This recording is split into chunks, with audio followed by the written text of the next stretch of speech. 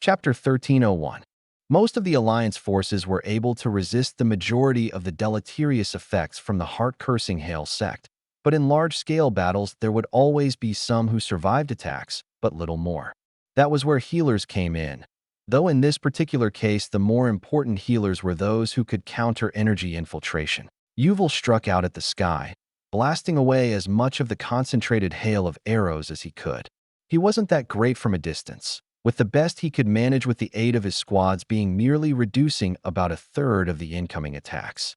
The healer they were focused on had to endure the remaining attacks herself. Fortunately, it wasn't possible for all of the arrows to strike her even if they could be redirected, not without leaving openings for her to dodge completely. Thus, she only had to defend herself against a few dozen strikes, most of which were from Essence Collection or weaker cultivators. Her defenses mostly protected her against the first assault as Yuval led his company back through the ranks of the local defenders. She did receive a few injuries, and even from a distance Yuval could sense the lingering curse effects. The healer rapidly expelled the energy from herself, but that meant she didn't have the time to rebuild her energy defenses. Whatever defenders she had once had around her had already fallen to previous assaults.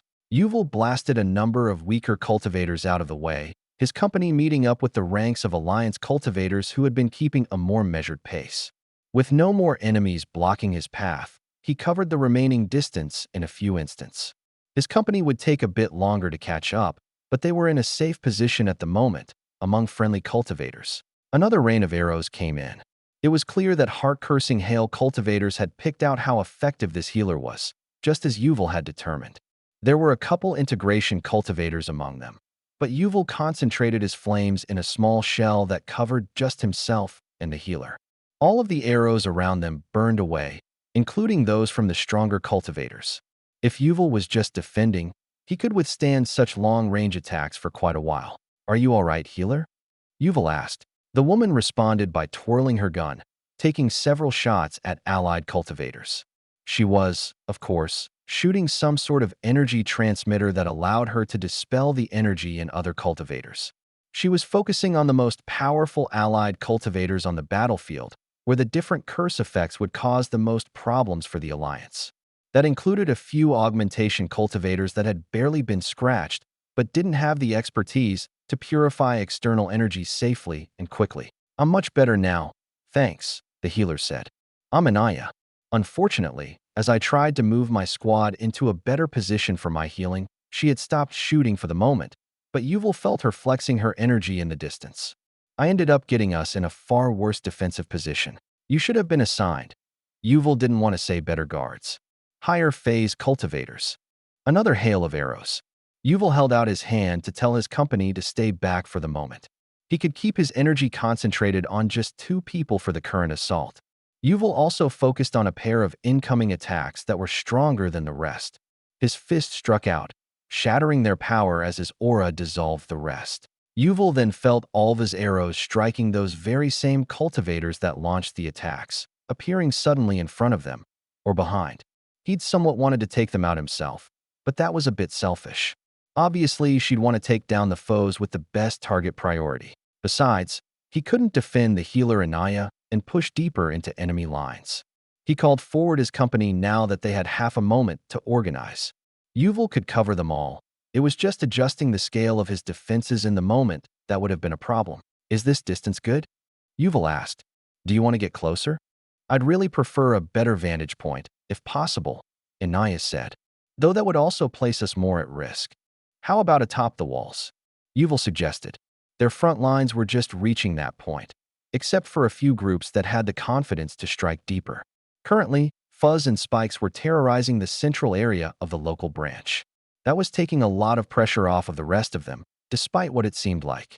Fighting people on their homeworlds wasn't that simple, and many of the Alliance fleet also had to deal with incoming ships. "If you can get me there," Anaya nodded. She took another shot, bolstering a member of the Hardened Crown. Even if their bodies and defensive energy were tough, it was possible for it to be pierced through. The man had nearly toppled over as curse energy sapped his strength. Now he was able to stand straight, and if something happened again, Anaya could probably continue to remove harmful energy. Quite efficiently, too. Yuval might have asked why they didn't simply place transmitters on everyone, but he doubted they had many thousands of them, and they could likely be a weakness. However, if someone was already negatively affected, it wasn't likely they would get worse. Pick a comfortable pace and we'll match it, Yuval said. Anaya picked a pace that got them to the walls in a few minutes. Somewhat leisurely for a battlefield, but she couldn't focus too much of her energy on movement. As for defense, however, she trusted that to Yuval and the company around him, mostly 100 stars cultivators. While a group of 100 was more vulnerable to wide-area bombardments, they were also better able to come to mutual defense. The company followed Yuval's lead, keeping a tight formation and blocking for each other. Yuval and the strongest squad leaders focused on any of the more powerful incoming attacks. The walls weren't made for people to surmount from the outside, obviously, but they weren't much more significant than a bump in terrain. Yuval lobbed a few fireballs onto the top of the walls to make the defenders their scatter before he melted handholds into the surface as he climbed up, several others mimicking his actions to either side. The wall obviously had a barrier meant to keep people from taking either of those actions, but with others attacking and weakening it, Yuval didn't find it difficult to pick a proper assault position. If he couldn't read the flow of such a simple barrier, he wasn't sure if he could show his face to his family. It was unlikely he'd ever be a formation master, but there were basics any cultivator should know, or at least ones of a certain position. Once they reached the top of the walls, it didn't take long to wipe out the Heart Curse Hail cultivators around them. They were rather weak in melee combat, after all. They really needed the support of, say, the fearsome menagerie. Yuval did actually feel some of them in the core segments, getting punctured and burned by spikes and fuzz, but it wasn't really as many as it should have been. Especially since this was ultimately to defend the fearsome menagerie, he felt like they should have contributed a bit more. After that, Yuval just stood there on the wall. Once they were out of the shadow of the wall, Anaya continued to be targeted by many of the locals, but Yuval couldn't meaningfully attack anyone. He wanted to take down enemies, but he also recognized it was important to defend one of the best healers on the battlefield. "I can read your face, you know." Yuval grimaced slightly when Anaya said that. "I just want to reassure you that this is the tactically correct decision. See over there?" Yuval looked where she was pointing her gun. There was a group of dancing Slayer sect cultivators, one of whom had been the target of many attacks. They were fighting their way through a large number of enemies, cutting them down like wheat. You could be doing that with your company. But then that guy wouldn't also be on his feet. She gestured to the hardened crown cultivator who had just tackled someone through a building. "And over there," she shrugged. Never did she stop scanning for targets that needed her aid. However, a simple conversation was so minimal for cultivators that it didn't matter. Well, ultimately you and your group could outdo one or two of these other groups. Maybe 3 or 4, with you at the peak of integration. Yuval built up a surge of flames for the next incoming volley. He and his company launched a simultaneous burst, providing more time to burn up the incoming arrows, and of course the deadly energy they carried. They weren't inactive. It just felt like they were. Yet even so, Yuval knew this was the right thing to do. And he really wanted to be the person who made the correct tactical choice, instead of the one who got the most recognition on the front lines. Earlier, he had thought that he wanted to take down the most quantity of enemies, and that was still true. But maybe he didn't have to do it with his own hands. He recognized that, but that didn't mean it wouldn't take some adjustment to his mentality. The Alliance wasn't so focused on individual contributions that he should think like that, but it was easy to fall into it, especially with his family, who tended to manage taking down high-profile cultivators or hordes of enemies, while at the same time fulfilling other tactical roles. Timothy was known primarily as a defender, but he also took down powerful opponents. Yuval surveyed the battlefield. This particular battle would be over soon. Then they would move on to the next. What should be their goal? Anaya needed a squad that was capable of aggressive positioning. It didn't necessarily have to be Yuval, though. She had just been one of the priorities in this battle. Should he work on increasing his range? He'd never be close to Alva in that regard. He'd never outclass his mother at wide-area battlefield control. His father's defense was unbreakable. Chitty had made himself capable of taking down domination cultivators. Yuval was never going to be better than any of them, but perhaps he didn't have to be. Range might be good. Maneuverability was big, and not just his personal abilities mattered. If Yuval couldn't be the strongest, he needed to be able to bring powerful allies along with him. After centuries of trying to find his place, Yuval had taken a single step towards something more. He didn't suddenly gain any massive insights into cultivation. However, the war still continued. From one world to the next, he led those around him to the best of his capabilities. System after system, they were only a tiny part of the entire war effort. Most likely things would have gone more or less the same without them. More casualties would have been suffered, but the Alliance would have ultimately still been able to push into fearsome menagerie territory, especially with domination cultivators involved. Yuval wanted to do more, but that didn't require him to reach augmentation. That said, it sure would be a huge leap forwards if he did. With his personal power multiplying several-fold, even when he acted suboptimally, he'd have a stronger effect on the overall battlefield. And he really might make it to that point, though not necessarily during the current campaign. He might do better with peaceful meditation, absorbing the experience he was gathering, especially after he saw another domination-level fight. He just needed to make sure he didn't let it distract him from his current role. Chapter 1302. The Scarlet Alliance quickly carved through the intermediate systems, preventing them from their goal. They weren't planning to try to wipe out the entire heart-cursing Hale sect, and while their battle lines could still be harassed with the current setup, it was better to quickly reach proper, fearsome menagerie territory before they could recruit more allies to come to their aid. It was simple for the menagerie to predict where their target was. Their goal was to kill or at least seriously injure Jan, and they knew where his anchor was. Assuming it hadn't been moved, which was questionable. It might not even be possible to move that one in particular. They had plans to verify it before they committed fully to their attack. Until then, however, Ratna was leading the charge. She wasn't always visible, but she was always present and ready to take down the most troublesome cultivators that the fearsome menagerie was willing to throw into their path. And their allies, of course. That included the heart-cursing Hale as well as one more relatively potent neighbor, the concussive wall. Along with various minor sects they coerced into joining, of course. However, the fearsome menagerie was the only group with a domination cultivator, and thus the other sects were only interested in deploying within their midst. The exception being the heart-cursing Hale within their own territory, as they obviously didn't want it to go undefended. Not that it had done them much good. Jan, Ratna yelled as they approached. She could already see him, wrapped around the planet, Baya. His anchor, however, had been buried under the mountain again. She presumed. It would have likely all collapsed should he remove the giant snake skeleton, but it could have been an impressive fake-out to keep the majority intact while repairing the other part, and then filling in all of the empty mass the skeleton left behind. It wasn't the craziest thing a cultivator would have ever done to protect themselves. Ratna, you have guts to come here alone. Humph. Unlike you, I do count the battle power of my subordinates. Besides, you ran away last time. I had to retreat to defend against your backstabbing dash. You can't backstab enemies, Ratna said. It's just tactics. You know, we would have sold you a leg, but you just had to keep forcing it, didn't you? Domination cultivators had a lot of pride. They'd rarely been challenged for numerous cycles. Still, the last handful of centuries should have been a sign for them that times were changing. I'm quite confident in defeating you in pitched combat, especially with our defenses here. The massive dragon uncoiled from around the planet. Prepare to perish.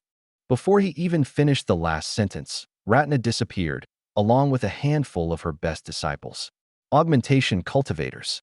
But nobody was foolish enough to presume they were running. This was just how they fought. As for the rest of the Scarlet Alliance forces, they would have plenty to do alongside the majority of the Guardians of the Veiled Brilliance. There were limits to how many people could hide together. At some point, people could swing randomly and hit people with low defenses. Yuval was pretty sure they had to have another domination cultivator with them. That was because he didn't know where all of them were. For the most part, because of his current cultivation level, he was less aware of classified information than his older brother, for his own protection.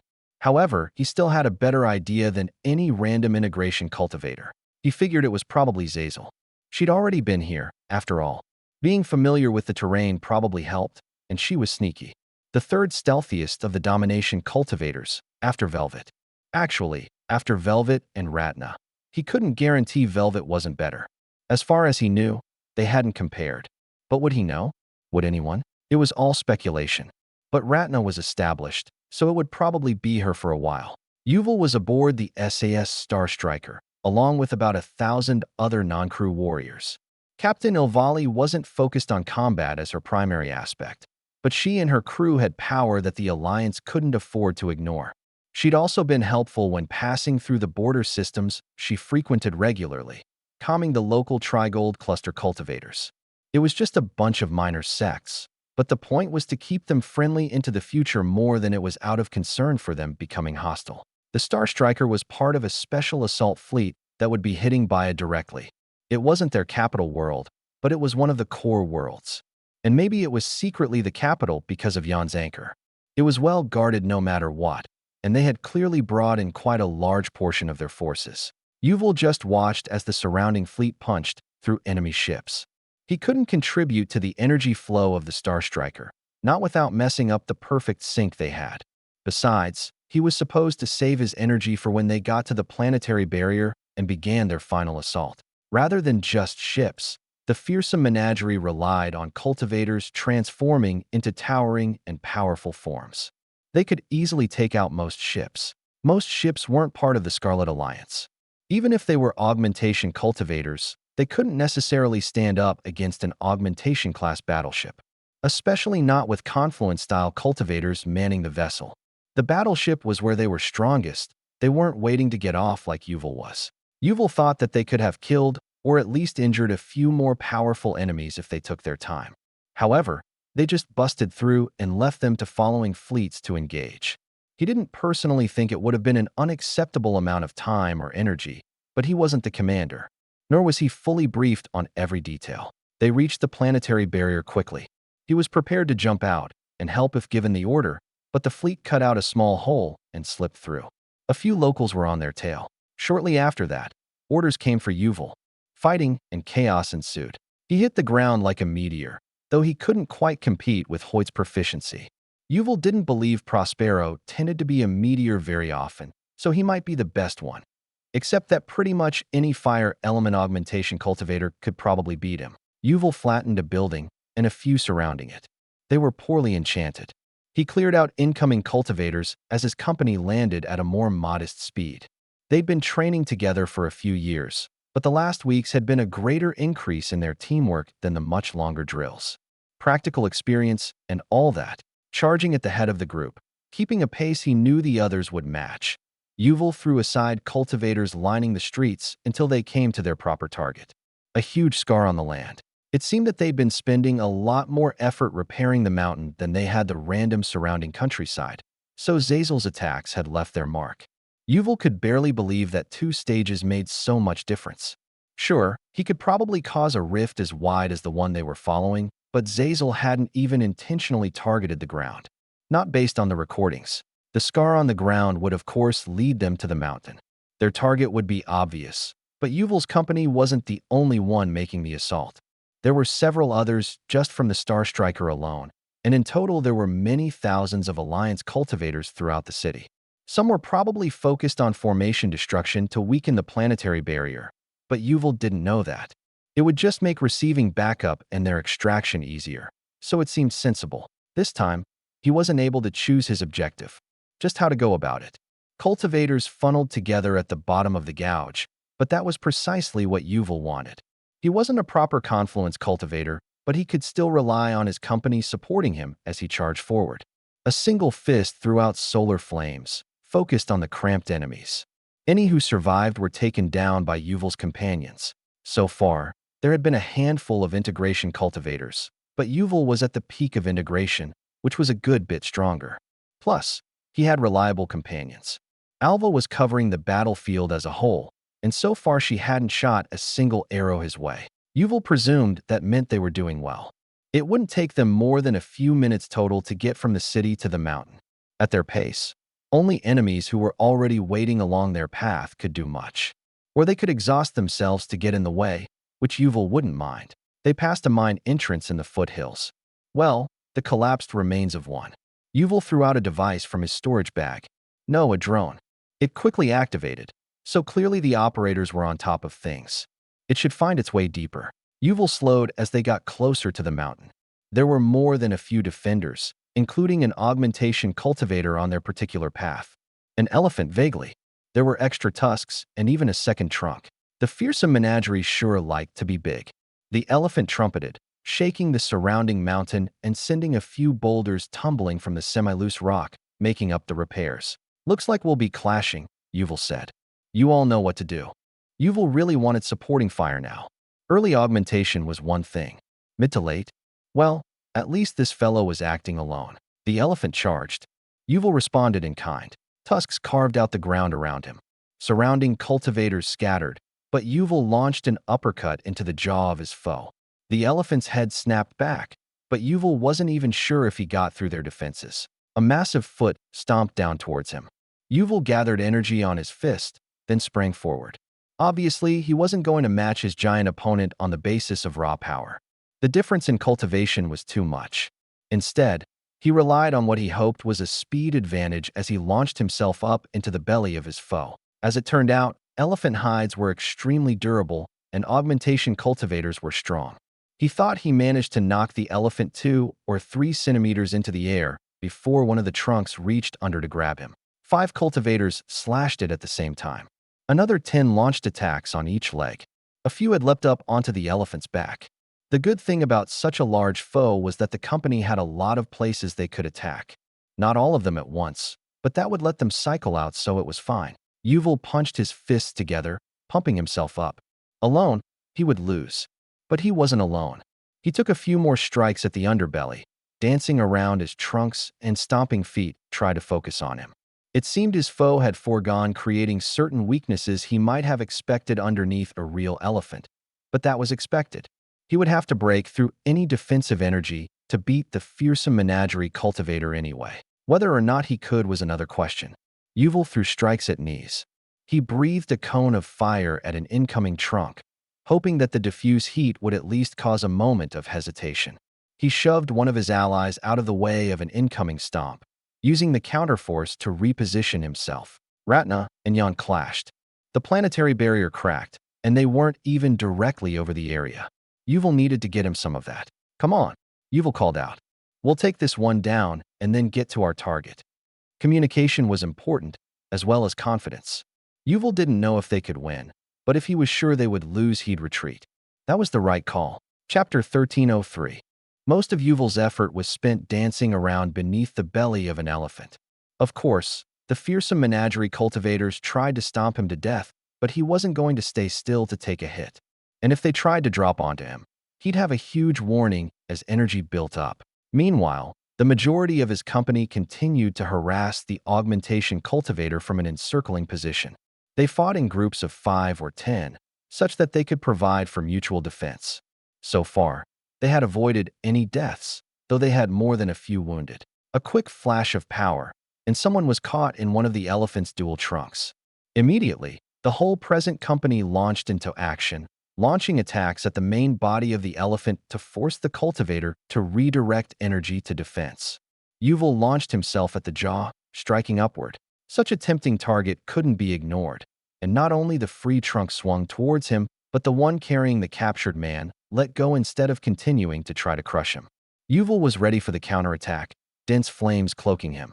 He managed to singe some of the hairs on the beast as he kept the grasping appendages away from him, diving back to his safe position. They weren't going to win. Then, Yuval heard something. The others would be receiving the same message as well. Yuval was inspired by the news. He gathered energy around his fists as he slipped past the rear legs. The augmentation cultivator spun as Yuval half followed the twist. When he was facing aside, Yuval's flaming fist struck ribs with all his power. It didn't even scratch the augmentation cultivator, but it did blast them back, while at the same time sending Yuval flying in the other direction. The surrounding company was already pulling away. Together, they ran back towards the main body of their forces. The augmentation cultivator was only a short distance away, but their clear retreat was enough for the transformed individual to only launch a few more attacks, holding the defensive position near Yan's anchor. The Alliance cultivators never made it to the mountains that were their target. Well, not most of them, but they didn't need most of them to get there. Just a couple to slip past as they were fighting the elephant. They deposited some drones that could dig through the soil and rocks, adding to the network that others were building as well. All that, just to confirm for certain that the anchor was still in place beneath the mountain. The drones couldn't do anything but detect energy. They weren't some secret powerful weapons, just a way to confirm what they needed to know. And now, Yuval presumed, Zazel would be making her attack. But he was wrong. Zazel wasn't even present. Ratna was fighting Jan in the sky, shaking the planetary barrier with every crash. The Alliance saboteurs had been preemptively damaging the local formations to weaken them, but no attack from Yuval's expected domination cultivator was on its way. It seemed he'd lost the coin flip. In truth, it turned out to be Prospero Van Dale, and Yuval was glad everyone had taken the evacuation order very seriously. He apparently found an actual asteroid about halfway across the system, and once the position of the anchor was reconfirmed, he began gathering energy.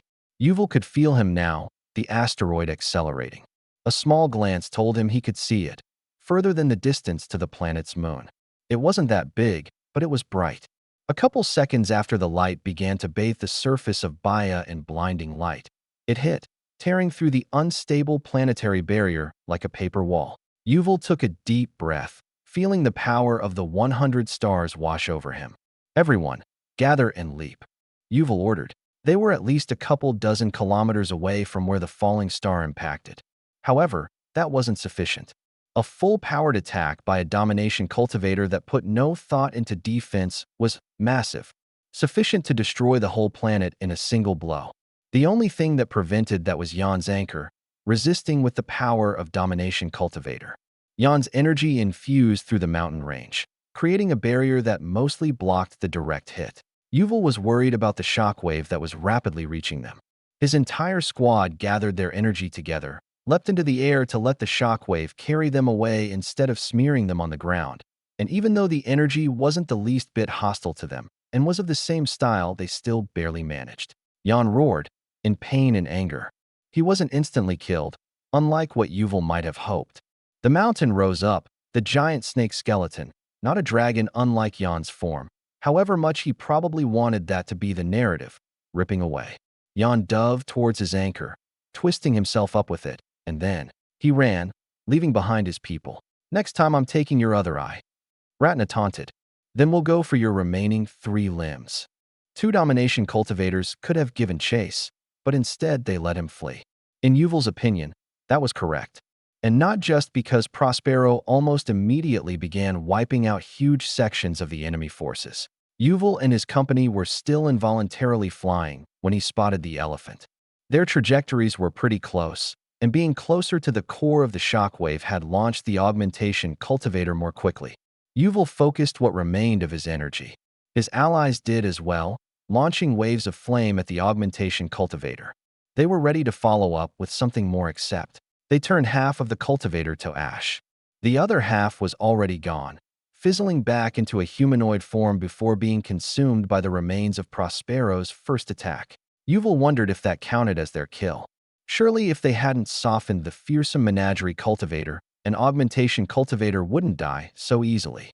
Except Yuval could feel the ripples of power, and he knew that wasn't true. He was glad that Jan had taken the bulk of the damage, as Yuval and his company managed to tumble to a halt 100 or so kilometers from the blast site. Nobody was trained to escape an exploding planet. Hopefully most of their ships had been clear of the blast zone, or at least at an angle they were launched out to space instead of into the planet or each other. Ratna shook the blood off of her blade. Jan was a coward more concerned for his life than his legacy, but that was precisely why it was dangerous to go further. She hadn't really been targeting his eye, but rather his brain. The eye was just a convenient entry point.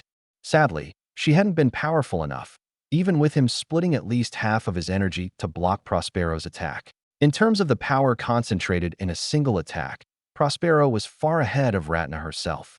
Though if they actually fought, she'd never get hit by anything like that. Even Jan could have probably moved his anchor to avoid it if he'd been ready.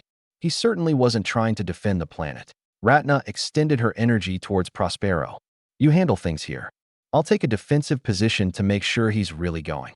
Prospero was already making wide area strikes that were far more precise. As a domination cultivator, he had the power to strike down numerous integration cultivators at once, or a couple augmentation cultivators. About half of those that had been deployed locally had been defending the anchor, and a good portion of them were dead or injured. Their victory here would be overwhelming. However, this would be the end of their retaliation against the fearsome menagerie. There would be tactical benefits to crippling more of their systems, but it wasn't worth risking the arrival of further domination cultivators and stronger sections. Ratna thought that things had only gone so well because the Scarlet Alliance hadn't launched many proper counterattacks before. They had recently attacked the Exalted Quadrant, but that just made the Trigold cluster more secure. Then when they only had a couple of months to respond to this strike, they simply weren't ready.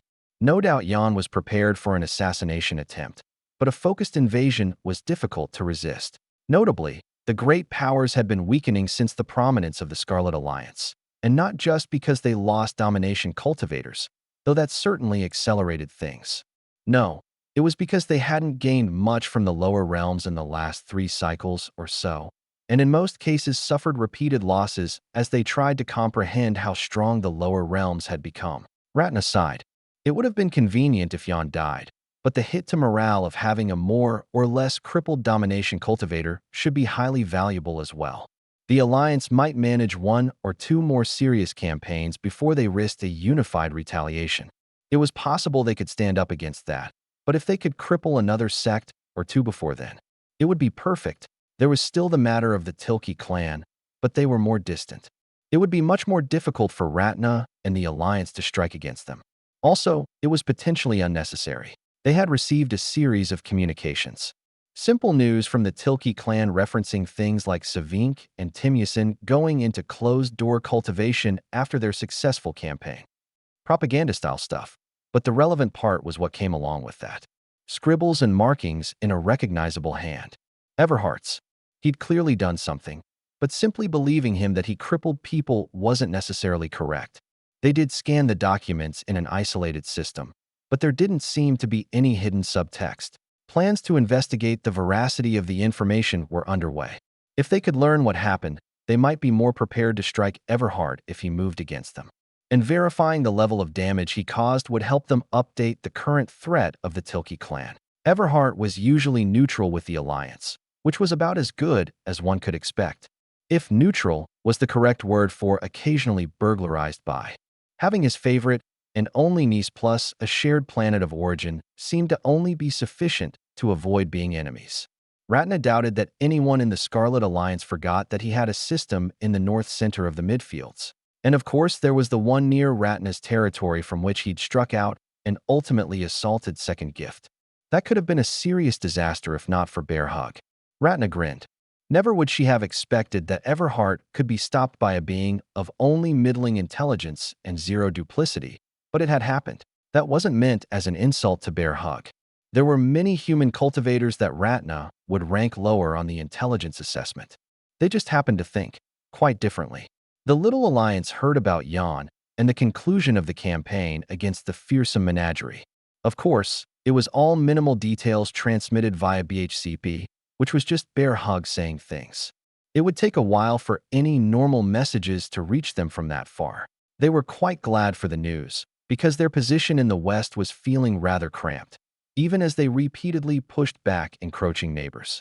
Part of the plan was to further move against the Exalted Quadrant, which should take off some of the pressure on them. Though it might also draw more trouble, in which case they might have to take advantage of the spatial distortions to receive reinforcements, such as domination cultivators. Though at least they had Velvet, who was proving to be a very effective deterrent. After all, nobody wanted to be part of a war if there was a chance they would die 3 systems away from the front lines before the battle even began. Velvet could do that, and she was a threat to every augmentation cultivator first and foremost. They might still want another 1 or 2 domination cultivators permanently stationed within their territory, but even the best of their augmentation cultivators weren't ready for that just yet. Chapter 1304. A fleet from the Scarlet Alliance was flying south and west, not skirting the border of the lower realms, but instead openly and daringly passing through Exalted Quadrant territory. At the head of one ship stood Half Oink, ready to slice up every foe that got in her way, and she was so bored. Nobody wanted to challenge her. The only encounters they had were groups that mentioned wanting to join the Alliance, which wasn't her thing to deal with. Others would determine if they were sincere before finding them a place among the rest of the Alliance. There was this whole thing about not leaving any internal group isolated. Half Oink understood that part. It was why Acrisians generally lived and worked in the same places as humans, and of course the wolves that predated the people of Acaris. She couldn't forget to include any other sapient non-humanoid life forms they found, which were some. There were even a few plants included in that mixture now. For war, however, Acarisians were sometimes gathered together to scare the foes of the Alliance. Half Oink wasn't part of that, because she didn't fight like an animal. She was a sword master, and her swords were her own not particularly large tusks. But nobody was fighting them. Sure, there weren't any of the big sects on the way, but Half Oink kind of thought someone would be that stupid. Technically, there had been a few individual incidents. But while those fools likely wanted to cause trouble for their whole planets, nothing ever rose to the level of the whole group acting against the Alliance. They were paying quite close attention to that. When they finally hit the territory of Unyielding Legion, Half Oink regretted her boredom. Not because she personally didn't thrive in environments of conflict, but because when it came to actual war, people would die on both sides. If not, it wasn't a war. At best, it would be an extermination or a slaughter. With no domination cultivator supporting them, the Alliance fleets were still perfectly normal. For more than half of their existence, they didn't have a single one of those. They hadn't even started off with augmentation cultivators, though that could be debated slightly. Half Oink sliced a shield and its bearer in half. It was a completely over-the-top move and a waste of energy. If she was simply considering her own personal battles, she knew how to slip past defenses. However, the shift in morale was important, boosting that of her allies and wrecking that of her enemies. The fact that she could do something so wasteful and unnecessary was inspiring. The Unyielding Legion should probably change their name, because they were pretty yielding, soft and weak. Then again, they didn't have their best people here, the ones that survived Velvet. This group was probably just trying to delay the Alliance's progress for some reason. Or maybe they thought they were defending their territory, but they were certainly going to lose some of it now. From half a planet away, Half Oink heard the sound of a sword being drawn from its sheath. It took a particular sort of cultivator to create such a feeling and to detect it. Half Oink reassessed her earlier thoughts. They did have at least one of their best. It wasn't long before she spotted him in the skies. An ancient man with an aura of death surrounding him. This planet was probably his, though clearly he didn't have much in the way of worthy disciples. Half Oink didn't learn his name at the time, but later she would learn that he was called Prabhu. At the time, however, she simply faced off against the swordmaster. Her legs carried her into the sky. Flight was trivial for a sufficiently powerful cultivator. The bonds of gravity had no power to hold one of such might. At most, it influenced the style of combat one undertook. Prabhu wielded a long blade, its point held towards Half Oink as she charged. In his other hand, he held a shield, though he made no move to block her initial charge. She intended to show him why that was a mistake. Instead, she got a scar above her right eye. Half Oink was quite certain she had hooked her tusks in a way that would deflect the man's sword, but she only thought she got it. At the same time, her extended energy didn't even touch the man. Just a few gray hairs drifted to the ground. "Strong," she grunted. The man probably didn't understand her words. She had no intention to waste the effort to modify her speech for the common tongue. Her eyes should say enough, even as blood dripped into one. Half Oink thought next to force him to strike first. He might be a master of counters, and she couldn't say that was an incorrect assessment. However, it soon became apparent that Prabhu was master of many things. The sharpness of his blade cut through one of Half Oink's 4 tusks, and she found herself unable to meaningfully respond. Changing her strategy once more, she moved to the side covered by his shield. She made certain to keep that between her and him, to restrict the movements of his blade. The moment she thought she slipped past his outer guard, his sword thrust towards her spine, slipping along the surface of his own shield. She barely managed to avoid a serious blow, her energy dispersing the sharpness of his blade as it sought to rend her apart. Her neck was still bleeding, just not anywhere important. By the time blood loss from that particular wound had any chance to hinder her, the battle would be long over. Chances were that Half Oink would die. She didn't want to, but if it happened, she would be glad it would happen from a worthy opponent. She shook herself off, readying herself for the next exchange. She moved around in 3 dimensions, trying to circle around, over, or below Prabhu's guard. 3 quick exchanges, and she lost not a drop of blood. She might have been catching on to his style. Half-Oink did lose another tusk, but those grew back eventually. She already had to intentionally limit and sharpen them. With one eye closed, Half-Oink sought the feel of her opponent's blade. One tusk parried his blade as it came for her throat. Her focus narrowed to only be her opponent. The rest of the battle was nothing in her mind. It couldn't be, as anything less, and she would die several moves earlier than otherwise. Half-Oink wasn't clear how long things stretched on. It was a constant battle of twisting, parrying, stabbing. Her energy extended beyond her tusks, only to be withdrawn in an instant to avoid her foe's blade. Over and over they clashed. Then, half of one of her healthy tusks was sliced away, along with a bit of one ear. The legacy of sword masters passed down to her didn't care about such trivial things, but she was getting close to running out of weapons. It wasn't that she didn't care for her tusks, but that she simply couldn't protect them. It was an embarrassment, but at least she could say that her foe was powerful. She readied herself for a follow-up attack that never came. Another time, the man declared. Was he sparing her? Pitying her? Half-Oink almost chased after him. Then she came into awareness of the pain in her body and of the battlefield below and around them. The Scarlet Alliance had won, despite Half-Oink's lack of participation. No, holding off the Swordmaster might have been entirely necessary. Her blood calmed down slightly now that the battle was over. She couldn't say it was the most reasonable choice, but it was also the only choice. How could she refuse such a battle? Besides, she was totally alive. She just needed a few stitches, and some time to regrow 2.5 tusks. Actually, the remaining damaged one was cut at a nice angle to make it very sharp. It was one of the lower and more horizontal ones, so she might work with that. Still needed it to grow out a bit, but she could hasten that with cultivation. Prabhu didn't engage in the next system, though he was probably there, watching. Taking a cautious rate of advance after encountering proper resistance, the Alliance forces began to build up slightly. That might have been the plan of the unyielding Legion all along, as they soon received reinforcements from the Numerological Compact. A bunch of big ships with people who didn't want to be there. Half-Oink took one look at that situation and decided it was a job for meerkats. She was just looking forward to her rematch with Prabhu. The first and strongest of the meerkats had come from the Shady Sin's burrow, not because they were more exceptional than any others, but because they had been the first to receive guidance on true cultivation. That prestige had continued into the future, and now it was more difficult to find a meerkat that was not associated with the Shady Sin's burrow to some extent. After all, it had been many generations, and the distinct number of sapient groups of each species on Acaris hadn't been unlimited.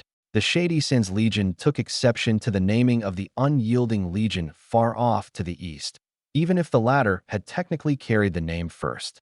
However, even if they fought in ranks and had decent levels of teamwork, they just weren't properly united. From the beginning, the meerkats had been a communal people that had extended to cultivation even before they came across other forms of it, such as that practiced by the subspace planet Apra, and then later the unintentional results of the Numerological Compact in the lower realms.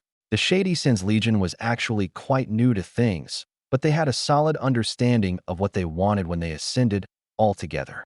Calling them integration cultivators was only true in the most vague form of things, but it wouldn't be appropriate to say they were confluence cultivators either. They just were. And what they were was a battle legion of cultivators that had a slightly low amount of energy for cultivators of their level. And of course, all of that was packed into the body of a meerkat. From a distance, they felt like a pretty strong integration cultivator. As long as nobody was focused on them, they wouldn't register much more than that. After all, they shared a single aura among them. That was why the Numerological Compact was surprised when they landed on the Magnitude 4 cruiser. It did seem that the Numerological Compact had been developing, as what would previously have taken about 500,000 slave cultivators to achieve had now dropped to closer to 100,000, packed tightly into groups of a few dozen, depending on the generation. Every single segment of the outer layer was hit all at once. The energy of the captain and everyone aboard couldn't resist so many simultaneous attacks. 10 or 20 integration cultivators would pose a serious problem for a Magnitude 4 ship. 100 would force them to split the energy flow far too many directions. Closer to 1,000? The energy defenses crumpled and meerkats tore through the effectively unenchanted material of the outer hull. Tens of thousands of cultivators were rapidly freed and coming to consciousness at the same time. That was the very sort of thing that had caused the hive minds in the lower realms. However, the later generations of numerological compact ships had been set up differently. They were supposed to kill people as they were disconnected, and that would work if it was done in smaller quantities. But the vessels simply didn't have the energy to do that, not to hundreds of places at once. Thus it was that a huge number of cultivators came to consciousness while watching extremely tiny mammals tear apart the ship they were staying in. Chaos and panic could have overtaken their thoughts, but the Shady Sins Legion made use of their connected ability to calm them down. Effectively, they gave all of those who were waking up a comforting pat on the head. Everyone could appreciate that. Then they continued deeper into the ship, tearing it apart layer by layer. All that, and the ship had barely even taken a few scattered shots at them as they approached, not even noticing the threat they posed until it was too late. Chapter 1305. The Shady Sins Legion tore through the whole Magnitude 4 battleship in a matter of minutes.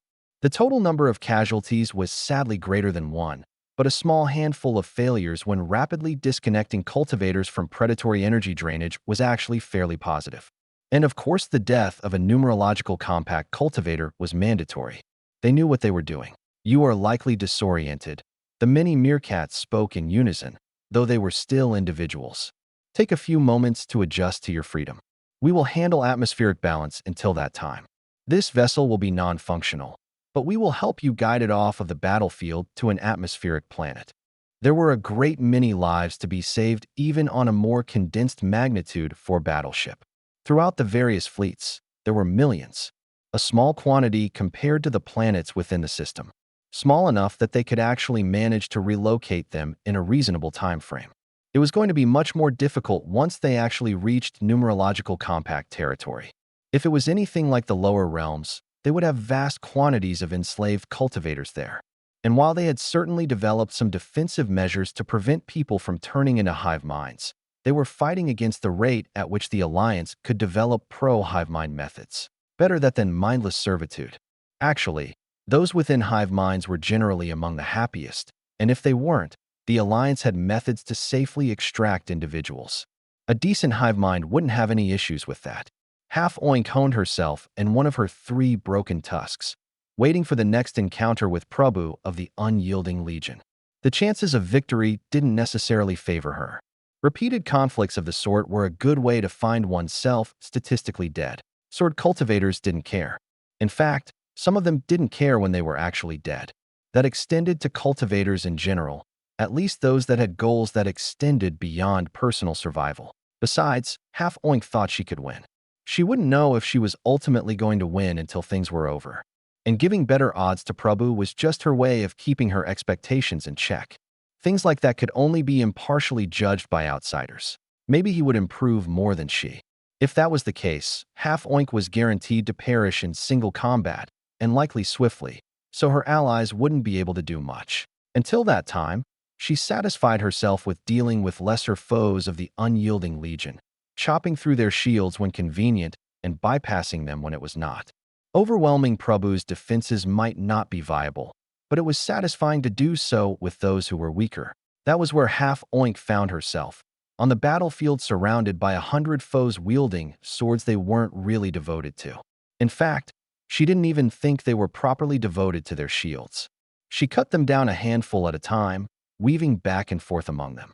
When it was to their advantage, many beasts continued to grow as their cultivation expanded.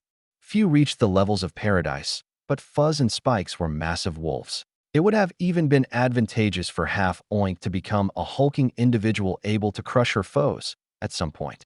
But she hadn't grown much, and by the point she trained in weapon arts, she really didn't need it.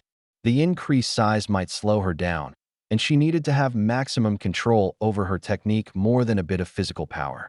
Half-Oink spun about, taking out the legs of 6 cultivators. They weren't prepared to fight anyone naturally low to the ground that could also extend her energy a great distance. They weren't dead at that point, but barely mobile cultivators weren't much of a threat. When she reached the halfway point, having fatigued herself somewhat, that was when Prabhu struck. He'd managed to hide himself well enough to avoid revealing his energy, his sword piercing forward from behind their ranks. His blade reached Half-Oink's heart, driving nearly through it.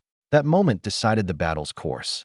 Half Oink brimmed with anger, not at Prabhu for trying to assassinate her, but at herself for not foreseeing it. She barely forced his energy out before he sliced her into tough bacon. The pain and shock brought her to one knee. A dozen surrounding cultivators slashed towards her.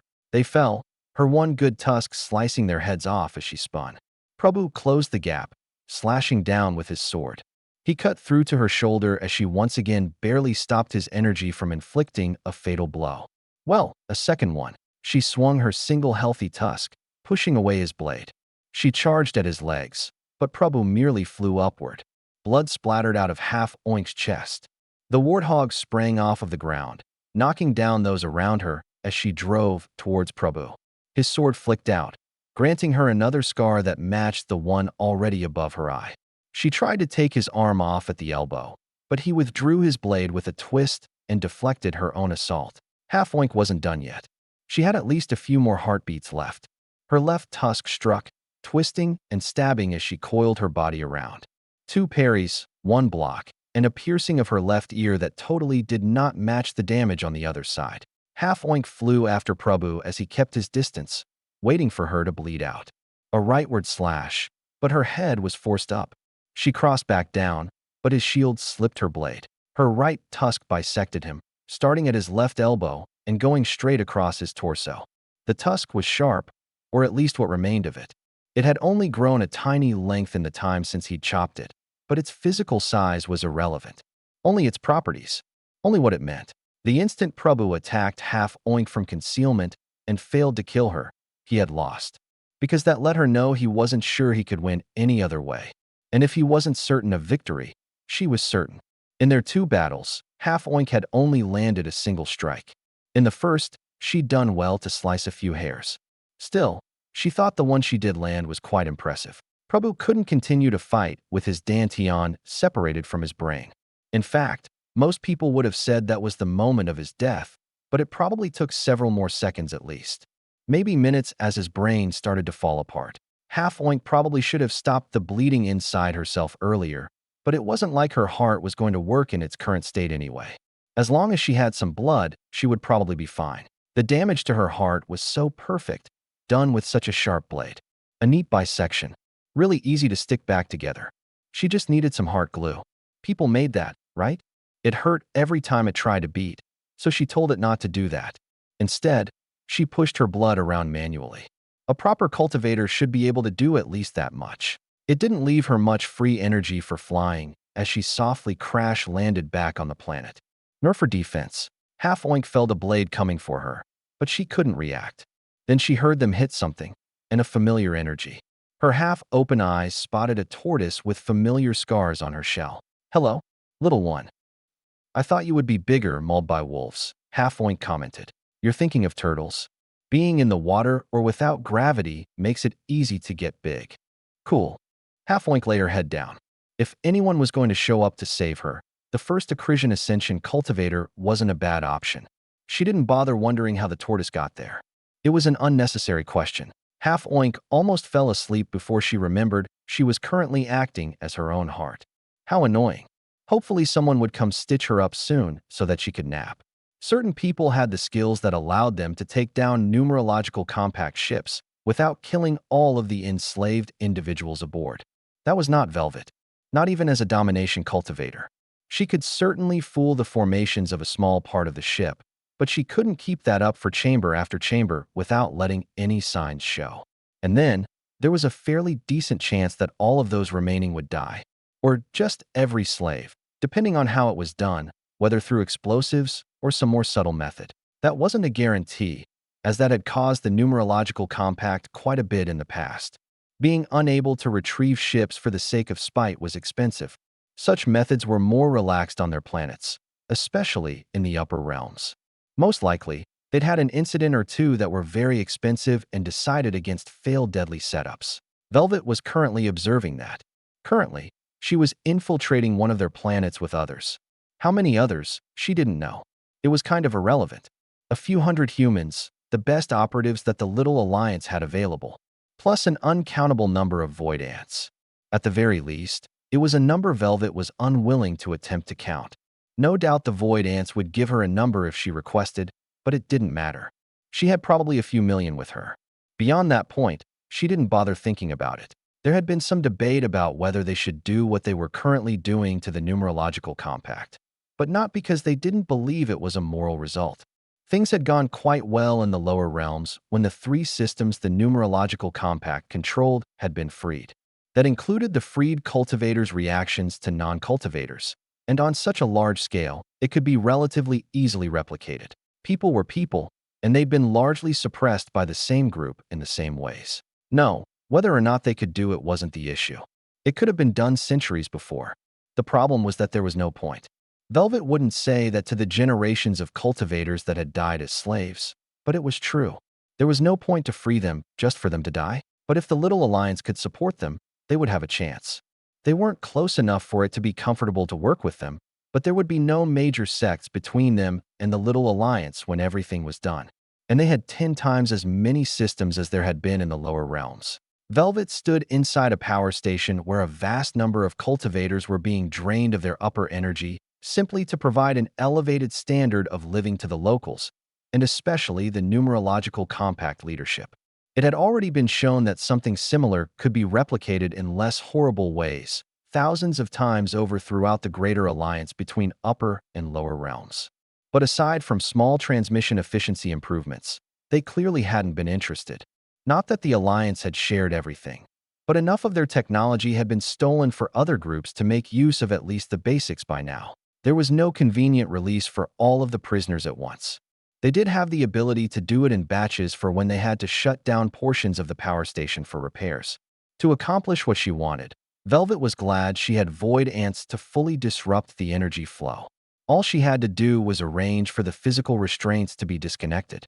Doing that to a great number of things all at once was difficult, but not impossible. She just needed to free enough people that would become semi-coherent so that they could free their neighbors. A couple hundred ought to do it. Even if some portion of them were selfish cowards, that should bring about a critical mass. If each freed one or two others, the propagating waves would clear out the whole facility all at once. And that would happen elsewhere around the planet at precisely the same time. Velvet had been too fast, so now she was waiting behind the warden, looking at her watch. With 10 seconds to go, Velvet slit her throat. Then she rapidly messed with the formations, faking the right sort of energy so it thought she belonged. She also displayed a fake version of the warden's energy, good enough that anyone who wasn't looking wouldn't notice until the entire region shut down. And at that point, they'd have bigger problems, like the void ants that were going to eat them when they came to try to slaughter the slaves. And of course, Velvet herself. Chapter 1306. Help others free, Velvet explained, projecting her voice to the freed slaves. Stay together inside the facility for the moment. She thought they would be more likely to listen to her if she displayed her power as a domination cultivator, but that would give too much away for others. Revealing herself to some would risk outsiders noticing something.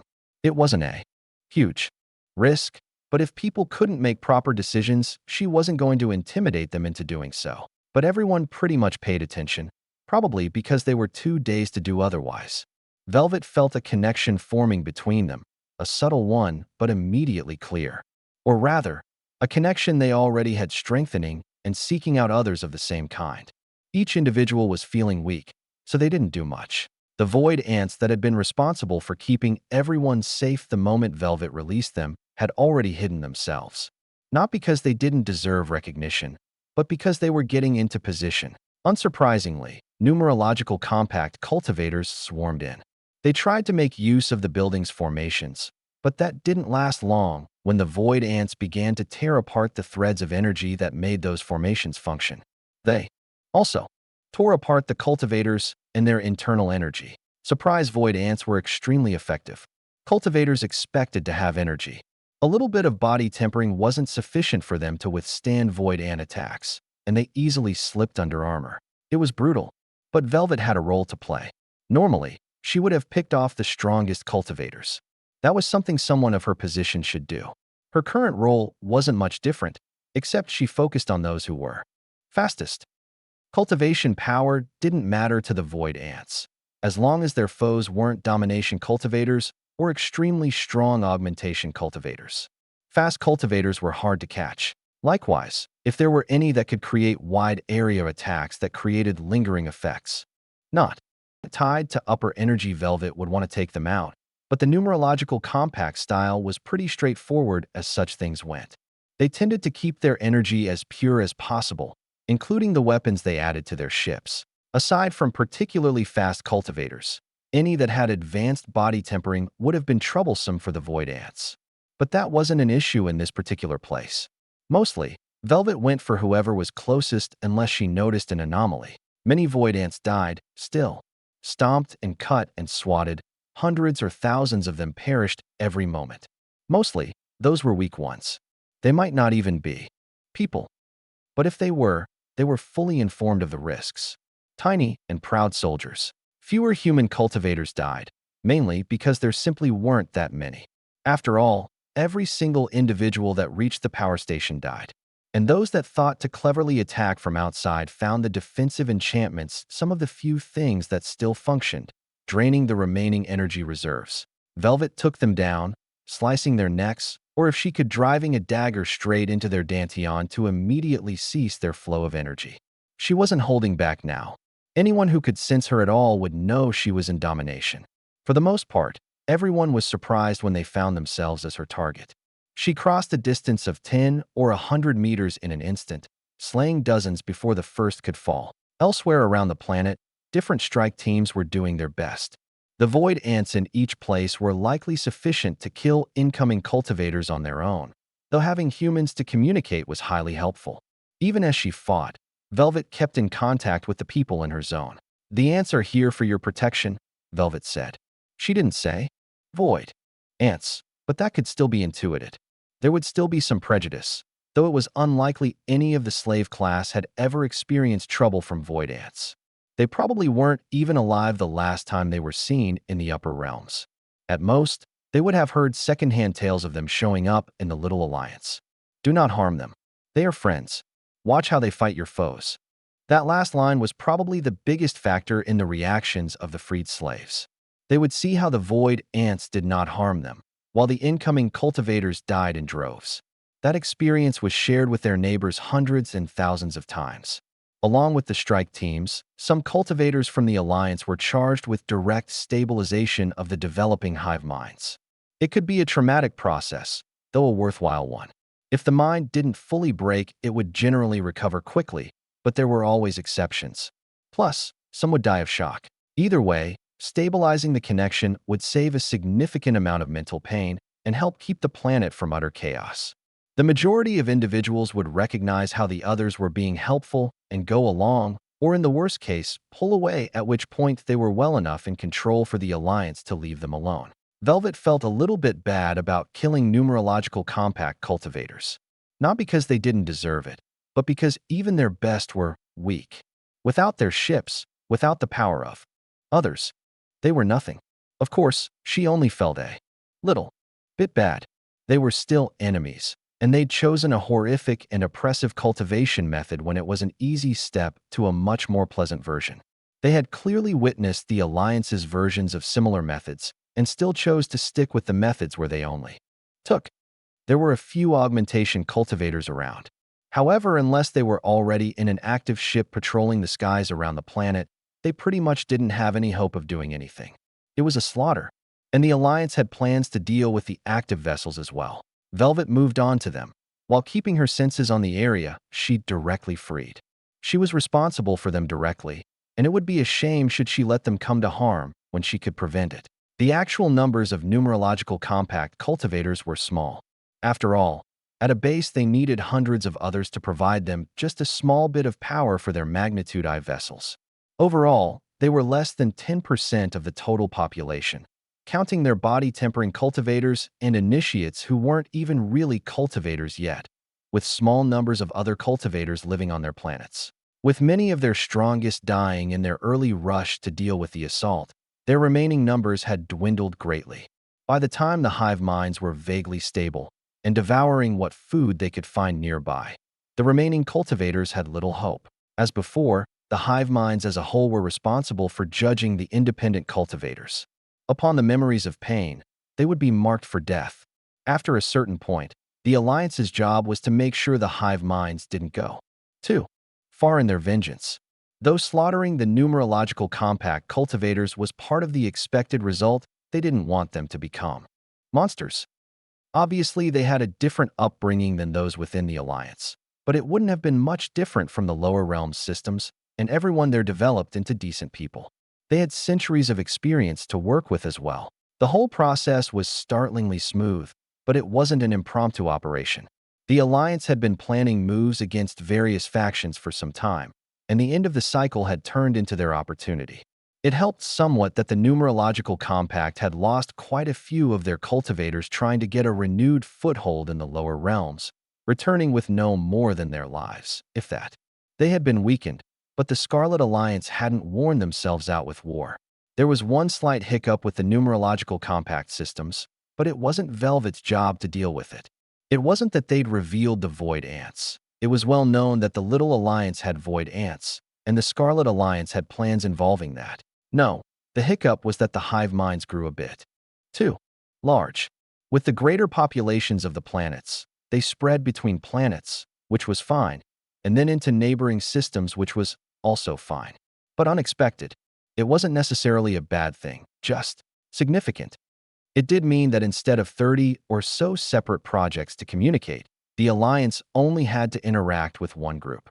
It did still help to have multiple diplomatic cultivators involved, because the hive mind could interface with numerous individuals all at once, but they only had to do things once. Understanding became clear rather quickly, and they even agreed to become part of the Alliance. After all, they understood the rest of their neighbors wouldn't be so friendly, and they weren't eager to lose their sudden independence. If nothing else, they'd need the support until they actually had viable individual cultivators or ships that were modified to not forcibly drain the energy of thousands. Willingly was another matter, but the hive mind didn't want to feel that helplessness again. It wasn't like they could just snap their fingers and retrofit the ships.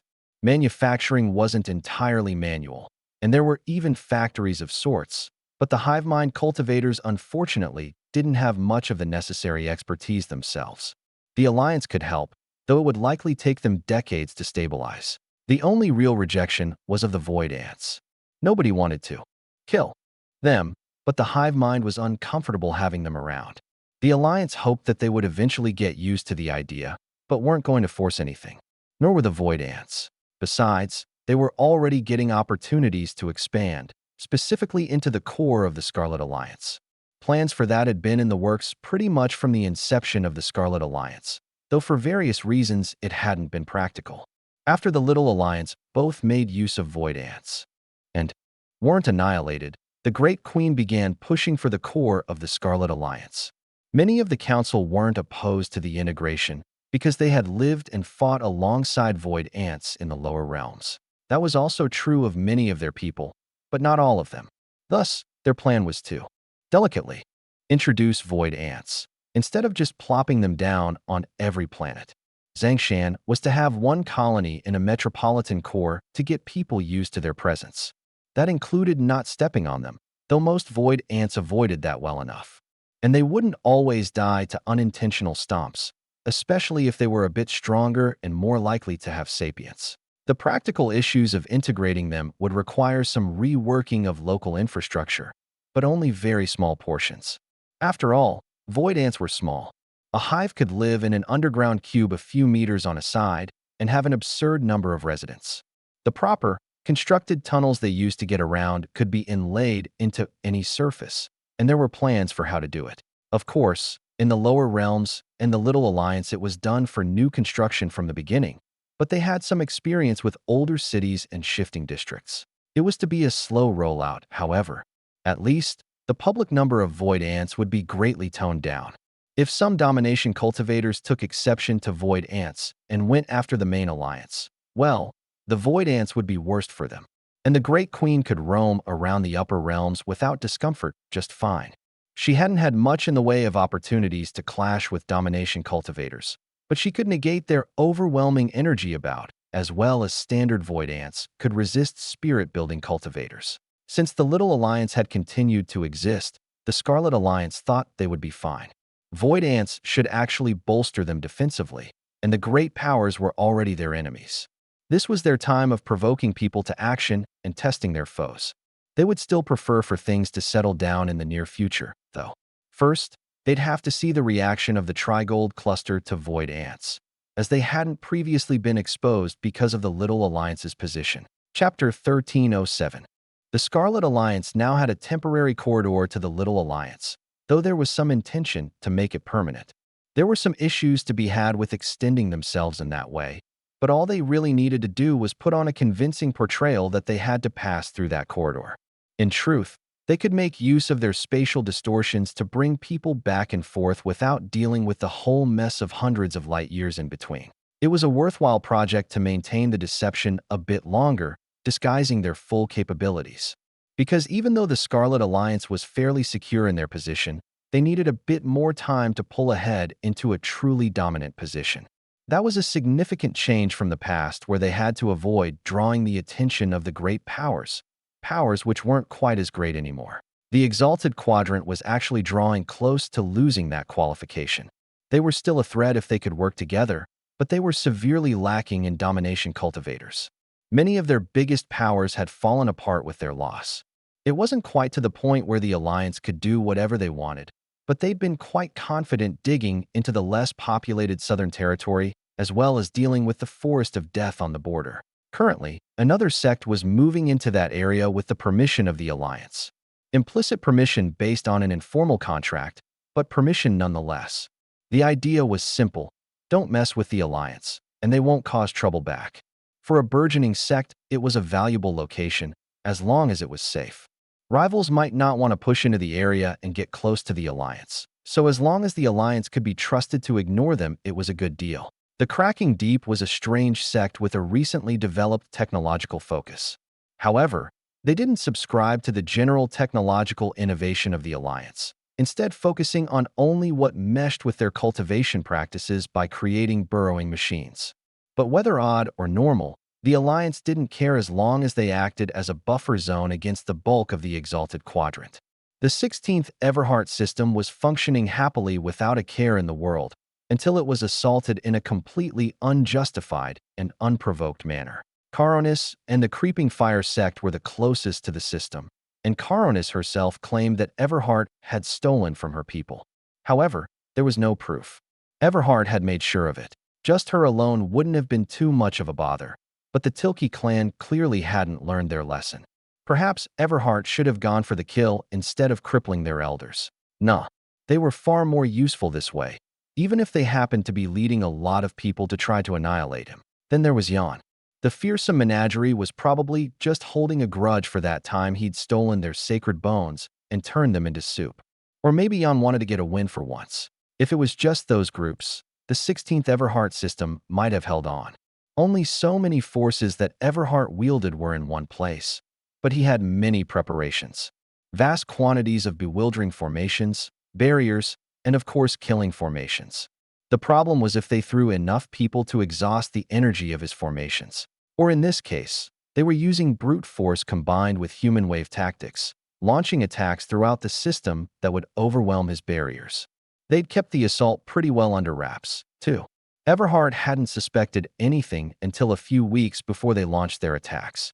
That was barely enough time to ramp up his defenses, but it wasn't enough.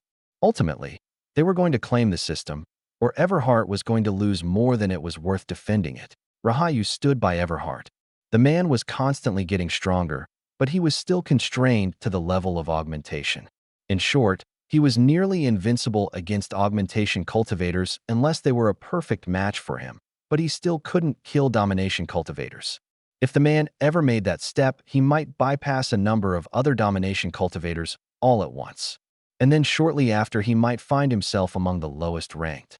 Not because he would suddenly get worse, but people who were dead didn't count among the rankings. That was why the Scarlet Alliance might have a few people within the bottom 10 ranks of domination cultivators. There had never been terribly many to begin with, and now there were far fewer. The total number of domination cultivators and how he measured the rankings depended on exactly what was going on with the swirling swarm. Everheart really wasn't interested in getting entangled in that mess. It also depended on how he counted himself.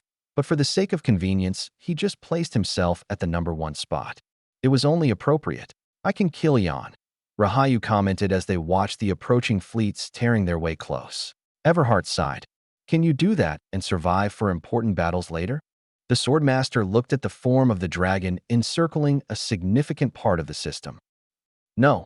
Then we'll have to stick to the plan. Everhart cleared his throat. Hey cowards, I bet you couldn't beat me with just the 4 of you. Everhart usually had a pretty good knack for making people angry. Sadly, this time it wasn't good enough to make his foes act like complete idiots. They continued to send their forces and their conscripted allies in front of them, battering their way through all of his nicely constructed formations. It was extremely wasteful both of the resources Everhart had spent and of their own people. And Everhart didn't even like people. It's time to get going, Everhart said, before they completely finished tearing apart the formations. Rahayu nodded. A blade was drawn. The 2 of them moved, along with a small host of others. Everhart's subordinates would be better able to navigate the local formations, especially with his active control over them. Jan was a pathetic sight as he charged Seifel Rahayu. One eye was gone now, and his serpentine movements showed clear damage along his spine. The missing leg in the rear finished up the most prominent wounds. But he was still a massive dragon, and with a focus directly on Rahayu and no personal fatigue, a domination cultivator was a force to be reckoned with. The Swordmaster maneuvered expertly, his sword slashing into Jan's scales from all directions as he dashed from point to point. However, the damage wasn't as much as it should have been, courtesy perhaps of Savink Tilke supporting the other domination cultivators. Her aura permeated the battlefield, shifting things in their favor. With Rahayu vaguely holding off Jan, Everhart had only 3 domination opponents: Savink, Timiusin, and Karonis. All he had to do was deal with 2 people he'd beat before and 1 extra variable. Before all of his forces were annihilated by their allies, and he was completely surrounded, of course. Timiusin's flail left trails of chain literally everywhere. Everhart's flail did the same. It was a simple enough concept. The problem he kept running into was that Karonis was creating a whole mess of flames over and over that swept through the system, leaving behind not even bodies of his people. He couldn't just let her act unimpeded or she'd completely wipe out his armies and the precious orbital platform around the system's star. Everhart swapped his style to archery, taking a few shots at the hesitant Savink, then trying to annihilate Jan's second eye. He didn't really need his eyes to function, but it would be fun to get rid of it. Besides, then he would match Chitty and Rahayu might get extra motivated. Or something like that. As Everhart found himself herded around the system by various attacks, he switched to a thread-weaving style he had picked up in the past. It was quite similar to Timiusin's chains, but much more subtle. It invisibly intermingled with the chains, and the best part was that he could concentrate the energy such that the threads didn't burn up. Everhart managed to bind Karonis for a moment. He went in for the kill, wielding a wicked-looking dagger. Savink's club hit him upside the head, blasting him away. Obviously not a direct hit, as he wouldn't be so careless, but domination cultivators still packed a punch from a great distance. Rahayu was clearly struggling against Jan. Previously, the man had been somewhat tired out from killing Tano of the Dancing Slayer sect. Now, even if he was injured, his focus was sharp. Rahayu was only just able to deflect the claws, more like spears than swords. Then, he was a step too slow. Massive jaws closed in on him. He cracked a massive canine, not even able to properly cut it. Then his body was pierced through. Jan immediately noticed something was wrong. He spit out Rahayu's body, but there wasn't much to spit out. Just a mass of energy already dispersing. Everhart was slowly being roasted, along with vast numbers of allied ships. There was a reason no bodies had survived the flames, and why any molten slag left behind was flimsier than it appeared. Damn, I have to retreat, Everhart said, rushing towards his orbital platform. The trio of domination cultivators reached the star in an instant, following Everhart's path through mostly annihilated formations. As Everhart attempted to step onto some sort of teleportation platform, Timiusin bound him up. His skull was crushed and his body burned without hesitation. That was when the orbital platform exploded along with the star. Or rather, the star imploded. A sudden force pulled the trio in, but they resisted. Jan was far enough away. That was also the case for the majority of their fleets, but not all of them. Perhaps a quarter were too close and were pulled into the sudden black hole. Once things stabilized, the actual gravitational effects of the new black hole weren't any different from the star that had been there previously. The pulling effect was actually from something else. Furthermore, the star was too small to properly become a black hole, and such things didn't happen in a few moments. Surveying what remained around them, however, it became clear. The main target of the pull had been the remaining planets in the systems. There was nothing left but an artificial black hole, as well as some bodies. If Everhart couldn't have the 16th Everhart system, nobody could. Nobody was under any illusions that they had actually killed Everhart this time. Especially not when they launched similar attacks on other Everhart-controlled systems in the Trigold cluster. They did face powerful projections, but as for actual kills, they couldn't be certain how many they got. Nobody important, at least. And no resources. At most, they removed a thorn in their side, but gained nothing beyond that.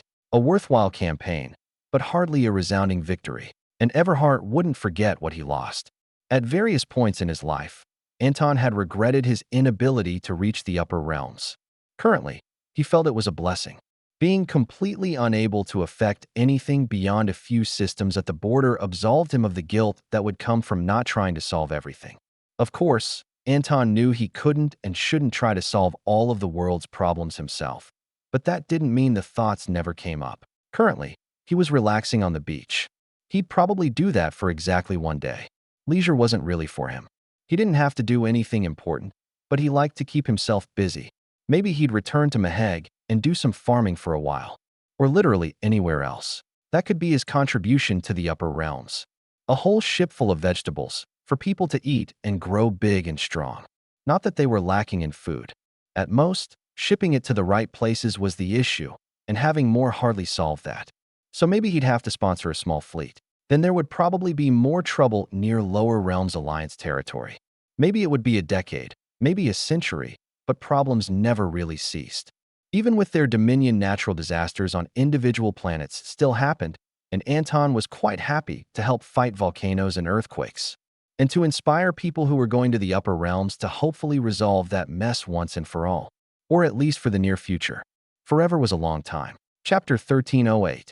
Dear Mr. Everhart, I hope that my letter reaches you and doesn't get exploded into a million pieces by your automated defense systems.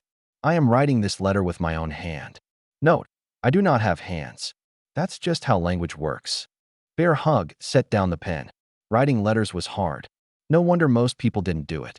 But they couldn't communicate with Everhart in the normal ways, so letters had to be it. With great determination, Bear Hug once more lifted a pen. How is your Rafflesia doing? I heard that they smell really bad, but I can't smell anything. Lots of bugs and things seem to like them, so I don't know if it's actually true that they smell bad. Is Pipsqueak doing all right? I bet he's so big now. You can tell Pipsqueak that he was already big, so he feels good. Does Pipsqueak have any baby turtles? Second Gift has some turtles. They are very nice, but not very big yet. I heard you were dead, but I'm not sure I should believe that because people said you died in several different places. If you are dead, I hope you did a good job with Third Gift, or Ultimate Gift, or whatever planet you're infusing those plants into. You probably aren't dead though, because I heard that people have tried to kill you a lot, and you aren't dead yet. But I do hope that other thing is still true. I'm going to send this letter on a little flying thingy, so please don't blow them up in the future. If you juice it up, you can probably send it back to me. Someone is going to read this, so don't ask for any secrets, or I can't be your friend.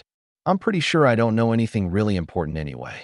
Second Gift isn't even secret anymore, and people were attacking it for a long time along the way, so it was only a tiny bit secret to begin with. If you are having trouble growing anything, send me information about the climate. I can get information on how to grow it good.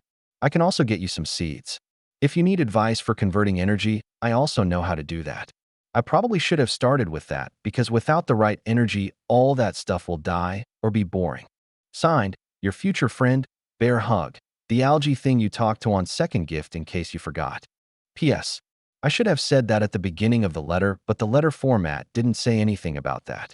I didn't expect that a letter could continue indefinitely after it was over. Did you get enough bugs? It's really important to get a good balance of stuff to make a planet function. Soil composition is important too. If your planet is too hot, you can push it further from the star, and you can push it closer if it's not too hot. I heard you are pretty strong, so you can probably do that. Second gift has pretty normal gravity, so maybe smash a bunch of things together until they weigh the same amount if it's not working. Be careful with the soil composition. You don't actually want earthworms everywhere, even though they're pretty neat. Some things do better without them. If your planet is too big, I hear you can split it into bits and make them orbit in cool patterns without them crashing into each other. Make sure to keep all the middle bits in the middle. I'm not allowed to ask you to visit or anything, so just write a letter back. It will be hard to read, but I'll do it. Okay, bye. Sometime after they wrote the letter, Bear Hug had to contact Katerina. There's a bunch of people coming. She nodded. That was something we already knew. Does this mean they have reached the border? Oh yeah? Hold on. Let me get more details. Okay. There's Caronis and a whole bunches of other people. So many people. They're packed together like ants, but they're people, and I don't know how they breathe. Ants also breathe. What? That's crazy. Anyway, the ship says that the bunches and bunches of people are the swirling swarm. They might or might not have domination cultivators somewhere in there. Most of that information had already gotten to the Scarlet Alliance in one form or another. After all, it took time to transport large quantities of people, and the swirling swarm wasn't exactly subtle. Does the ship have an estimate on the quantity of swirling swarm cultivators? Katerina asked. Not even a little bit. It's having so much trouble approximating a volume. Worrying. And yet, this was precisely the sort of thing that they should be able to handle. It did require an active response, of course, and Bear Hug's involvement was to make certain she could mobilize at the proper opportunity. Being constantly on alert herself would have been wasteful, as there were always productive things to occupy her time. Or relaxation, once in a while. Chitty was already on site, because teleporting him was a good bit more difficult. Besides, Aconite had been building up additional anti-swarm measures and wanted company. After alerting those who needed to be aware, Katerina grabbed Timothy and Zazel as well as Bear Hug. They would be dropped off at different locations. First, they rushed to the solar platform. Katerina was capable of moving them directly, but it was much more strenuous. It was better to make use of the infrastructure they already had to begin with. That brought them to the star closest to one of the regional borders. Not necessarily the closest border, but the one that was closest to a star. Because the regional borders were straight planes, some were closer than others. However, even with a great many systems, none of the edges actually passed through a system, though that depended on the tolerance. It actually took the domination cultivators over a day to reach their destination, but they had more time than that. Not much more time for Katerina's purposes, but enough. They had planned this properly, after all, and even practiced executing it. They reached one of the regional borders, and Katerina took control of the formations. Here, space was to link up to somewhere not adjacent to itself. That remained true, but it was a different location. Timothy went through. After confirming his transmission, Katerina sent Zazel onto her destination.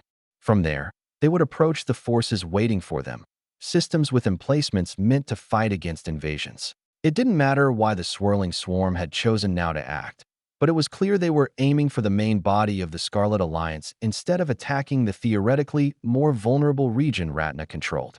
They'd taken quite a roundabout path, which was how the Scarlet Alliance had first heard of them, even with information delayed. It was entirely possible they wouldn't have had sufficient advanced knowledge to make any preparations if not for Bear Hug. This assault would force them to reveal some of their capabilities, but it was unlikely that the Trigold cluster wasn't already at least somewhat aware of how the spatial distortions functioned. They certainly had spies sneaking about, calculating routes. They probably didn't spot all of them, but they let some go intentionally. Because the way things were wasn't the way things had to be. Katerina followed up Zazel by stepping through herself, coming out on the inside edge of the eastern border. She would be acting on the opposite edge of where the intruders were entering, though precisely which segment was still up for debate. She would be able to move to head them off no matter where they went. What is their course? 17D. Bear Hug commented. That's what the ship and the operators say. I think that's the same one as before. It's so weird suddenly being in a different spot all at once. I go whoosh zoom swash. Bear Hug hadn't mentioned strange feelings before in Katerina's presence. However, they had long ago confirmed that Bear Hug's network connection wasn't harmed by such travel. Perhaps several transmissions close together was disorienting. Or perhaps they'd just not mentioned it. Do you feel all right? I was hoping I would have gotten a letter already, but other than that I'm pretty good. All right, Katerina said. Let me know if there's any change in course. When they arrived, Caronis and the creeping fire sect were in the lead. It was kind of like they were being chased by the swirling swarm. That might even be the case, but they were also clearly together. Bearhug's ship was sneakily watching from a distance. It was easy enough for them to follow the movements of vast energy sources like millions of cultivators and Caronis. They're going through soon, Bearhug warned. Katerina nodded. Then she altered the destination of the spatial distortion. Sadly, it wasn't into a black hole. They didn't even have any of those, and it would have had to have formations built through it, so it was a bit much.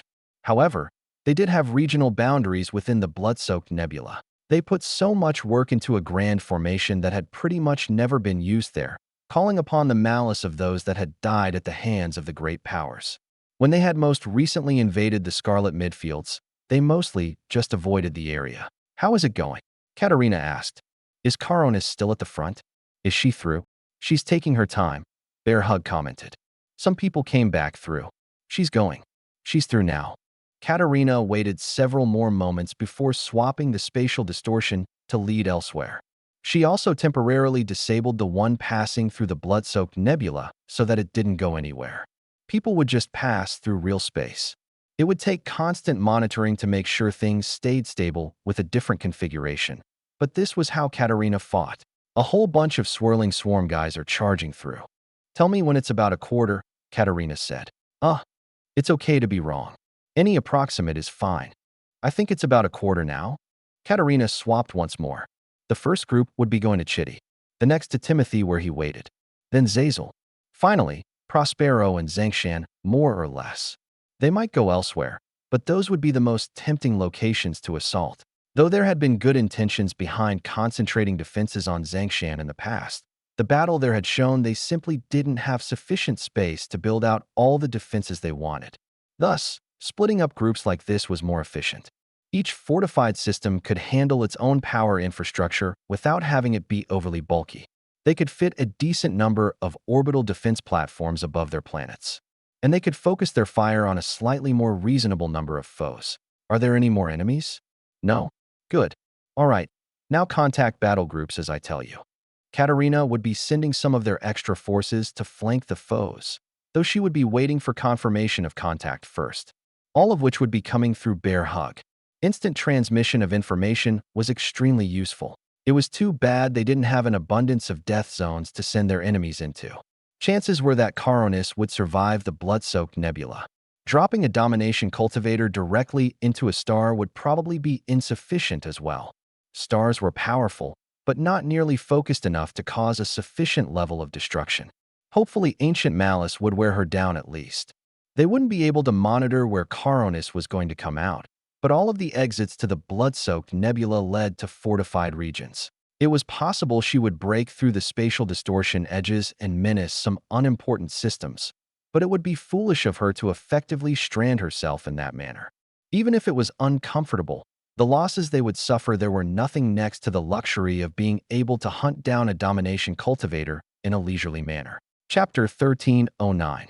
There was not a speck of hesitation in the swirling swarm as they appeared before Zazel. They seemed wholly unconcerned that they had appeared separate from a majority of their own fleets. No, Zazel wasn't even certain they were aware. They simply moved towards the greatest concentration of energy they felt and didn't concern themselves with anything more. Compared to the hive minds, despite surface similarities, they were entirely different. It was the difference between a flowing river where all moved in the same direction and a machine where all worked together. For the most part, the swirling swarm was just a bunch of individuals that happened to have aligned goals, or at least goals that involved going to the same sorts of places. Zazel felt no domination cultivator among them, but that had always been the case. One would have to be revealed, if they had any. The best way to do that was to thin their numbers and force them to act. She had to protect herself while doing so, but that wasn't an issue for Zazel. They had appeared several hours from the system where Zazel waited. They moved with great eagerness or urgency. It was difficult to tell which, though either way they were expending quite a bit of energy on their approach. Perhaps that was irrelevant to them, as it would mainly be their ship's reserves that would be exhausted, not the cultivators themselves. though soon they would be close enough that they would begin pouring out of their ships. About the time that happened, the first Alliance skirmishers began to strafe their fleets. Fast ships launched attacks, turning away as the swirling swarm lashed out. Some Alliance forces fell, but that was war. Death came on both sides, though more swirling swarm cultivators would certainly die. Orbital platforms began to fire from their emplacements, drawing upon their stored energy. Though they were largely immobile, only being able to anchor themselves to a side of the planet, they were far more powerful than most ships. Gunners focused on individual weapons at the direction of a targeting coordinator. Though against the swirling swarm, no one needed anything more than to point at the mass of enemies, and they would certainly connect and cause massive damage. A ring blade over 100 meters across chopped through the swirling swarm. Zazel barely even noticed any difference, their numbers folding in around the path she carved. Her power was slightly below its peak at the moment. After all, she was in friendly territory that couldn't be hidden and overlooked, so her anchor was lingering elsewhere in the system. She was still a domination cultivator, of course. A single large blade was too limited. At most, she was cutting out a slice. Zazel needed to think more in 3 dimensions, and so she flicked her arms, releasing the rest of her dozens of blades. They danced around her, forming a sphere as she dove into enemy ranks. Though her sphere only stretched about 30 meters from herself, she cut down far more enemies as she moved through their ranks. None passed through her shell of blades alive. Zazel understood she would only have a small time to react to a domination cultivator, but she believed it was an excellent way to attract them. Chitty merely watched as Aconite directed their ship towards the mass of incoming cultivators. They were still far from the system they were defending. Bringing a single vessel against the swirling swarm was a bit of a stretch, but Aconite wouldn't be as effective if they waited. Helpfully, the swirling swarm didn't try to avoid them. It was obvious the Alliance was laying a trap, and nobody cared. Not even after the previous time. Perhaps the swirling swarm hadn't shared the information, or maybe they had a counter. If so, Aconite was going to be so disappointed. Actually, Chitty thought she might be more disappointed if they didn't have a counter, because she'd come up with anti-counter techniques depending on how they attempted to stop her virus. The battleship they were on blasted the front of the swirling swarm. It was more of a token gesture, but it also allowed Aconite a moment to prepare her energy without being the focus. Though Chitty couldn't tell what the swirling swarm were paying attention to except for the ship, the forward blast actually slowed their momentum. In a moment, they were matching the mass of cultivators in velocity, then they reversed. Normally, the kickback would be negated by the ship, but in this case they allowed it to be a sort of extremely dangerous engine pushing them away. A pulse of energy rippled out from Aconite, carrying tiny particles passengers that they swirling swarm should surely be expecting this time. Mixed in among the virus were small particles of radioactive material, as well as sticky poisons that would activate if the swirling swarm hit atmosphere. Aconite's energy only bypassed the defenses of a tiny percentage of the front of the swarm, but it certainly hit its target. And then they were off, keeping their distance as faster vessels among the mass of foes tried to spring towards them. Chitty was waiting to feel something different. At least the flow of energy, if chaotic, was all of one kind. When a domination cultivator revealed themselves, he would immediately activate his negation on a wide scale and cut them down. Of course, that meant his sword would have to bypass anywhere between 100 and 1,000 people. But that was a task he was up to, cutting only what and where he pleased, even without the benefit of energy.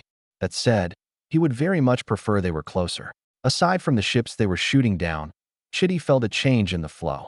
Aconite's energy was attached to the virus she spread among the swirling swarm, and though it was subtle, it was spreading. Chitty thought he sensed some of them falling away, but he couldn't be certain. Perhaps it was wishful thinking. Timothy isolated segment after segment of the swirling swarm, momentarily creating barriers that forced them to clash with his domination energy. Their momentum caused some of them to be crushed, and they barely even seemed to care. They were still people with emotions and fear, but when they were massed up they really couldn't be seen as much more than a fluid. An evil fluid. Timothy never held his barriers in place for long. Sometimes he created a flat plane, just blocking movement of some parts. Other times he surrounded a group. What he was looking for were the domination cultivators. If he managed to entrap them, he thought he could feel them. When it was just a few hundred or 1,000 at a time, it wasn't so hard. He even made barriers in multiple places at once. It wasn't his strategy. Instead, it was at the suggestion of Katerina. Even though he was only interacting with a tiny fraction of them at once, it was far more than he would individually face with his normal tactics. And with several distinct barriers forming every second, remaining for a few seconds, and then dispersing when he hit his limit of a dozen or so solid barriers, he could force probability. Even if the individual chances of each barrier intersecting with a domination cultivator was less than 1 in 1,000, if he did it hundreds or thousands of times, he would approach statistical likelihood and then statistical certainty. Or if they revealed themselves before that, he could focus on a larger area and seal them in. He could at least slow them down long enough for the other local forces to get a better bead on them. So far, he'd had no luck. But he was still killing enemies, and quite efficiently by his standards, though they were mostly killing themselves. Yet they didn't stop rushing towards Alliance cultivators, no matter how many were crushed. There was a time when Chitty was uncertain how much Aconite's virus was having an effect on the swirling swarm. And then it hit critical mass, and even a blind person like him could see the effects. Well, no, he still couldn't. But he sure felt it. The entirety of the swirling swarm just slowed. This was the point that their domination cultivator should have been revealing themselves, beating down Aconite's energy and freeing the swirling swarm. Any moment now, the swirling swarm went from slow to weak to convulsing to dead in a matter of a few minutes. They had barely even engaged the system's local forces at the time. Chitty focused on the mass of bodies, trying to sense anything alive. But all he sensed was upper energy dispersing from death. I guess we didn't get any of the domination cultivators, Chitty commented. Aconite stood proudly. It seems so, but at least we dealt with what came. Eager energy rapidly approached. Yes, hi. The battle is over, so I'm supposed to report now. Each system had an instance of bear hug.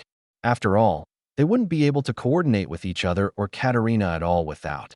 Not unless they had people passing back and forth across the spatial distortions borders.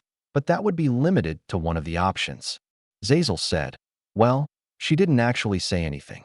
But she needs your help. Zazel felt it. Someone didn't die to her blades.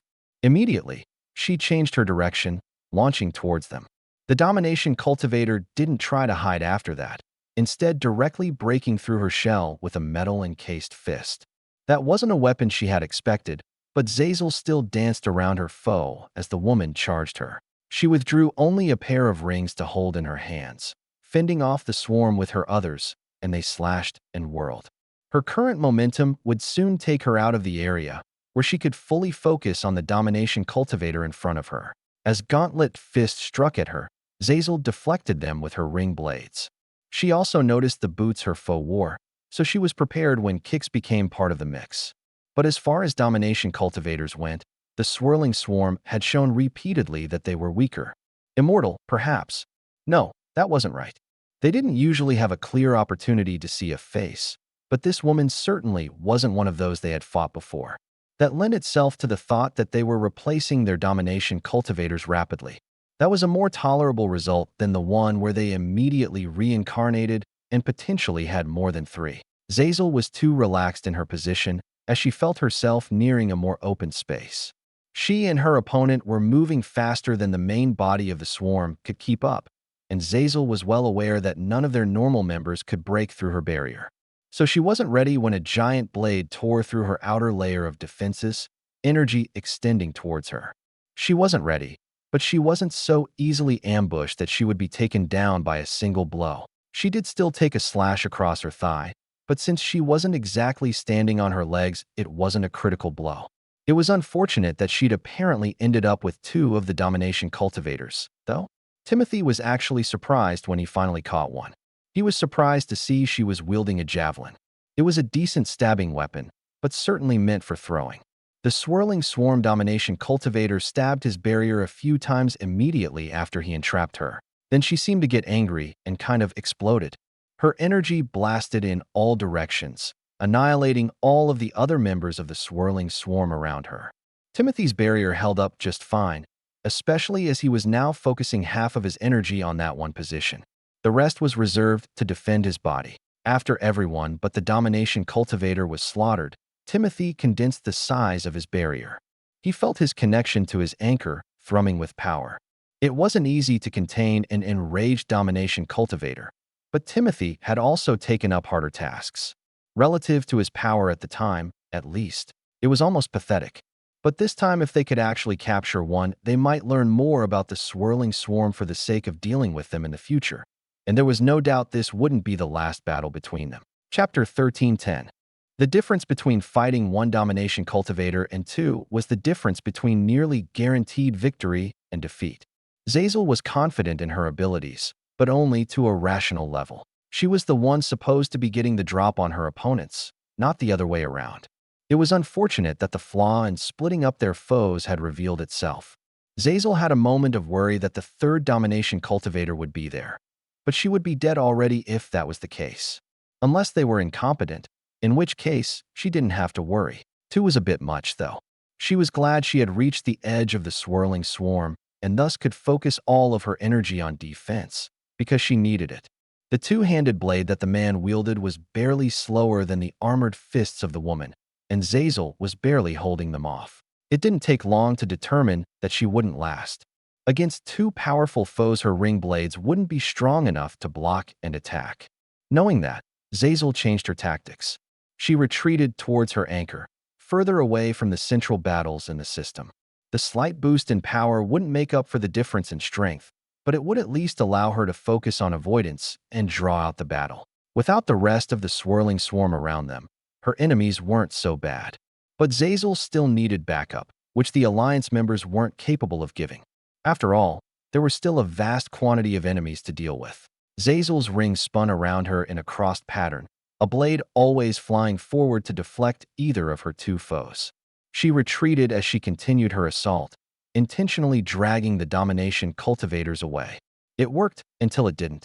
She wasn't gaining any advantage over them. Perhaps the pair just grew bored. They might have realized she was stalling.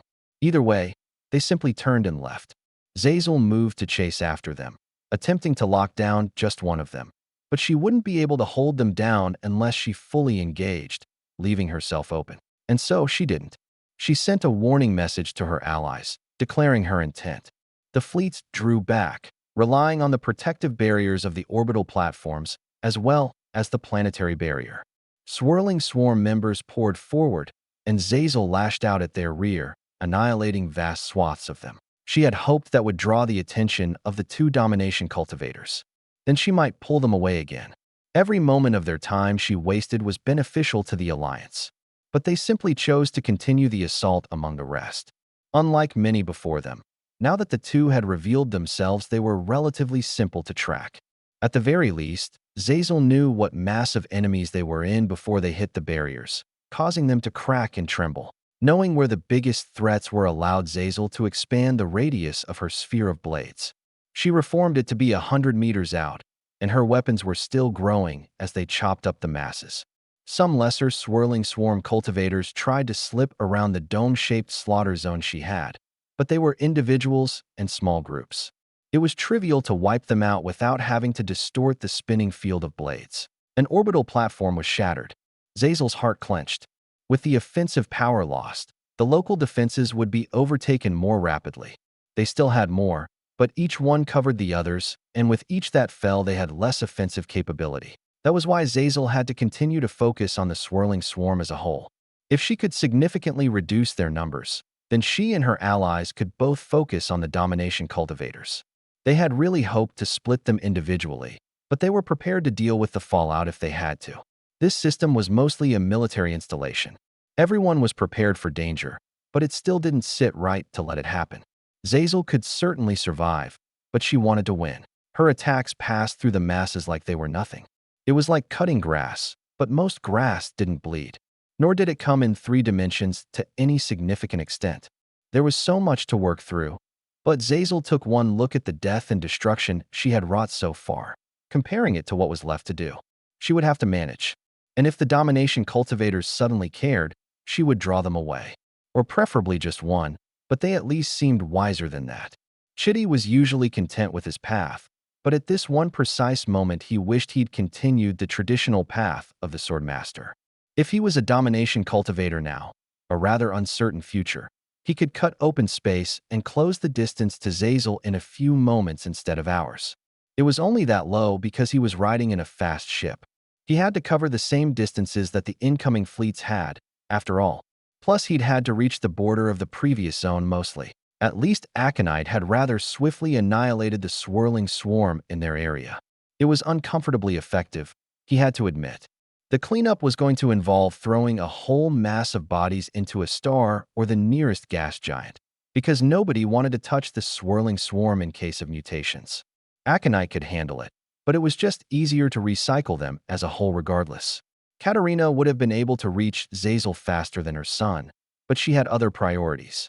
Thus, she adjusted the spatial distortions to speed his arrival in the correct space as she made her way to the blood-soaked nebula. That was the one place they had no direct feedback from, and she needed to confirm what was happening with Caronis. The good news was that finding the woman was easy enough. She didn't have a vast number of subordinates with her, not anymore, but her energy stood out from light years away. It was partially because she was a domination cultivator and partially because of what the blood-soaked nebula itself was doing. Perhaps the dead remembered the Creeping Fire sect, if they had even existed at that point. It was hard to say. Leaving domination cultivators unsupervised could be a mistake. Even if the local formations taking advantage of old grievances were doing their job, Katerina saw they could use a little help. She was too far to directly affect anything. She hadn't been willing to open up the middle distortions in case Caronis used them to try to flee. However, Katerina could still modify the flow of energy. That was what she was best at. "What did they do to you?" she asked herself as she felt the lingering hatred, far more than the ambient levels around. The Scarlet Alliance hadn't amplified the grievances. If anything, their formations that fed upon that energy should have dulled it with time, even when they went unused. Cultivators that died often went down cursing their foes, but it usually didn't mean anything. It had to be something worse than a slaughter to result in something like this. Then again, the blood-soaked nebula covered numerous systems. Among other things, there were numerous planets that had been destroyed, their pieces strewn about among the local stars.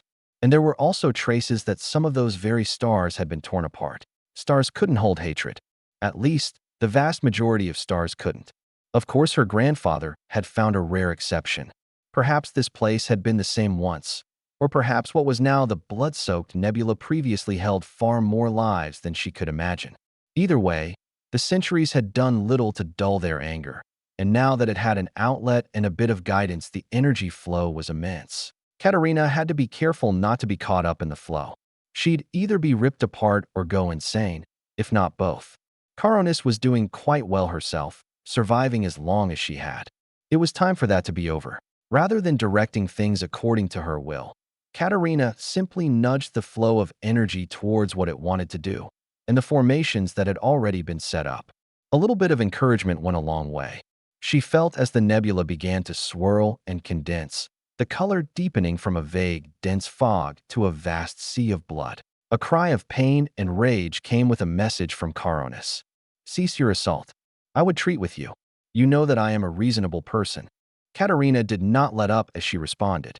She wasn't even sure if she could stop what was happening now. "I have seen your reasonableness.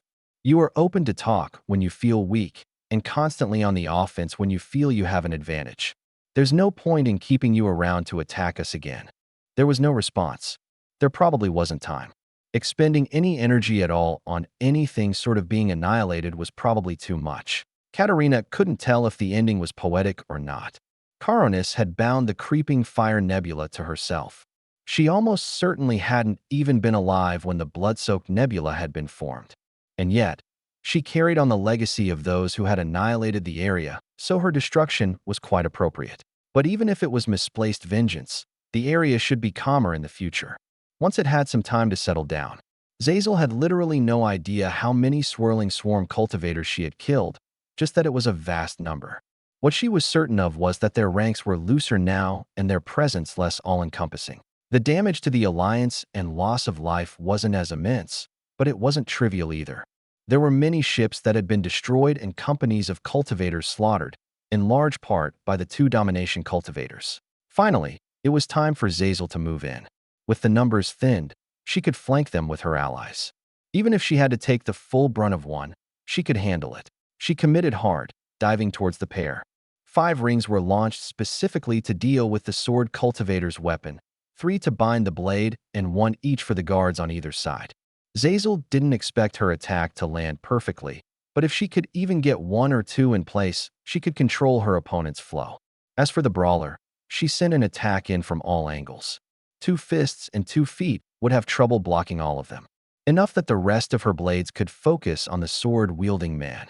Ring blades slid along the sword as she managed to deflect it from the man's slash. They aimed for throat, heart, and belly. Zazel only hoped that some of them would achieve glancing blows, but they went straight through.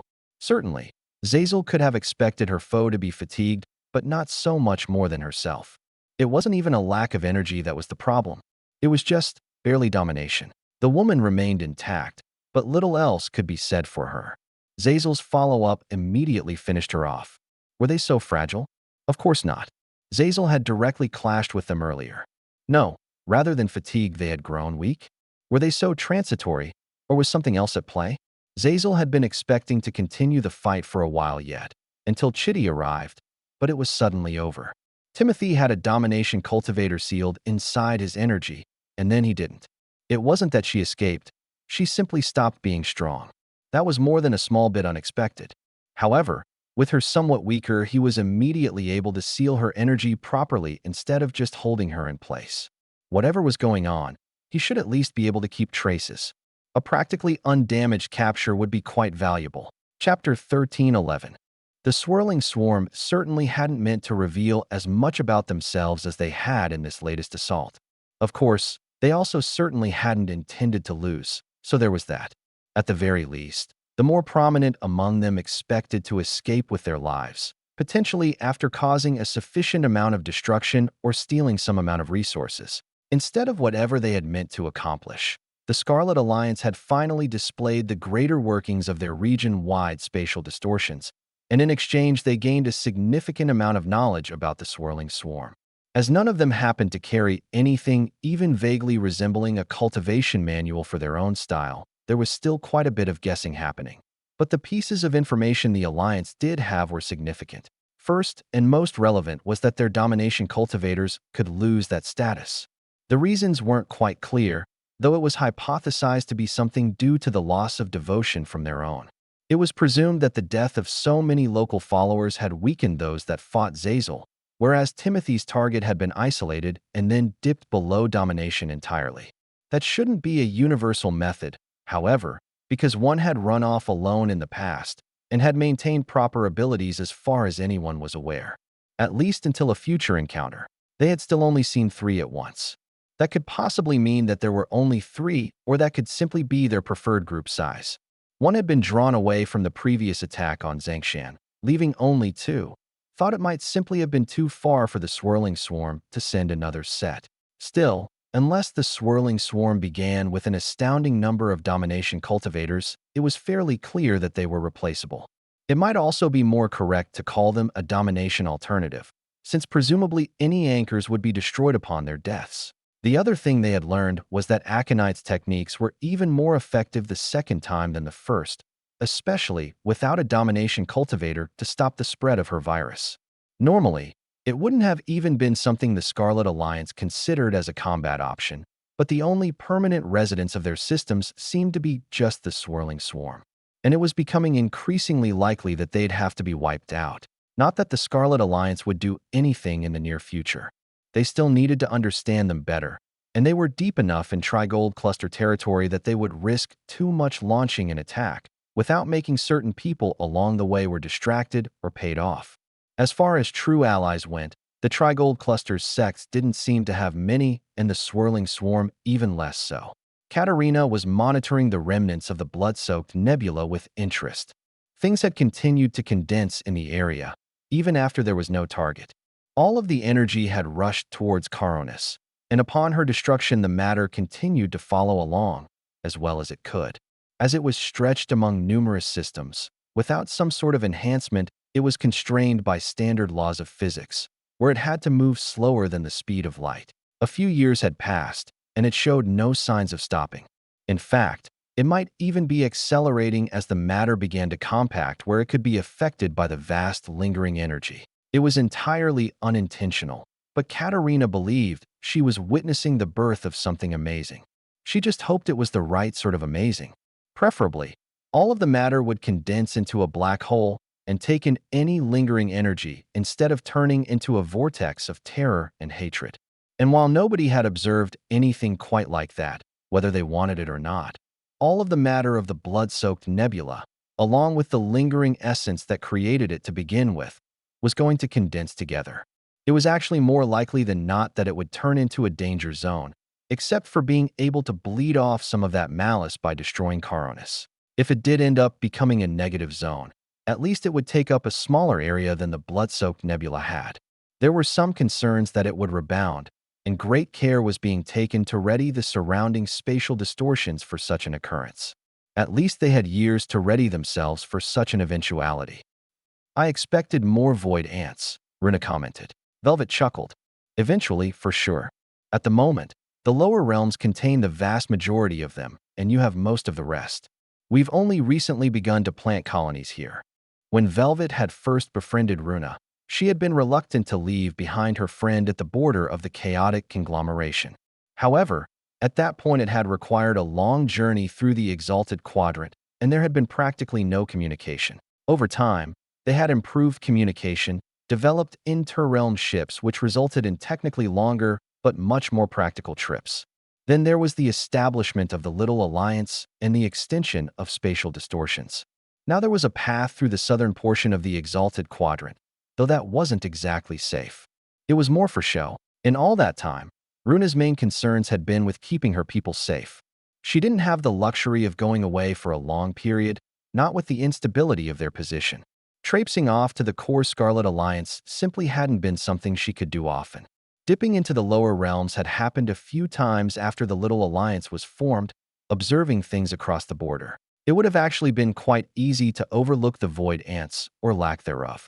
They were so unobtrusive, but the Little Alliance had relatively recently undergone the transplantation of their tiny allies. Runa remembered the work and the changes that it brought. For the first time since they had met, it was possible for Velvet and Runa to leisurely tour the Scarlet Alliance. After all, they could return to the Little Alliance in a matter of weeks instead of years. The world was growing closer, though that could be a dangerous thing. Fortunately, their alliance was growing stronger and their foes were being brought low. Danger continued to loom over the horizon, but it was possible to imagine a future where that wasn't true. Or at the very least, they could hope for many more centuries of peace, instead of just one or two at a time, and uneasy peace at that. I didn't expect void ants, Durf commented. Of course not. You spent a lot more time here, Velvet said. After they had ended up falling away from Veiled Brilliance territory, through one of Everhart's solar dimensional piercing stations, disguised as ruins of the Nystar sect, Durf had become part of the Alliance fairly quickly. Then, ultimately, the Veiled Brilliance had joined up as well. He didn't have much interest in going back, though. Except for visits with his aunt, he had little reason. Even if the overall atmosphere had grown more suited to someone who didn't fit the standard cultivation method, that wasn't where his friends were. Misai and Julie had come along as well. Velvet was surprised to find that she was visiting just as much as any of the rest of them. The Little Alliance was home now, even if she had old friends in the core Scarlet Alliance. Velvet would still fight and die alongside Katerina or Timothy, and she would have done the same for Hoyt, but she could still do just as much good for them and her historical friends in a different location. That was the first reason she'd gone to the chaotic conglomeration. Then she'd met a friend she never wanted to leave behind, though that wasn't always an option. She had Misai to thank for pushing to bring their physical locations together, because Velvet did want to visit regularly. She could only endure being away from any group of her friends for so long because of long training as a cultivator, not because she didn't feel the strain. But the world had moved on, and things continued to get better, even if old faces began to disappear a little bit at a time. They had been quite fortunate with how many of their allies lasted as long as they did, thriving and growing. There weren't all that many terribly exciting tourist destinations for people from the Little Alliance, but Xianxia was still a sight to behold. Great cities that grew up into the skies and down into the planet, filled with energy from interwoven nature. No individual thing was impossible for the Little Alliance. Knowledge had been shared. They simply hadn't had so long to build up various wonders of technology or mixed tech. And of course, the Little Alliance had fewer meerkats. Xianxia had tons. As the core of the Scarlet Alliance, a good portion of Ascenders ended up there, and much of the Alliance's trade flowed through the area. The recent developments with the spatial distortions had promoted a number of other systems as well, but they were still a millennium short on growth. Runa was interested to see hive mind cultivators, because they tended to move as a whole group. The Little Alliance had only gotten infrequent visitors. Ultimately, they were just people who happened to have deep and lasting communication with many others, but it was still of interest. "I'm here too," Bear Hug exclaimed. "But that was true where you were too." "That's right," Runa grinned. "We've been glad to have you around. And I'll be even more glad when I don't have to be." "Really?" Runa tilted her head. "You don't want to be part of the Little Alliance?" Bear Hug took some time to iron out their thoughts. "I don't want to have to be anywhere. I want to be where I want to be, and I want people to want me to be places instead of needing me to be places." "Ah, I get it," Runa nodded. Durf nodded seriously. "I barely get it, but I still kind of do." "I hear work on that has been going well," Velvet commented. "Really?" Bear Hug asked. "Shouldn't you know?" Velvet replied. "I don't have a high enough security clearance to know," Bear Hug said. "And they use lots of really hard technology words that don't make any sense in energy sign unless you spend a century at a big fancy learning place." Velvet shrugged. "I suppose that makes sense. Well, it's not too much to let you know that they'll probably be done soon. For some definitions of soon. Maybe decades, maybe a century. But the studies are going well." "That's good," Bear Hug said. "Maybe then I'll have more of me on Second Gift or elsewhere." Misai pondered for a few moments. "You might be a good backup system, though." "No, I don't want to be the backup." "Well, I didn't mean it to be an insult or anything," Misai said. "But it would be nice if you hung out on the most populated planet still. People wouldn't have to drag you around to dangerous places, though." "That's good. I don't like dying." Nobody said something uncouth like, "At least you don't fully die." They knew it was still unpleasant, and that was likely an under-exaggeration. Having a portion of one's existence cease to be certainly couldn't be pleasant. It wasn't polite to go up to people who had just lost a finger and tell them to be happy they had 9 left. Except maybe among sword cultivators, but they were weird like that. Some of them treated scars like battle trophies, proof that they had survived something they probably shouldn't have. Of course, those who were too eager to get scars didn't survive long, since it was best to never get injured to begin with. For those who fought worthy opponents regularly, perfection simply wasn't feasible, but survival was. As long as you were the best. Or so they would claim. Chapter 13:12. It only took a few years to accurately predict that the blood-soaked nebula was going to end up somewhere towards the preferred end of the spectrum of possibilities. Another decade after that, and everything had nicely collapsed into a black hole. They just had to figure out what to do with it. "It's so exciting," Katarina commented. "The Alliance had terrible luck with black hole placements, so we haven't been able to directly observe any before." Engineer Uzan nodded slowly. "Of course, this isn't a naturally formed black hole. With a bit of time, we can presume it will normalize, but our observations of the early formation period will be quite a bit off. In a way, this is an extremely slowly forming black hole. Normally, we should have expected it to form into a star. However, with the rate of material flow and the total quantity, it broke past the normal limits. Technically, the actual collapse into a black hole took about the same amount of time as expected, just a few moments as it rapidly accelerated. But it was difficult to get any sorts of sensors into the area during that time, and for a while after, as additional material continued to flow into the area, maintaining its momentum both due to kinetic energy and various upper energy-related factors. Possibly something to do with lingering will as well. Of course, just because it had been difficult to get any observations doesn't mean they were willing to give up entirely. They did happen to accidentally feed a few tons of material to the black hole as it was formed from various unmanned vessels being swept up in things, but enough made it out with unique data that the losses were ignorable. Various experts have been brought in to confirm that it wasn't going to do anything problematic. Diviners, empaths, physicists, and engineers of all sorts gathered to witness the lingering effects. Somewhere around 100 systems from the imprecise region that had spanned tens of light years in 3 dimensions had been pulled into the area, with much material even now being absorbed or falling into a wide orbit. As far as anyone could tell, the lingering will had subsided just as much as Caronis herself. The domination cultivator's death was actually quite a bit easier to confirm, as the effects on the creeping fire nebula were easily observable with just a few spies in that territory. All signs of a domination cultivator faded, which made things pretty clear even though Katerina only observed her death from a distance. Katerina pursed her lips. I think it would make a good nexus. The physical and metaphorical weight of this thing also happens to be conveniently located vaguely centrally. We could save quite a bit of energy maintaining our spatial distortions by taking advantage of the unique properties here. And we didn't even have to intentionally create a black hole. That ambition isn't grand enough, Uzun commented. Then again, you are already a domination cultivator, so it makes sense you wouldn't consider its uses in that regard. Oh, Katerina asked, what are you thinking?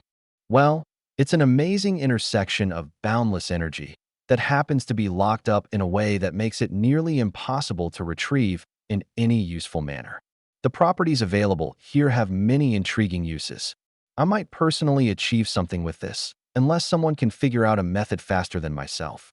In which case, I'm quite willing to let them try, Uzun grinned. At the moment, my plans for an anchor wouldn't require much in the way of structural additions. Obviously, I will have to undertake a long period of examination before committing to anything. We might still be able to use it as a formation core, but the calculations would be entirely different as an anchor. Katerina nodded. So you believe you can extract domination energy from the black hole? Karanus is in there. Or what used to be her. Uzun shook his head. I think that would be the wrong way to word it. I think I can generate domination energy in relation to the concept of the black hole. I don't have the guts to try to extract anything from a singularity myself. I wouldn't recommend anyone try beyond what has already been done. True. I couldn't even get my own domination energy back out, Katerina said. Any link was instantly severed past the event horizon. She considered there was a possibility that she would permanently lose some energy capacity trying something like that. It was worth the risk to find out, and it would have only been a small strand. Even if she nominally generated domination energy from her anchor, which happened to be numerous solar platforms throughout the Alliance, it still relied on her. So if she was damaged, her maximum capacity could be. She had absolutely no intention of getting any part of her physical body anywhere close to the event horizon, though she believed she had the power to pull herself back from even a massive gravitational pull. They had drones for such risky maneuvers, and more than half of them were returning undamaged. Pictures of the black hole were pretty cool, but Anton was disappointed that he couldn't see it himself. Perils of being allergic to upper energy, he supposed. Or maybe the upper realms were allergic to him. He wouldn't blame them, given how he stole energy from some alternative future of himself that would never exist. Fleeting youth was a powerful conceptual technique that was still extremely unpopular. Nobody wanted to wait until they were old to properly cultivate, which removed the vast majority of potential candidates.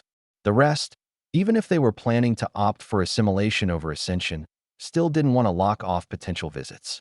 After all, the alliance throughout the upper and lower realms were quite close, especially now that they could travel in both directions whenever they pleased. It was a strange technique that spoke to Everhard's genius, that he had created it to a level of satisfaction without actually practicing it. Or maybe he did, with projections or protoclones or something like that. A grand technique with heavy restrictions, but even if Anton could bear the weight, he grew tired of it. And that's why I'm going on a long trip, Anton said to Bear Hug. To see nothing? To experience a black hole, Anton said. Visually, it might be interesting for what it does with space around it. However, that's not the most interesting part. Okay, Bear Hug nodded. How long of a trip is it? I'm expecting at least 5 years each way, Anton commented. I see. You need me for that long. No, Anton said. I don't intend to respond to anyone for such a time. They can handle things without me. So even if you relayed messages, I'd just have to ignore them. I don't need you at all. Bear Hug looked disappointed for a moment. But I do want you to come, if you're willing. Company would be nice. Yeah, Bear Hug said. We can make so many friends along the way. Anton might have to extend his time estimate in that case. Even if they only encountered populated systems every 50 to 100 light years, and then spent no more than a week at each, that could easily add another half year or a year of delays. Even Anton himself might want to spend longer. They'd have to think very carefully about what they brought along. Obviously, the Alliance would want them to bring a bag full of recording devices. Nobody ever had enough observations of such things. Anton didn't need food, and Bear Hug could transmit energy to themselves from elsewhere. If they somehow were too far from the rest, they could probably make their way back. It would be lonely, but viable. Besides, one Bear Hug being lonely wasn't too bad. Anton doubted that Bear Hug was ever actually alone. But they also seemed to have a supernatural limit for social interaction, both in terms of total quantity and simultaneous occurrence. Anton was bringing a lot of seeds. He'd never forgive himself if he found a hungry planet and didn't have any way to help. Of course, normally he could make use of local products, but catastrophes happened. Despite the pretense, Anton wasn't taking a trip that would span over 1,000 light years just because he was jealous about people seeing a black hole up close. That was only part of it. Instead, he was interested in going further than anyone else had. No, that wasn't possible at this point. As it turned out, there were a lot of determined people. When incentivized to go as far as they could and equipped with ships that would function with little maintenance for decades, some people had gone quite a bit further, replenishing energy from random systems. But aside from going for distance, they didn't accomplish much else. There were probably still valuable observations recorded in their vessels, but that was all. If he was willing, Anton could beat them. He could perform his own maintenance and would last for more than a few decades in one direction if he just wanted to go. But he generally liked being around people too much. That was why he was limiting it to a trip that shouldn't surpass a decade. He chose a black hole far to the east, because he wanted to see how far the influence of the upper realm stretched. Information about what was beyond the Trigold cluster was minimal. Anton could hope that whoever was there, if they were there, were minimally problematic. If so, he wouldn't actually hear about them in the lower realms. But presumably the shift in the tides continued all the way around the galaxy. A wide circle of the sort of scale that Anton was quite leery of any cultivator surviving, even going 1 light year per day. Somewhere around 4 of 5 millennia of traveling far beyond light speed. As it turned out, galaxies were big. Stars were big, and galaxies had vast quantities of stars. Both were amazing. Anton had pretty much always known that, but his appreciation had been further instilled into him by Van Dale. Relatedly, he thought about inviting the man, but pulling a domination cultivator away from the upper realms for so long might be a bit much, especially since they couldn't know how that might affect them. If nothing else, he would be weaker and thus slower. Distance from an anchor wasn't usually an issue, but it might be after 500 or 1,000 light years. Of course, with Bear Hug coming along, Van Dale wouldn't actually be slower. Even if he dropped an effective phase, that was still more than Bear Hug, who was still firmly in integration/assimilation. Previously, Anton had explained to Bear Hug that there were no green stars. Of course, Bear Hug didn't actually see things, so colors weren't important to them, but they still wanted to visit a star that looked like them. That wasn't possible, or at least, it shouldn't have been. This is why you can't trust databases, Anton said. Are people liars? There's that, Anton shrugged. But mostly it's because they won't always list what you're looking for. In front of Anton was a green star. If in front was correct for still several systems away. And if a green star didn't have to be green itself. It was a product of a nebula that happened to fit tightly around just that particular star. At least, from the angle Anton had. Their star charts weren't terribly detailed this far out, though they had finished the initial Million Stars project, exploring over 500 light years in each direction in the lower realms. Anton was close to the edge of explored space, and already far beyond practical interaction points.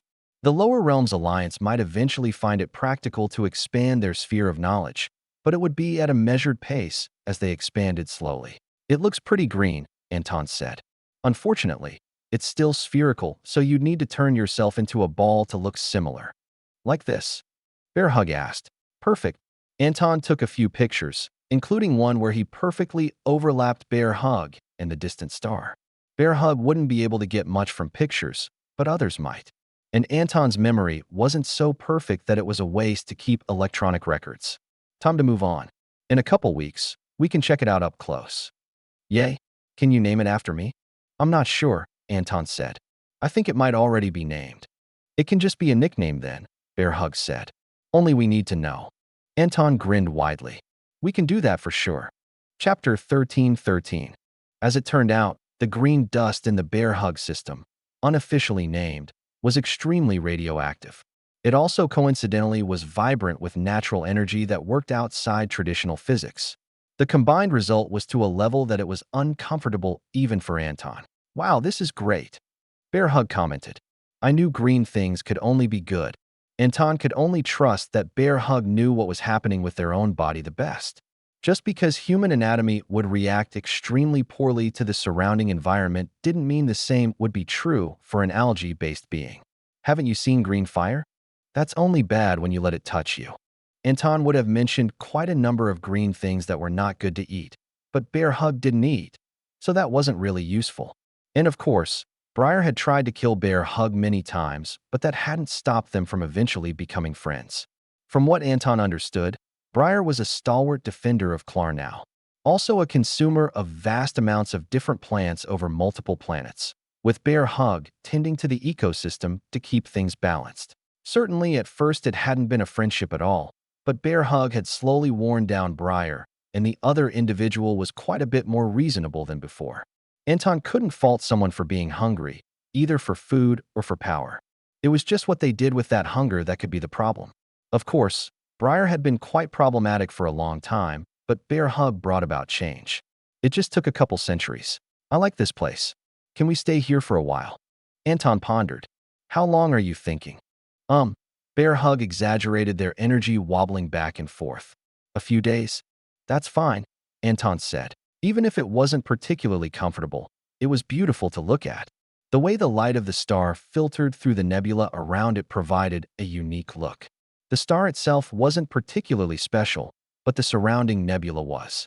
Whether it had once been an odd planet or was simply a gathering of consistent elements influenced by the surroundings, Anton didn't know, though perhaps someone else would find out. He entertained himself by watching an automatic surveyor drone he pulled out roaming around. Storage bags didn't do well with living things inside them, but deactivated machines worked just fine. Anton first thought that Bear Hug was going to leave behind another of themselves, and maybe that was the plan, but ultimately it didn't happen.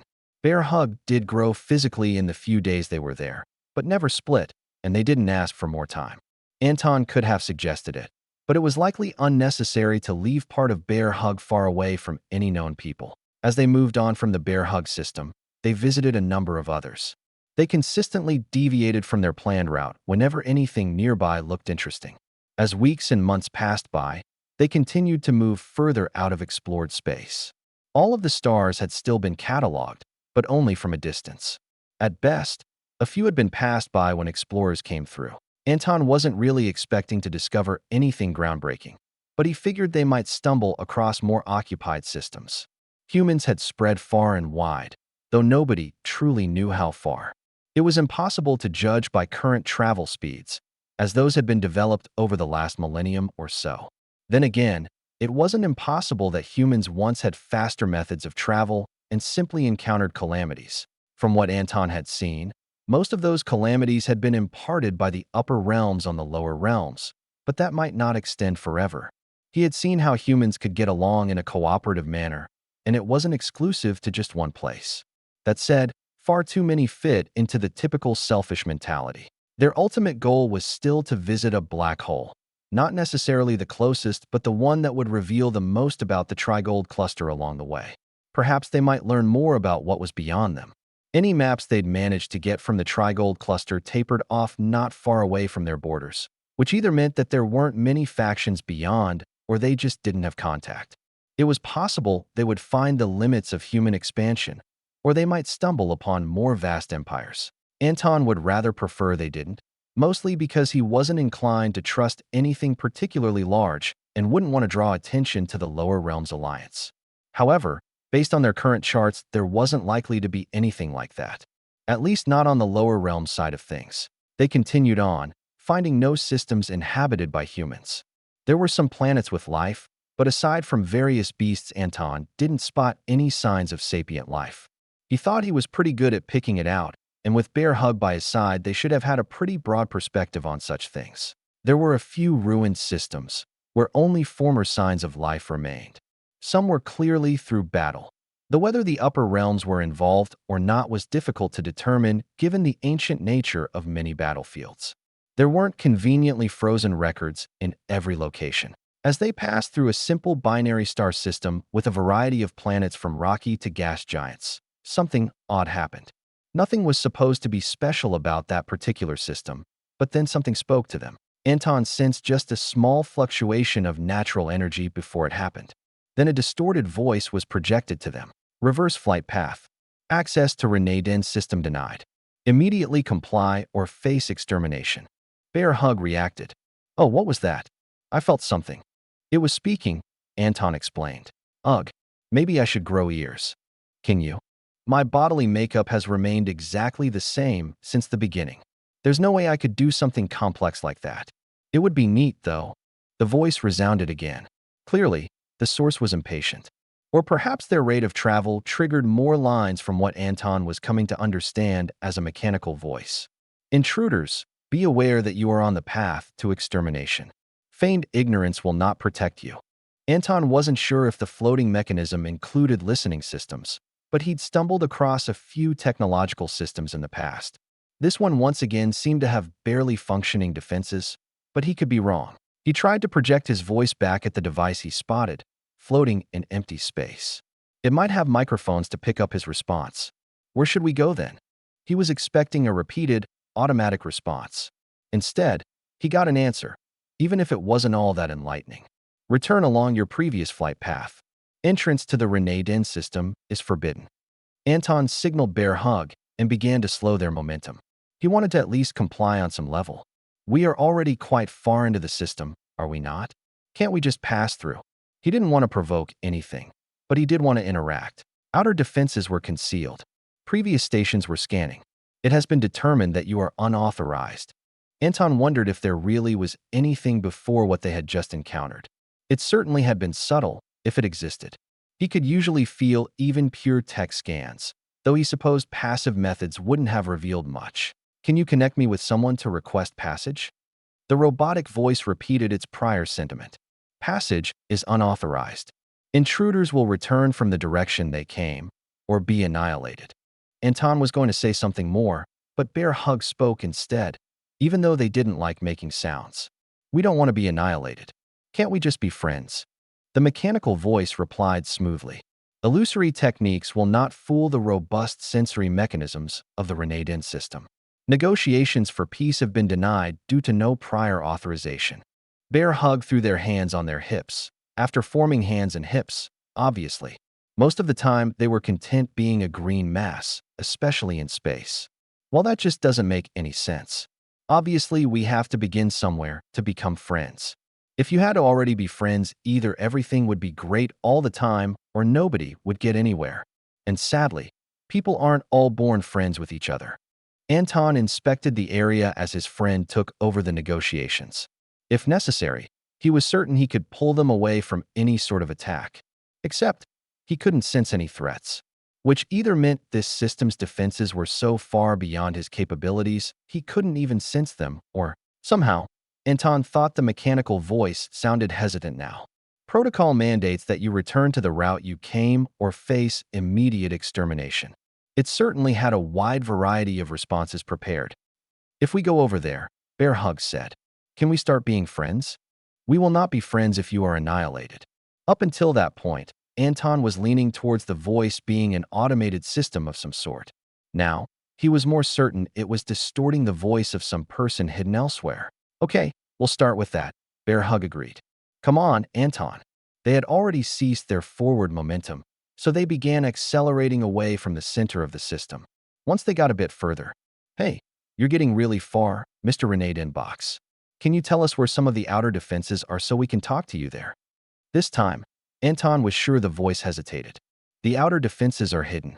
You will have to put in the effort to reach this communications relay device. Ah, the voice finally confirmed that. Okay, but it's so far. I have trouble reaching this far and making sound. Can we pull you closer, Mr. Box? I am not a box. Sorry, words are hard.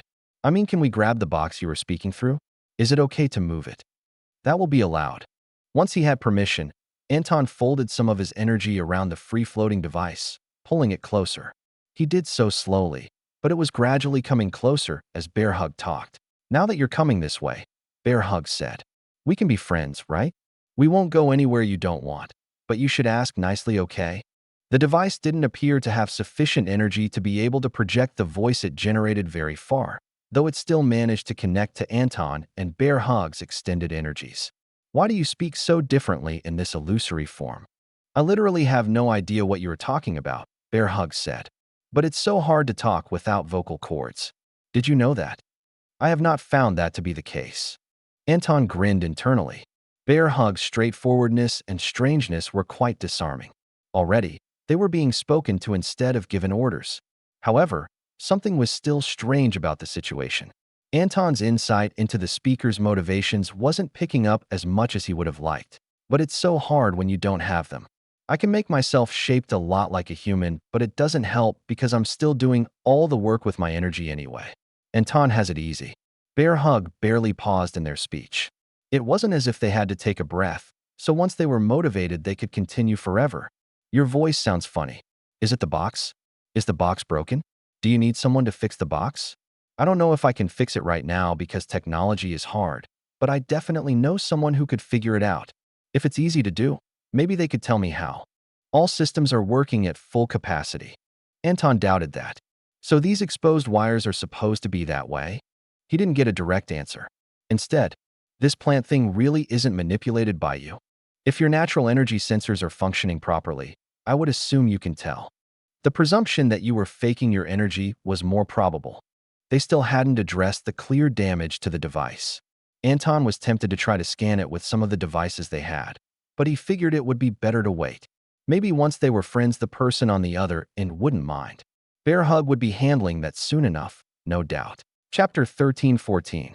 Now that Bear Hug's multivisual existence had been properly acknowledged, diplomacy could begin in earnest. We have to be friends. It's a rule that the first people from outside your system you meet become your friends. It wasn't, but Anton wasn't going to contradict Bear Hug. Because it was funny, and because it was so obviously wrong. Even this individual knew that was the case. Incorrect, came the reply through the floating device. The first outsiders were not friends of Renee Den. The first ones that aren't awful. Then, Bear Hug continued. And everyone should be friends with Anton. He's a nice grandpa. Also, you should be friends with me too, because I want to. Your arguments contain no actual logic for why this should be the case. You want logic? I'll show you logic. It will just take me a while. Bear Hug immediately started using energy speech with Anton. Help me do logic. Everyone should want to be friends because friends are good, right? Anton nodded. That's at least partially true, but I think it will be less convincing for someone who doesn't know us. Should we do an icebreaker? I can make ice. Then we can all crush it together. That's not what that means. Really, Bear Hug said. It always works for me. People talk better after doing something together. How often is always? Bear Hug tilted their head. 10 times. Hello. A voice came from the device. Have you become mute? Algae individual? Bow-carrying human. Bear Hug began vocalizing again. I'm actually a multivisual. They said it quite proudly. A period of silence followed. A what? Individual is one.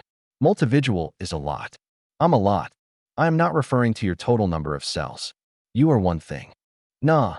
Anton would have stopped it, but the secret was already out. Also, it wasn't something that a local system could feasibly take advantage of, especially not in the current state of things. He had been surveying some of the planets, and things were not good. Unless there was an extremely high-tier illusion array intentionally displaying devastation, things in Renee Den were not good. You, human, clarify for me. My name is Anton. If it pleases you, he replied. I can, in fact, confirm Bear Hug's words. They are multi-present. Only one of them is here, but more are in various locations. A few more moments passed. I am now convinced that both of you are using different definitions than I am. However, I do not think it is a fruitful endeavor to quibble over how one refers to themselves. Most of our communication has seemed accurate. Tell me, Anton, if it pleases you, what brought you to Renee Den? It truly seems you did not come to attack. Anton couldn't tell if that way of referring to him was a joke or not. Tone of voice was unclear through the communications device. We were just passing through on journey. At most, We would have passively absorbed some of the local natural energy before moving on. What of your origin and destination? I doubt they will be of much meaning to you. We are from the Lower Realms Alliance, some hundreds of light years to the galactic west. Anton gestured vaguely. Our destination is far beyond this system, a black hole several times that distance further in fact. For what purpose? We wanted to see a black hole. Well, see, Anton shrugged. Observe, really. You have such freedom from responsibility that you can make such a journey, even if you arrived with particular speed, so they were detected further out. To some extent, it is quite unbelievable. It's just a few years, Anton said, and we were planning to gather some information that might be of use to our alliance. And black holes are probably super neat. Bear Hug said, so it's worth it. Do you want to come with us? Bear Hug looked over at Anton. It might take a bit longer, but Anton could probably drag you along with us. Before Anton could protest being used as a transportation service, they received a response. No, I can't. I must remain here. Oh, too bad, Bear Hug said. Hey you, what do we call you? I'm Bear Hug. Did I say I was Bear Hug? Anton called me that, so you should know. I am called, the voice trailed off. Nothing lately. Pleased to meet you. Nothing lately. Anton grinned. Would it be possible to meet in person? No. Instant refusal. How harsh. I have snacks. I do not snack. Bear Hug jumped in at that point. I don't either. We have something in common. Having some elements in common makes for good friends.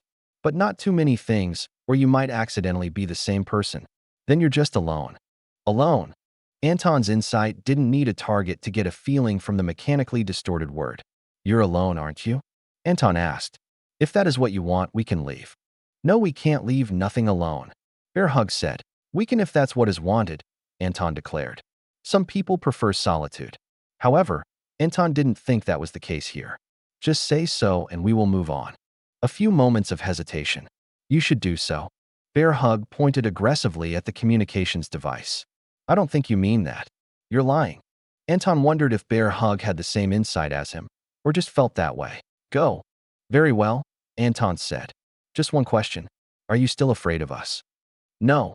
The answer was too quick. I think you might be, Anton said. But you shouldn't be. And I really could take you with us. That, I very much doubt. Anton frowned. He wasn't sure if his facial expressions would come through the device, though. I assure you I would have no issues carrying even a very large person. And if you have many keepsakes, I have spare storage bags you could carry things in. You would not be able to bring me along, they said. I moved a planet. Bear Hug said. Okay. Actually, that was more Anton and other people. But we moved a planet. More than once. Anton hadn't yet found this person, nor anywhere they could be surviving. Perhaps some devices he could trace the signals, but he wasn't willing to force things yet. A gas giant would be a bit tougher, Anton said. But we could figure it out. Great confidence will not solve this issue. If you're trapped in a lower dimension, I can get a couple of my granddaughters down here. In a while, Anton said. I am not, the voice replied. Are you sure you don't have a name you'd like to be called? Anton said finally. We will at least like to remember your name conveniently. 10 or 20 seconds passed. At this point, you might as well call me Renee Den. I'm all that's left here. But maybe I shouldn't be. Oh, Bear Hug got excited. We can bring more people here. In a while. That was not what I meant, Bear Hug. Perhaps you would know if you see. I suppose even the worst case would not be entirely unacceptable. Anton had been hoping to get something like that. Are you saying we should meet? Yes. Bring this to the fourth planet from the stars. Once Anton knew where to look, he thought he would have had an easier time. But while keeping any level of subtlety, he still didn't feel anything of note on the planet. How exciting, Bear Hug commented. I wonder what you look like. What kind of cultivation do you do? Bear Hug had many questions, none of which Renee Den answered along the way. From here, the voice guided. You will want to move in this direction about a quarter of the planet. Renee Den used energy projection to point, further depleting the device of what stores it had. Anton didn't feel like it had terribly much left, though it might recover with time. They moved along, flying above the atmosphere. Here is close enough. You can descend from here. Anton wondered if they were going to an isolated island, because they landed in the ocean. But there were none nearby. Yuck, saltwater. Bear Hug commented. I'll be fine, but you should probably pick a tastier place to live. Further down. Renee Den wasn't in a talkative mood. Anton didn't know if they ever were, but certainly at the moment that seemed the case. Anton carried a bubble of air down with them, uncertain if the communications device would work well underwater. Air was easier than vacuum. They descended, and Anton finally found something. Wreckage at the bottom of the ocean, some of which was dangling into a trench. Anton continued until Renadin stopped him. Well, here we are. Bear Hug obviously looked around, spinning in circles and sweeping their energy about. I can't see you. Are you hiding? No. A voice, distorted more by water than anything else, came from nearby. I am here. Inside that device. Bear Hug asked. I'm sure we could lift that out of the water, no problem. I would prefer that you did not. Anton was surprised. At the very least, he hadn't considered this option high on the list. You are. He didn't have a good way to say it. The Alliance had steered far away from developing technology in a certain direction. A designed intelligence. Bear Hug was clearly trying to figure out what that might mean. Renadin answered slowly. I suppose that might be one way to say it. But perhaps not. I was not fully intentional. As far as I know, I wasn't supposed to do anything other than automate things. And so I didn't. And then this happened. You broke, Bear Hug asked, along with everything else. Bear Hug moved closer to the pile of debris. I don't know how to fix things like this. I was not expecting you to, the mechanical voice replied. I'm sure we have a bunch of people who could, though. Isn't salt water bad for you? Any harm has already come and gone, Renadin replied. Indeed, Anton thought they looked quite waterproof. Why do you not want to be moved? Are there not more important questions? Anton shook his head. Not really. I pretty much understand everything you've done. Renadin didn't want them to see things like this. The system, ruined. Their own deplorable state might be embarrassing as well, but Anton didn't think that was as big of an issue. As far as I can tell, you should be a person. So I don't care what you're made of. Me neither, Bear Hug said. Well, not in the bad way. I kinda want to know. Renadin took some time to think. How odd. But I suppose a pair of algae and human friends indicates a certain openness. Don't forget all the wolves and acrisians and void ants, Bear Hug said. And paradise. And the phoenixes. And a star. We're friends with so many different kinds of people. I've never met a machine person before. Just people machines. What? Anton explained. Cyborgs. People with artificial replacement parts. Yeah, that. Renadin made a sort of nodding motion with their energy, subconsciously. Anton wasn't sure. He thought the machine would be pretty good at energy speech, though. I understand such things, Renadin said. We had the capabilities to do the same here. And then, they trailed off. The upper realms, probably, Anton said. They're usually the ones at fault. Renadin seemed surprised. Without a normal body, Anton's insight wasn't quite right, but the manner of speech and energy fluctuations were something he was getting used to. Your travels have exposed you to much, then. Many people with similar stories, Anton confirmed. Few have benefited from the upper realms. Not even the upper realms themselves, in many cases. He'd leave off their own people who were now there for a while. I suppose at this point, Renadin began. Perhaps it really is the case that why I should not be moved is the most important question in front of us. Simply, I am uncertain if I would survive being moved in any way. Myself existed less strongly before all of this. For most of my higher level of consciousness, I have been like this. I cannot say for certain it isn't due to the precise arrangement of my battered parts. Bear Hug reached forward, presumably to give a comforting hug to the nearest cabinet, but stopped themselves. That sounds very lonely. We should bring someone who can figure it out and heal you. I know so many smart people. At this point, it was too late for Renadin. They were already friends. Bear Hug would never give up on them. Chapter 13:15. Renadin remembered very little about those who came to the system and destroyed it. That was before Renadin possessed full consciousness. Some people might have considered it better that way. After all, it might hurt less. But Anton didn't think feeling pain was bad. It depended on the circumstances, of course, but pain was there for a reason. It was one thing to not be in pain, and quite another to be numb to it. Renadin was afraid, lonely, and confused. Or at least, that was how things had been. Now confusion was the most prominent. It was hard to be lonely or afraid with Bear Hug around. They were simply the least intimidating individual in the universe despite a nominally high strength.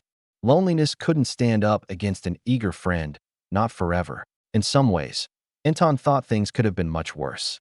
If Renadin actually had any capacity to fight, things would have felt more dangerous. Not for the travelers, however. Putting up a brave front with no defenses might actually be more empowering than having weapons that were insufficient.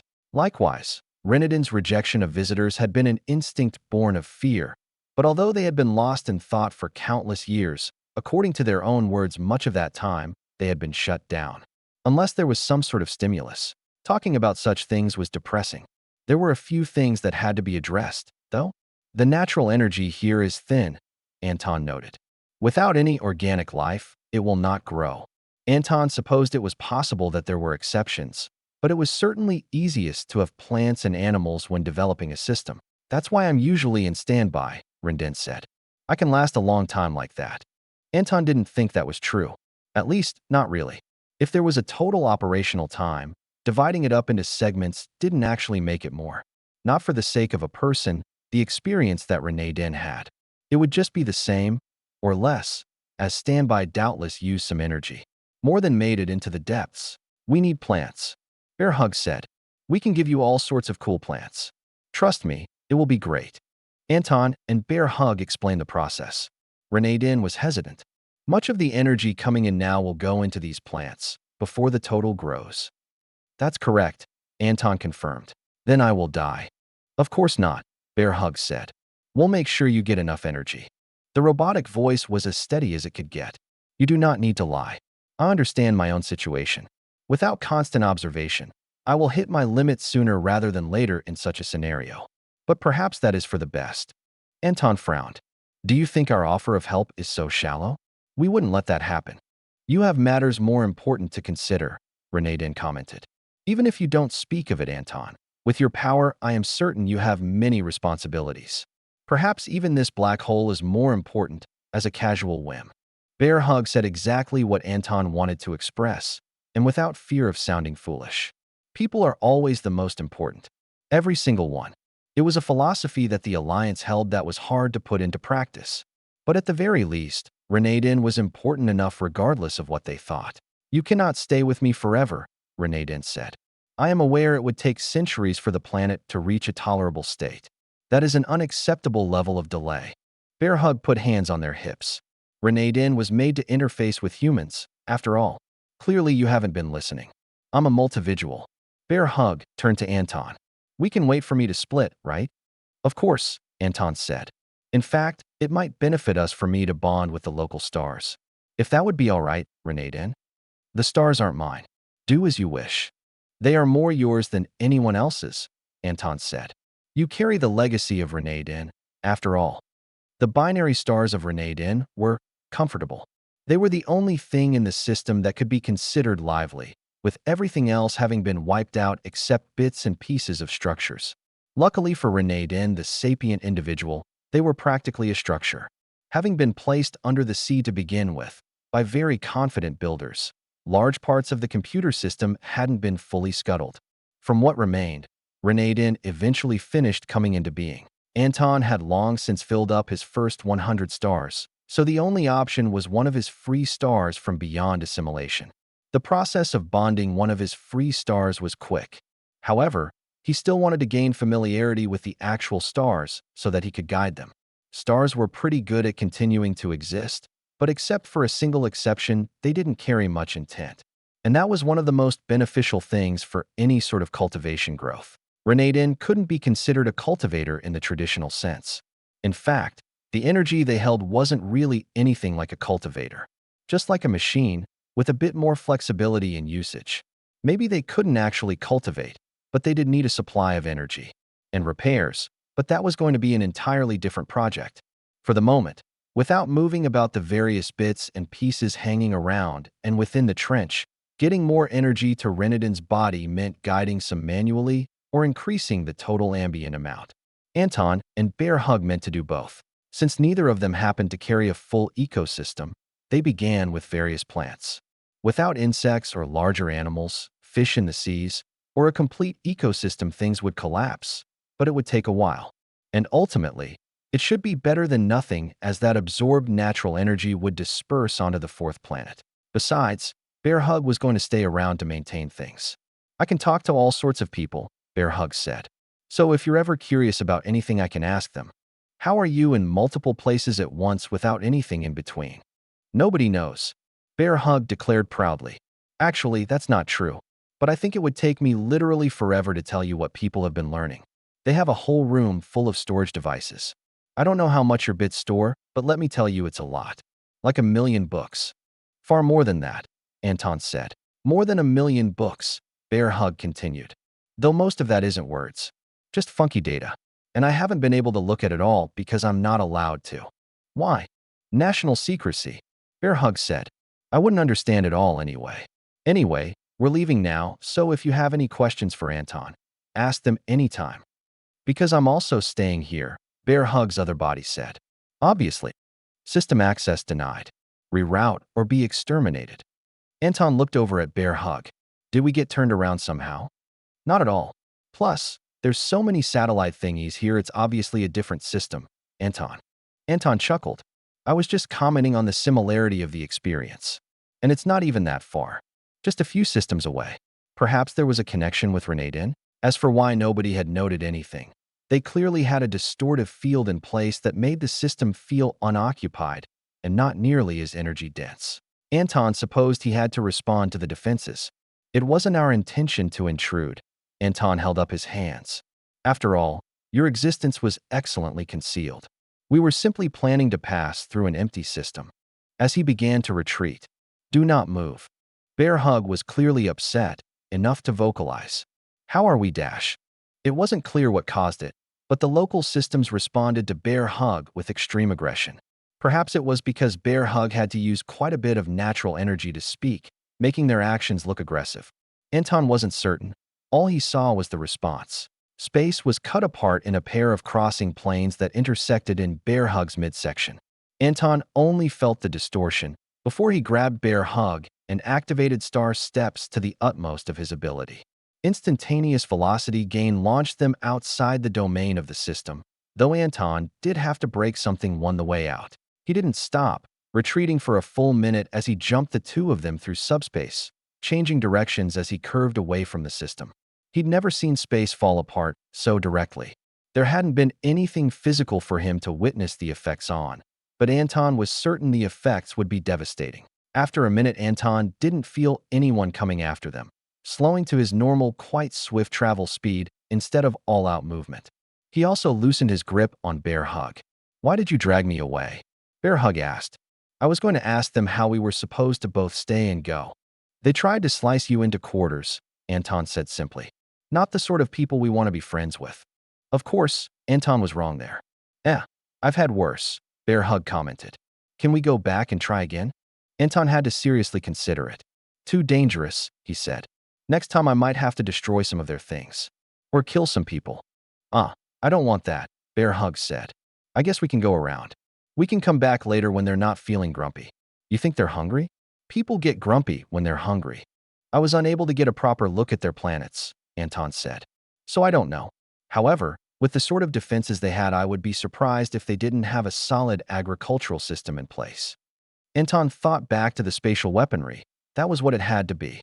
He hadn't seen anything quite like it, and the power, it was enough to threaten him, at least outside of one of his proper systems. They were far enough from Renadin that it hardly counted, so Anton's effective power was around enrichment. Still quite powerful, and the fact that he felt threatened at all was significant. It took a few days to route far around the system. Anton didn't want to get within a light year of the place if they were going to act like that.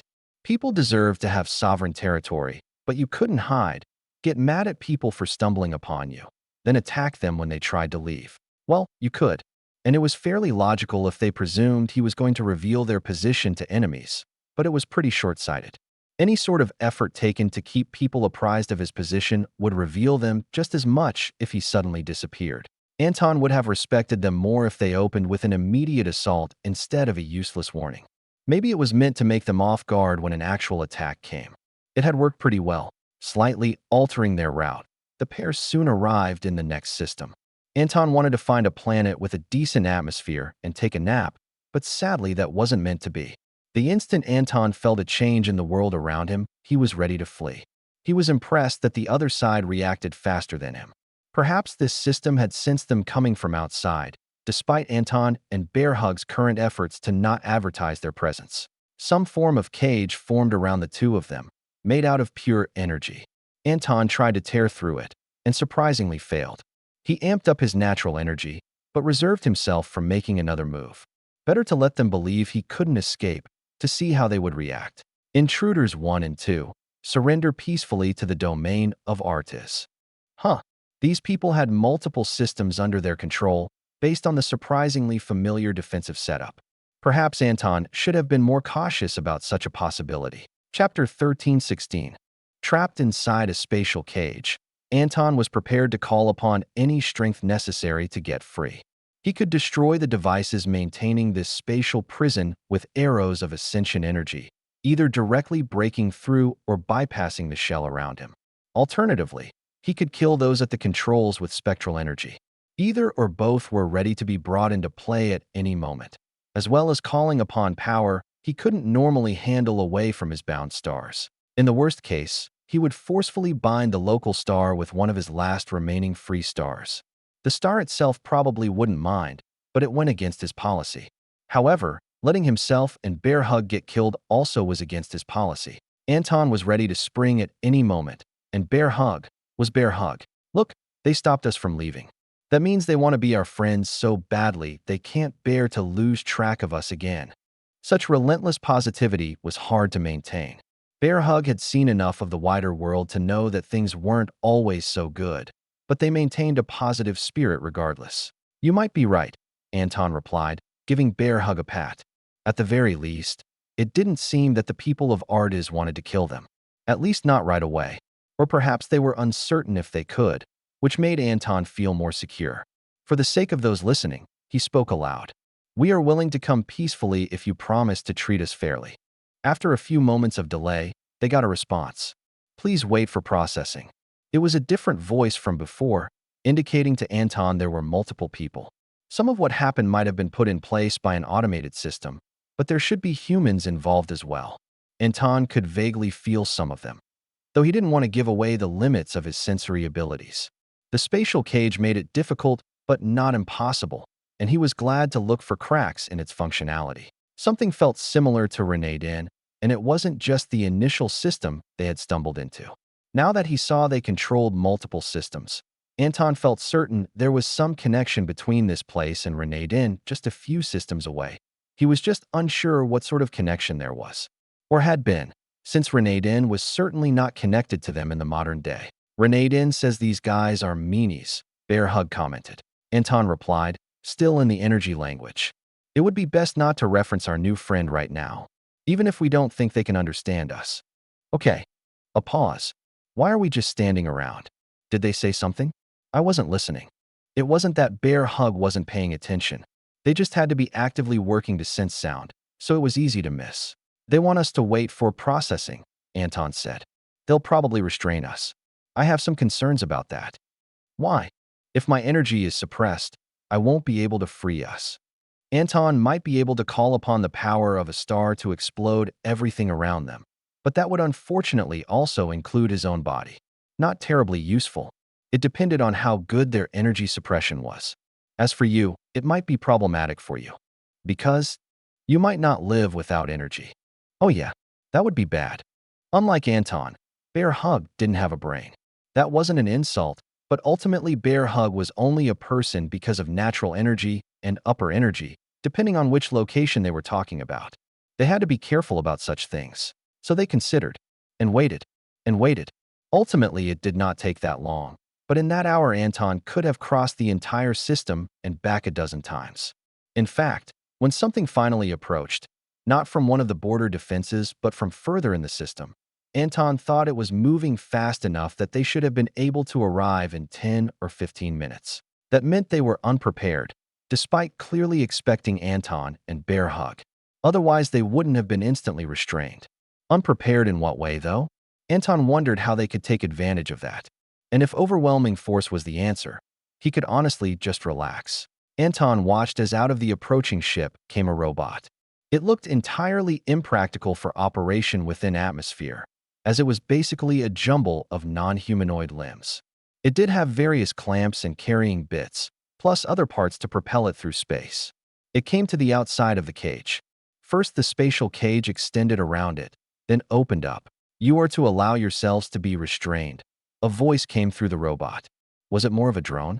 Anton was certain the voice belonged to a woman on the ship, as he was snooping around there. On the other hand, even if the robot had some sort of autonomous system, it would be convenient to carry speakers others could access. Relatedly, rather than extending natural energy, it seemed to have carried an air bubble with it. Quite polite, if they were to be restricting their energy.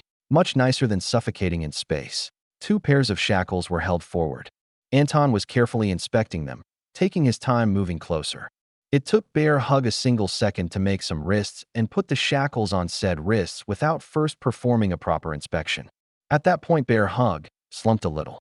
"Oh wow, these make me feel so weak," Bear Hug whispered to Anton. "I'm pretty sure you aren't supposed to be able to use any energy," Anton also replied subtly.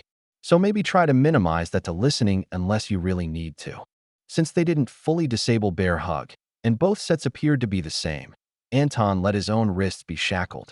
His inspection had revealed some thoughts on how they were enhanced, but once they were upon his wrists, Anton was more certain. His energy was certainly suppressed. The shackles were high level, and could have probably bound integration cultivators and even augmentation cultivators.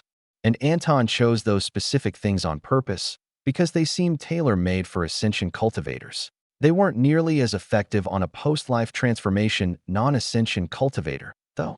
At the very least, Anton had some access to his energy.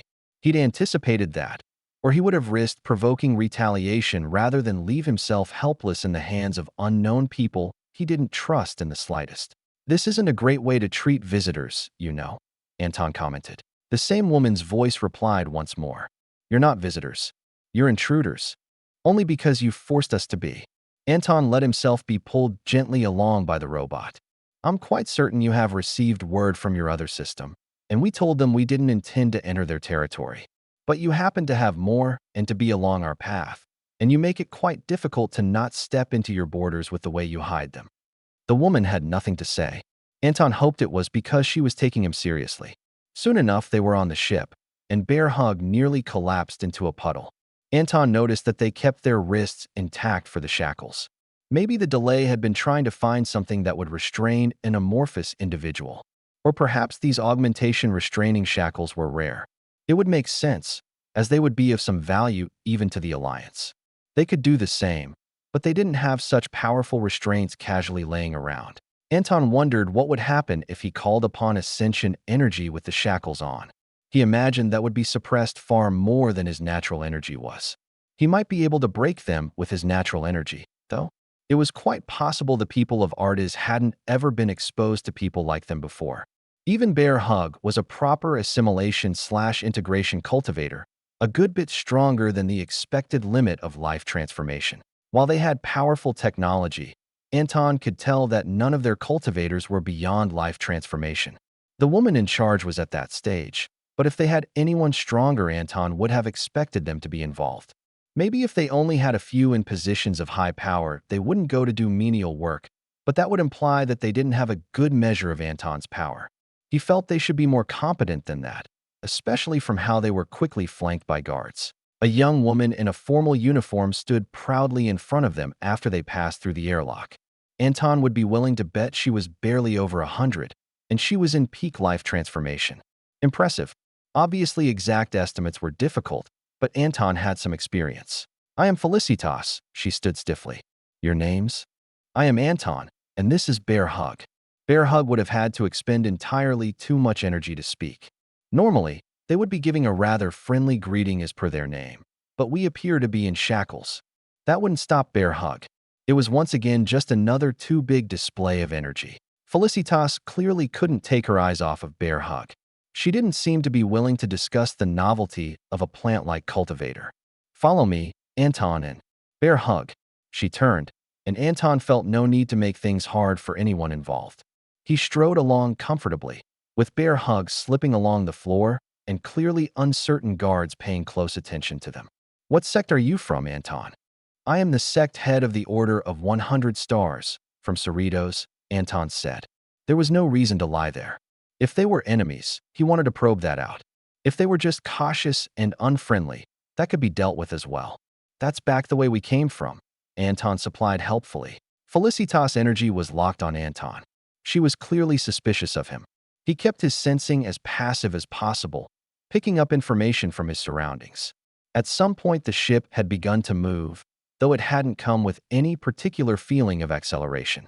Then again, inertial dampening technology was far simpler than the ability to make spatial cages in arbitrary locations. "What is your phase of cultivation?" Felicitas asked. Anton had no reason to lie there either, though he certainly wasn't going to give a complete explanation. "We call it unity," Anton explained. In other circumstances, he would have explained it was 3 phases beyond life transformation. Here, they could guess, unless they let them free and apologize to Bear Hug. Anton didn't need a personal apology. They ended up being brought to cells that clearly weren't made for people like Bear Hug. Bear Hug was placed in the same cell as Anton, with bars of energy blocking their exit. Anton wondered if it would be easier to carve his way through the hull of the ship. Probably not. Besides, if the ship's power flow was disrupted in a moment, wouldn't they just be free? Anton didn't bother asking to have their restraints removed. The cell didn't have any sort of suppression systems as far as he could tell. Felicitas stayed to watch them, at least. "Not much for conversation, are you?" "That's not my job." "Sure it is. You're supposed to pick up details from your prisoners. That means engaging in conversation. If we don't talk, you'll never find out why we ended up here." "Why are you here?" "Because your system was between us and our destination." Anton said that as clearly as possible. He had no doubt she was inspecting him with all of her insight. Well, at least as much of her as was focused on him. Her eyes kept darting to Bear Hug. Anton had caught some whispers that people didn't think he could hear, and people were very confused about Bear Hug. "This is the part where you're supposed to ask what our destination was." "What are you trying to get out of me?" Felicitas asked. "Humanity," Anton replied. "And an understanding of who your enemies are. Because it's certainly not us. It's a black hole, by the way. There aren't any black holes around here. I did say it was on the other side. If you look it up, I'm certain your charts will show one about 1,000 light years off that way." Anton gestured. "Vaguely galactic east." "Indeed. What an interesting excuse. Bear Hug would say I was remiss if I didn't invite you to come see the black hole with us." Anton smiled lightly. "They love to make new friends, but can't really speak right now. No vocal cords, you know." Felicitas' face was stoic. Her heart was not. She didn't seem to be able to make any sense of the situation. But they were already arriving at a planet, so they didn't have to wait much longer. Anton wondered if they couldn't have simply been waiting near the exit instead of walking all the way to the ship's cells. Chapter 13-17. Though he had been keeping passive, Anton couldn't help but extend his senses further when they approached the planet before them. According to the little information he had been able to pry from Felicitas, the woman guarding them, the planet was named Ecuma. The aligned system went by the name Artis, which had come up previously. Anton couldn't help but survey the planet because it was empty. Most of it was oceans, of course, but it was the land Anton was concerned with. Most of it was green. Anton could hardly believe that with technology that could restrain him, the population would be so sparse.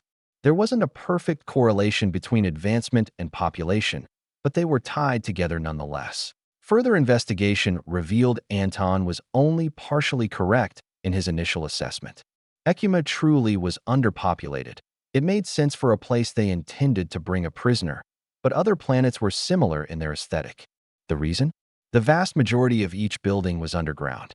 From the short snippets Anton sensed, people walked between buildings on the surface, teleporting up and down to the floors they needed to reach. Ubiquitous teleportation was reasonable with what else he had seen, but it was still somewhat surprising.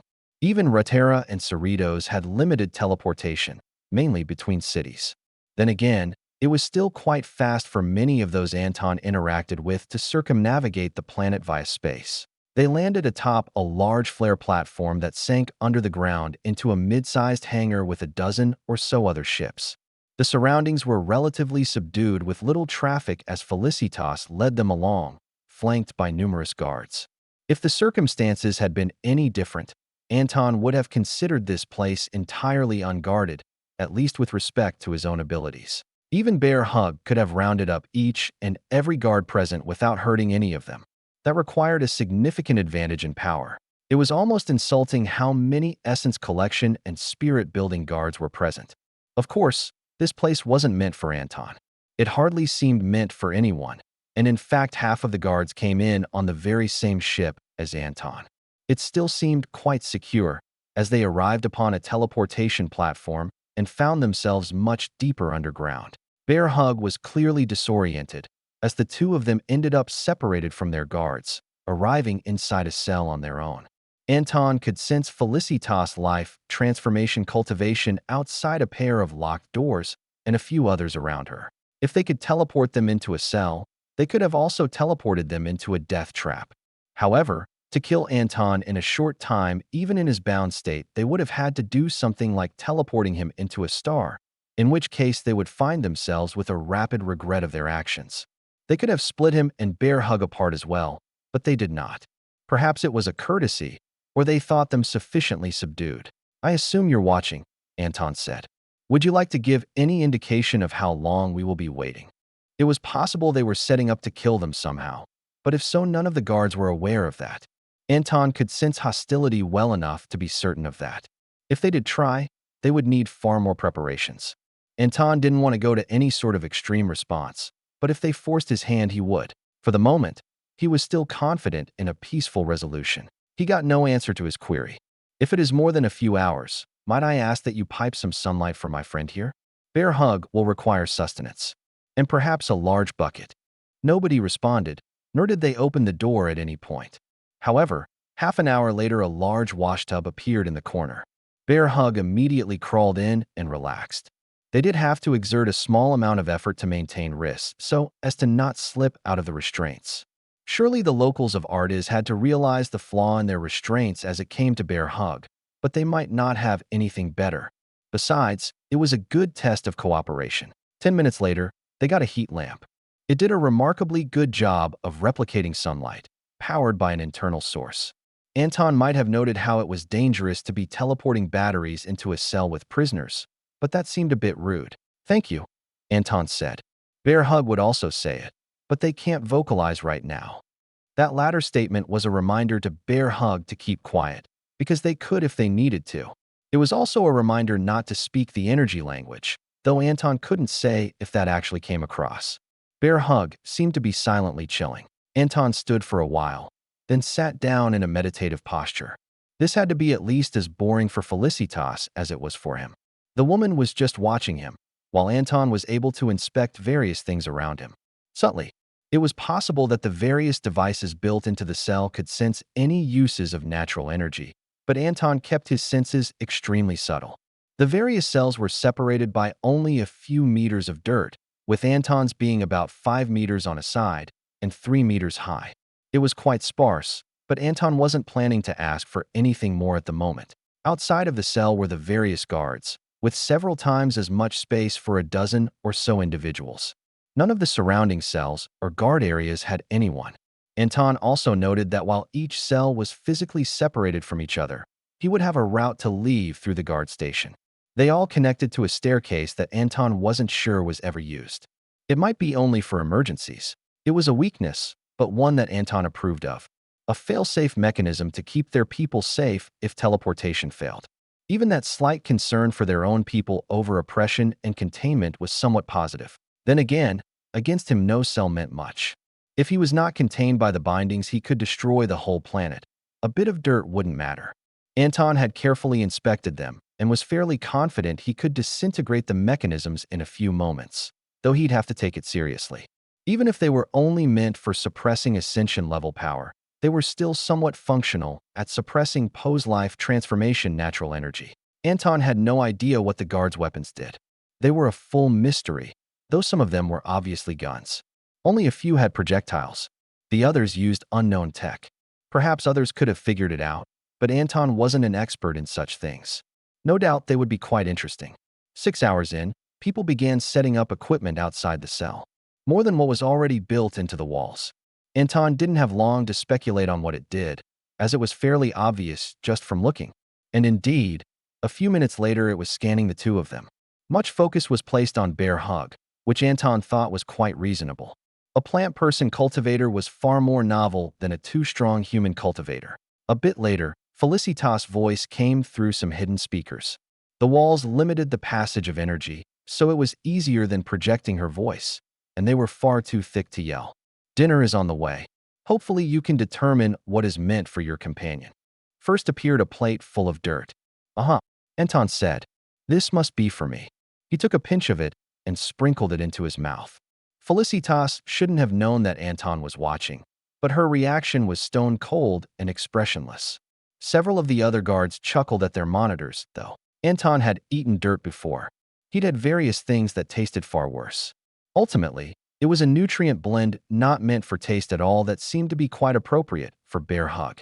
Anton finished his analysis inside himself before dumping the plate into Bear Hug's pool. His own plate had arrived a few moments later, full of various cubes of gelatin.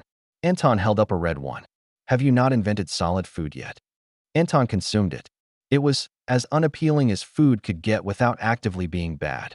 A carefully calculated blend of calories and nutrition in a form that was pretty much impossible to choke on, and that didn't need anything risky like utensils. It was so practical that Anton wondered about the entire sunlight-producing lamp they'd been allowed. Well, they probably didn't have any other options, and they didn't want their captives to get sick or die. The treatment was all right. Extremely cautious, but the people of Artis should be cautious with him, or any other outsiders that randomly showed up. Then again, they could have let him leave. Bear Hug was bored. Their body next to Anton couldn't do anything. Therefore, the rest of them had to do twice as much. It only made sense. Bear Hug busied themselves mainly on second gift, running around and gardening and soaking up real sunlight instead of mid-tier artificial sunlight. Sometimes, Bear Hug would talk to themselves, externally, using the energy language. Humans did it, so it wasn't weird. Or at least it was acceptable weird. Look at how the peas are coming in. Someone will be glad to eat those. Maybe, Bear Hug said. We can plant them as the next crop, Bear Hug agreed. Humans like their food to be big, so they might want to wait until these are bred to be the size of their heads. This is quite true, Bear Hug said. But they've had centuries to perfect them, and they're only the size of. Bear Hug found it difficult to measure them. Grapes came in many different sizes, as did cherries and other fruits. Well, they're not big enough to bludgeon people with yet. Bear Hug hoped that they got to do stuff again soon. And yeah, even if there were tons more of them, the rest weren't hanging out with Anton on a cool adventure. 2 days, during which time Anton elicited precisely 2 reactions and 1 short conversation from Felicitas. He thought she was working very hard to minimize her reactions. Anton had things to say to the others, but he didn't want to give away the game just yet.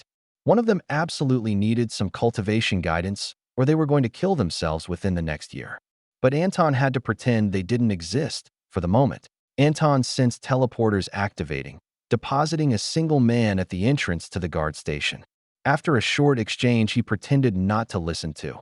Anton heard Felicitas once more. Please stand back from the doorway. The interrogator has arrived. That sounded quite intimidating. The man himself didn't appear particularly harsh, but Anton knew appearances could be deceiving. However, the way he had spoken to the others indicated something different to Anton. The outer door opened up for Felicitas and the interrogator, a man in early life transformation. Only after it sealed behind them did the inner door open. Anton didn't have to move back, because he was still seated in the middle of the room. He did stand up once they entered. Best to be polite. He also didn't want to put people in the awkward situation of having to order him around and him having to choose whether or not to refuse them. So far, they had been polite, if forceful. Anton worked well with polite. I am Janer. The man swiftly introduced himself. I am Anton, though I'm sure you've been informed, Anton replied. This is Bear Hug. They can't talk right now. So you've said. His eyes settled on the algae briefly. No doubt he'd seen recordings of Bear Hug moving. I've come to ask you about your intentions. Anton decided to avoid any sort of snark at the moment. Flippant words were fine in certain situations, but now that someone was actually trying to talk to him, he could perhaps get answers of his own. We were on our way to visit a black hole. I don't know what your people call it, but I've given the location. We ran into one of your systems, hidden from our eyes. Then another here. Anton shrugged. Then you didn't let us leave, so we've been waiting around for you to change your mind. The man appeared surprised. even though he'd certainly heard Anton's explanation before. Did he just not believe it could be true until he felt Anton say it in person? Actually, that was very possible. He was certainly some form of social cultivator, after all. Chapter 13:18. Inside the cell with Anton and Bear Hug were Felicitas and the interrogator Janer. The latter had asked about Anton's intentions, and he'd explained simply. He was just passing through, and certainly hadn't expected to run into this. A powerful group that had technology that could even subdue ascension cultivators, at least to some extent. Where are you from? Janer asked. Cerritos, and the Order of 100 Stars. Straightforward answers were best. Anton had no reason to lie about that. Can you be more specific? The man asked. Our alliance begins hundreds of light years to the west. There were many basic questions, mostly reconfirming things he had voluntarily told to Felicitas, trying to get her to talk. How would we contact your alliance? I could contact them with one of our communicators, Anton commented. Janer nodded. I presume that is in your storage bag? Does it work via subspace transference? It's mixed tech, Anton said. At this distance, it would take some weeks to get a response. Anton had the feeling the man wanted to ask to see it. However, perhaps he knew that Anton would have refused. He wasn't interested in turning over their technology, especially not to people that might actually be able to compromise it. As far as he could tell, their scanners hadn't been able to penetrate into his storage bag, though that was probably due to the enchantments more than any lack of ability on their part. Anton had done his best to monitor what precisely they were observing. Eventually, Janer had exhausted his immediate questions for Anton. Your friend here can speak? They won't be able to while restricted by your technology, because they have no lungs or ears to speak and hear without energy. That was the most untrue thing Anton had said so far, but it was still true. Bear Hug could speak now, but that was because Bear Hug wasn't fully restricted by their technology. That said, Anton didn't have any ill intent. If Bear Hug was even temporarily released, he could more or less predict what would happen. Anton was interested in how Janer would interpret his words. Would he notice the deception, such as it was? Did they already realize the limitations on their restraints? Anton should hope they at least suspected something. Otherwise, they had some need to work on expanding the breadth of what their sensors could pick up. Janer pondered for a few moments. They will talk if we let them free? Absolutely, Anton said. Bear Hug wasn't fond of talking, but they were fond of people. Felicitas, retrieve the key. The guard nodded, retreating out of the chamber. This was the point at which Anton would take Janer hostage, if he was going to do something like that. He was significantly weaker than Felicitas, and Anton could easily overpower him with his energy restricted while also dealing with whatever reaction the cell would have. But if he was going to force his way out, Anton would have done it a while ago. They could still have a peaceful resolution, as long as nobody hurt Bear Hug. Don't worry, Janer said. I won't be separating you from your friend. Otherwise, we wouldn't have placed you together in the same cell. You wouldn't have been able to, Anton declared. It wasn't a threat, just an observation. The truth of his words might still make the man uncomfortable, but getting Janer used to the fact that Anton had the power and didn't use it was part of his intention, though he wasn't as advantaged in power as he was sometimes. Otherwise, he would have smashed his way out of that spatial cage on his first attempt, and they wouldn't have gone down this route. The fact that they didn't bring the keys in with them meant that there was some understanding of risk, but Felicitas soon returned from outside with the key for Bear Hug shackles. Presumably, it appeared to be some sort of electronic key, which was reasonable. Even an incompetent cultivator could pick a physical lock with half-baked senses and a bit of natural energy. That was why if he had to react, Anton would have just directly destroyed the shackles as his first move. Felicitas moved forward after getting a confirmation nod from Janer. Then she bent down towards Bear Hug's little pool, releasing their shackles. Anton's prediction about what would happen was only half right. Instantly, long strands lashed out and wrapped around Felicitas. She tensed, unable to call upon her defensive energy in a timely manner. Bear Hug was close to a full phase ahead of her, far beyond what she usually had contact with. There was no escape. Hi, I'm Bear Hug. I'm called that because it is my favorite greeting. Bear Hug released Felicitas. Do you not like hugs? You look like you needed a hug. Don't worry, we can still be friends even though you threw us in jail. Anton had a half smile. Here it was, Bear Hug unleashed. Nobody could be prepared for this. Not really. Felicitas slowly stepped back slowly and cautiously. We are not here to discuss being friends. We could be. Anton and I usually become friends with everyone everywhere we go. It's one of our favorite things. He likes making places work good slightly more, and I like people slightly more. But we both like all the things you need to be good friends. Janer didn't quite know how to react. That was obvious to Anton. The man had been a moment short of launching some sort of attack to save Felicitas, but now he was being bombarded with enthusiasm. Every time Anton saw it, he got to observe people feeling the effects for the first time. Finally, the man composed himself.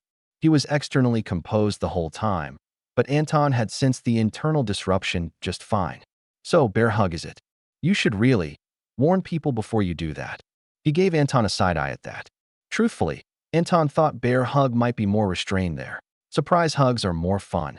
And I've been sitting around doing nothing for like a year. It was just a couple days, Anton said. Oh, it felt longer. Janer cleared his throat. Right then, would you like to add anything to the questions I previously asked Anton? I don't know, Bear Hug said. I couldn't hear at the time. Janer patiently went over every question, with Anton repeating his answers precisely. It was simple enough for a cultivator to remember a conversation perfectly, with Janer no doubt also being aware that Anton was precisely the same. Plus their recordings later. Mostly, Bear Hug said that things were correct. I'm from Clar though. I don't have a sect, but I'm part of the Alliance. Do you want to come visit the black hole with us? Anton grinned at Felicitas, who rolled her eyes. Anton was quite pleased to get a reaction. I do not believe we will be doing so, Janer said. I must also remind you that for the moment, you are within our custody. That's okay. You'll let us go, Bear Hug said. You're not bad people. Very few people actually thought they were bad people. Half the time, those people were actually closer to being good people because they considered their actions. Still, Anton tended to agree. This wasn't a foul region. Their interrogation techniques might be more cautious because of the unknown power factors involved, but Anton could hope they would be reasonable with everyone. Anton noticed that the scanners were more active since Bear Hug was released. It would be of great interest to them to scan a proper assimilation cultivator, after all, or whatever Bear Hug was. Anton only barely heard the sound coming into Janer's ear. His comms device transmitted the sound almost directly into his ear. However, Anton's senses were quite focused at the moment, and even passively he could pick up tiny details. Could you explain the spatial anomaly around you? Janer asked. Bear Hug thought for a moment, briefly making hands and a chin they rubbed to show body language. I could, but that's a big cultivation secret. So I won't unless we become friends. Then it will be all right. You would trust friends with your deepest cultivation secrets? Janer asked. You wouldn't. Bear Hug retorted. You need better friends. If you have good friends, they can tell you if you're doing something stupid, and maybe you'll do it anyway, but be better informed. Sharing knowledge makes people strong. Janer kept a strongly neutral expression that indirectly told Anton he was shocked.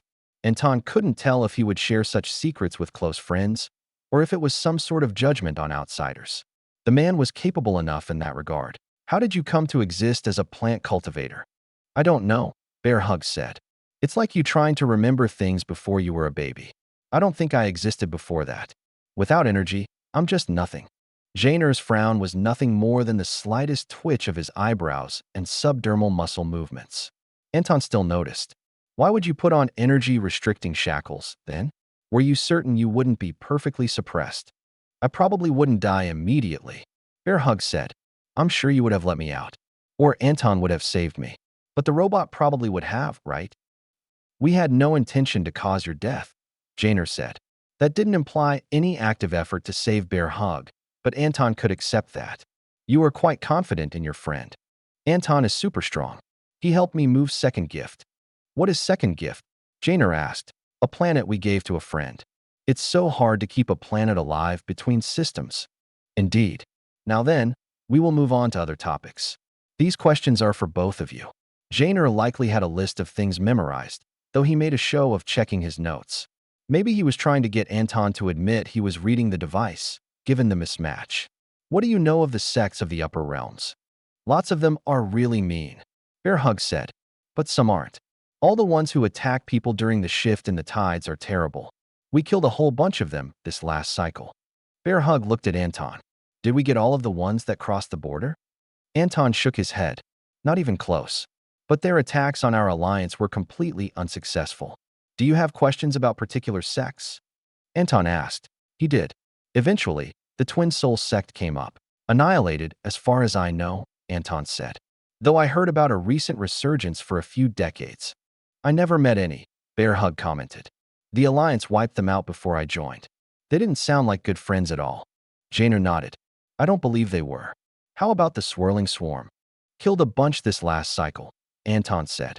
Our alliance has recently been coming into greater conflict with them. Yeah, they just attacked us. Really mean. At the turn of the cycle? Jainer asked. After that, Anton couldn't have honestly expected Bear Hug to keep complete track of things. Even if they had discussed not revealing their connections to the upper realms, something would have likely come through. They'd done well to get this far. They crossed the border, and then we killed some domination cultivators, but maybe they weren't. They're dead now, though. They crossed the border after the end of the tides. This was in the upper realms. There it was. But stopping Bear Hug would have been worse. Jainer looked at Anton with clear suspicion. You have connections to sects in the upper realms? Anton nodded. The lower realms alliance regularly produces ascension cultivators. We do our best to maintain contact and advance mutual interests. How often is regularly? Jainer asked. Throughout the whole of the alliance? I'm uncertain, Anton admitted. It should be several thousands. Anton decided to be forthcoming. Per year. It could be far more than that. They had a very robust population that just kept growing.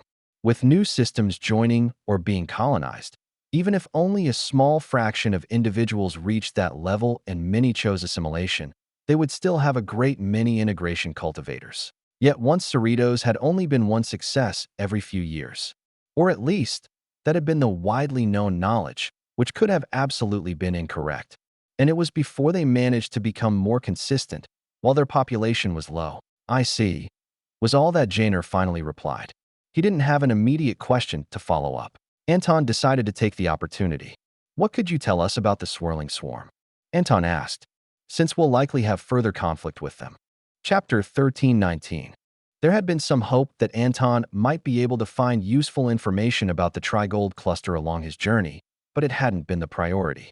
Now that he'd been roped into a long stop within Ardis, he figured he might as well seek out such information. It took Jainer some time to determine if and how he was going to respond. In the end, it didn't seem to be entirely up to him. He didn't make any sort of formal request, but he did receive a response. Proof that some important decision-makers were watching from elsewhere. Anton considered trying to track them down, but it ultimately didn't matter until they did something stupid like try to kill him. If they made such a mistake, he would make sure to hunt down those at the top. Otherwise, he didn't care if they were trying to manage things from a distance. As long as they were good at their jobs, it didn't matter if their martial prowess was lower and indeed was a good reason not to show themselves in front of random cultivators. And if they were just cowards, then Anton had a greater advantage. What do you wish to know? Jainer finally asked. Anton thought for a moment. Normally, I would ask if you had something like a counter to their martial style, but they don't really have one. I suppose if you have any insight on whether there are actual tactics behind what they do, or if they're really just swarming people, that would be appreciated. Then any understanding of how they still have domination cultivators, since we keep killing them and all. Even if you have nothing conclusive, a different perspective would be valuable. Jainer nodded. He seemed to know most of the information as he began to share, but as he spoke, Anton heard a few additional tidbits come through his comms device. They do have one main tactic, which is the homogenization of their energy. That makes it nearly impossible to detect their stronger cultivators until they are actively causing damage. We don't know the full details, but it seems that their higher-ranking cultivators guide them in such practices. He paused for a moment. The key point being that most of their lower-ranking members don't know what they're doing. Anton nodded. None of our captives revealed much useful information. We did recently capture a stronger individual, but we haven't been able to get solid answers of any kind. Anton was fully convinced they shared a mutual enemy, so he volunteered a bit more. Have you ever observed one of them decreasing in cultivation? Observed? No. Theorized? Yes. What was it? A captured domination cultivator devolved to augmentation, Anton explained. Fascinating. Can you explain further? Felicitas also appeared to think the same, though the guard remained silent. Bear Hug interrupted. If you become our friends, we have so much information. Too much to fit in someone's head. But you can put the information in a computer's head. Technically, they didn't have to become friends for that. The alliance would likely exchange information on the basis of any form of loose cooperation and non-aggression. But if they were going to go that far, they might as well go further. Anton was happy to let Bear Hug advocate for more, especially with someone around to assess their genuine nature. It was clear that Janer didn't quite know how to react. We will discuss such topics later. Okay, Bear Hug agreed. Do you know how to make those guys stay dead? Janer smiled. If only it were that easy. As far as we understand, if they die, they should indeed stay dead. However, they will rapidly create another domination cultivator. Anton stroked his chin. Do you happen to have any information on their anchor?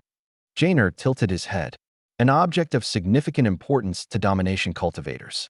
They channel energy through it, is the simplest way to describe it. Though the definition of object is broad enough to include things like palaces and nebulae, from what we have seen. Unfortunately, most of our information is confined to what we can observe from within our territory, so this is new information. I suppose that explains how killing them allows for them to transfer the power to someone new. Not really, Anton said. Normally, killing a domination cultivator results in the destruction of their anchor. Ah, I see. In that case, they appear to be an exception, but I suppose you already knew that. As for the transfer of power, it seems to be a semi-conscious decision. It seems they can intuit when one has died and move on. Otherwise, observed failures seem to weaken them. Anton nodded. We noticed something along those lines recently. Good. We recommended trying to achieve early victories against them in battle, even at a cost. A simple wound can significantly shake the trust in them. Alternatively, if sufficient numbers of swirling swarm cultivators die under their watch, the same connection might be weakened. Not always, however. If the domination cultivator is highly successful killing their foes, it seems they don't care. Janer shrugged. It's ultimately a balance of observation. Killing their members isn't enough on its own.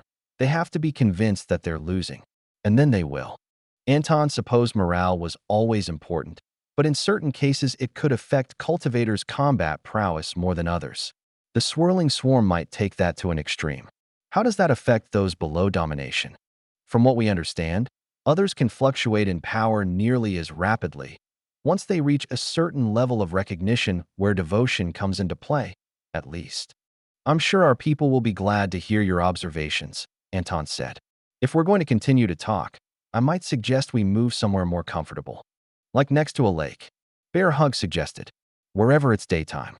Janer turned to Anton. I suppose you'll be requesting your restraints removed as well. Anton shrugged. I would certainly prefer it. At the very least, I would like to know what would make you comfortable enough with my presence to manage that.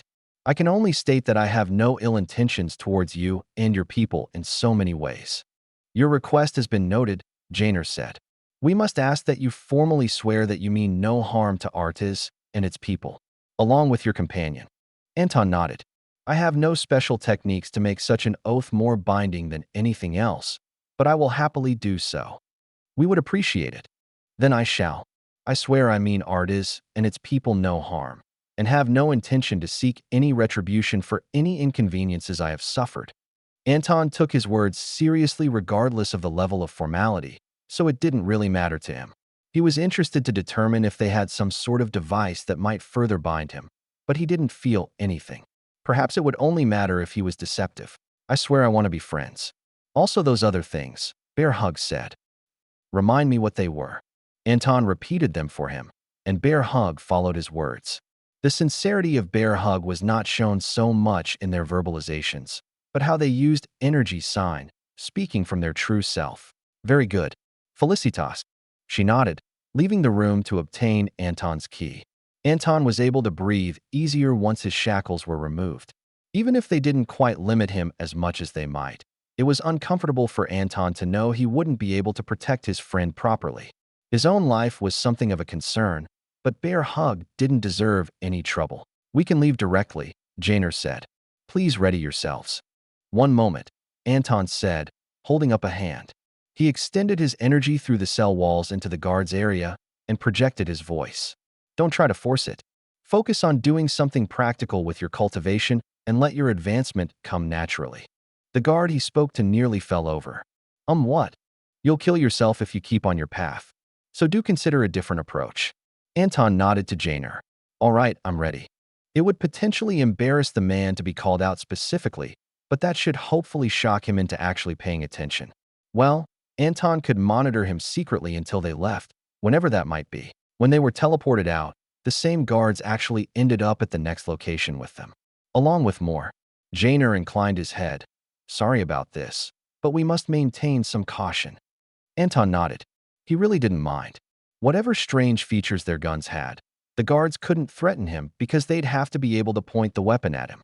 But it would make them feel better to have more people around now that he was back to what they perceived as his full power. He wasn't going to mention Starbinding just yet. He did kind of want to ask about Renaydin. Anton felt there was some connection there. However, he wasn't sure how they would react to a developing mechanical intelligence. He'd want to know the people of Artis a bit before that. They'd been brought to a lake. They were on the same low-population planet. Anton didn't know if that was out of caution or because they couldn't teleport between planets. Either way, Anton appreciated setting foot on the surface of the planet Ecuma for the first time. I like how you reserve so much space for nature, Anton said. It is a good feature. However, you may wish to augment the growth of the surface more actively. Why? Felicitas asked. Oh, it's part of the basics of building natural energy within a system, Anton explained. It's an investment in the planet. Of course, that requires enough control to make certain no troublemakers cut apart and consume the augmented flora. Enhancing herbs for cultivation will pay back more with each planting, but a sustained ecosystem has greater long-term impacts. Bear Hug jumped into the lake. We're friends now, they declared. You can tell because Anton is teaching you things. Jainer appeared to be observing more than intending to participate at the moment. Perhaps he was waiting for more questions to come in. The guard Anton had spoken to worked up the courage to speak. Sect head Anton. You can just say Anton. It's so much easier to say. What's your name? Marty, Sir Anton. May I ask about what you said earlier? Anton nodded. My cultivation. How did you know? Your energy is unbalanced. I've seen it hundreds of times from people who are in a hurry. They end up running into trouble and hurting themselves. I don't know much about firearm cultivation myself, but I could give you pointers on long-distance sensing if you were interested. Marty frowned. What sort of practical things can I do with a gun? Depends on what kind it is. But intense energy can be used for breaking things down as well as building them up. Anton, look. Fishies. Bear Hug was currently being swarmed. Felicitas frowned. Now that things had relaxed, she was giving away more signs of her thoughts. Is that a problem? Anton shrugged. Bear Hug can manage themselves. You might get some larger fish for a while. He was waiting for her to ask. He was just about to say something when she finally did. Your cultivation. I didn't know it was possible to surpass life transformation. Without ascension, I mean. It is. Curious. It would be stranger to not wish to know. Okay, so she didn't quite ask. But that wasn't going to stop Anton. You're going to want to pick a concept, an area, or something that fits you. The full details are a bit much for a casual conversation, but you'll probably want to spend a decade or two in contemplation anyway, since you haven't prepared beforehand. Whatever it is, make sure it makes sense to you. Just like that, she asked. Huh? No, it's not that easy. If you do it wrong, you can fry yourself inside out. Survival isn't guaranteed. I understand, she nodded seriously. Anton just smiled lightly. Survival wasn't guaranteed, but success was more common than not with proper teaching, support, and preparation. Anton hoped they got there at some point. But for the moment, he was being carefully observed unrestrained as Artis tried to figure out what to do with him. He didn't mind taking a break for a while, but he thought they might need some time to ponder. Maybe when he came back through they'd know what to do, but he had to finish setting up the groundwork now. Or let Bear Hug do it. Chapter 1320. I want to meet the robot. The individual making the sudden declaration was, of course, Bear Hug. This was one thing Anton actually hadn't anticipated at all. It simply hadn't crossed his mind. It was the same as asking to meet the ship they'd been on, or a doorway they had passed through, or to talk to the jail cell they had been staying in. Felicitas cleared her throat. You do realize I was controlling that robot, right? It's not a person. Bear Hug shrugged. I want to see it then. It was so cool. Anton could feel an internal debate happening in the heads of those present. They were probably debating whether the cost of such a device was valuable enough that they would refuse. Anton was willing to bet that Bear Hug planned to destroy this robot as a form of vengeance. It would be an entirely Cultivator response, retribution for a previous slight. They'd barely had a few hours to get used to Bear Hug's overwhelming nature, so it was reasonable they might still be uncertain about how genuine they were. This was still the observation phase, after all. Anton and Bear Hug were under constant guard, trying to see how they would act. Bear Hug should understand that, but they didn't care.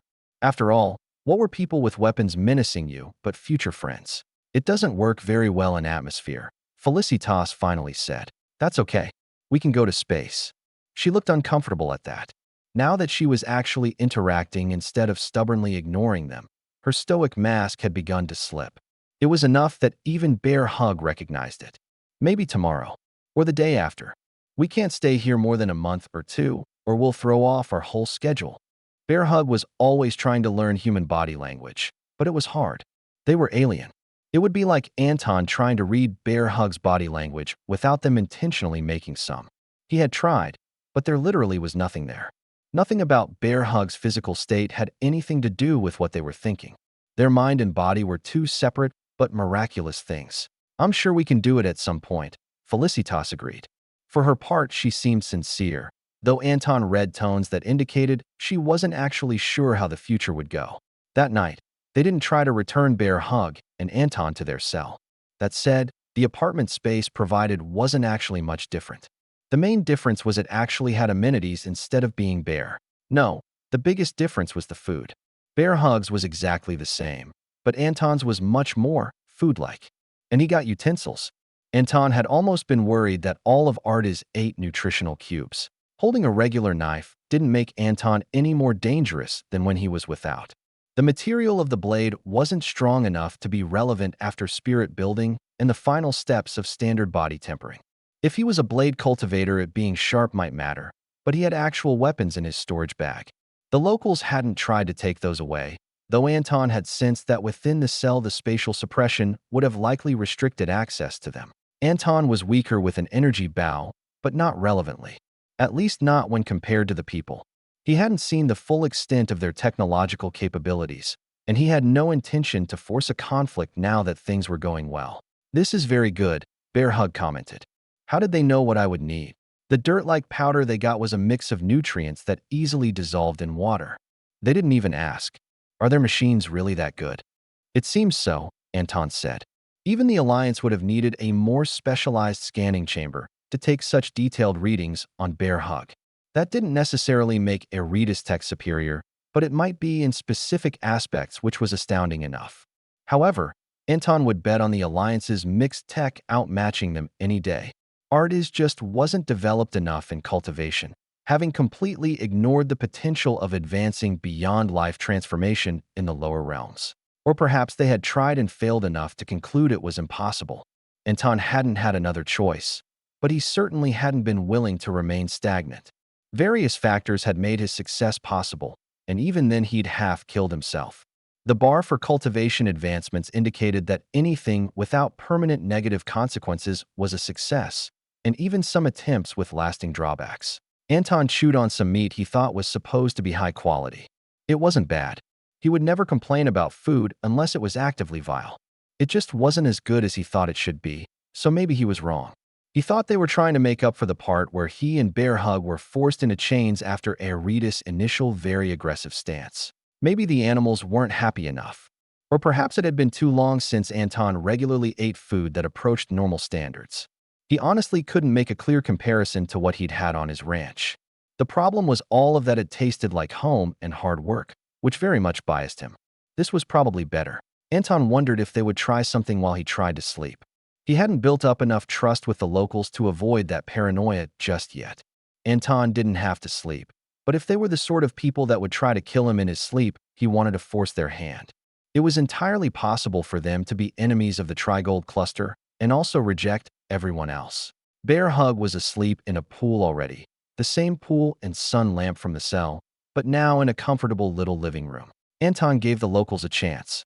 He could probably react to a bullet entering his body before it killed him, even one at supersonic speeds.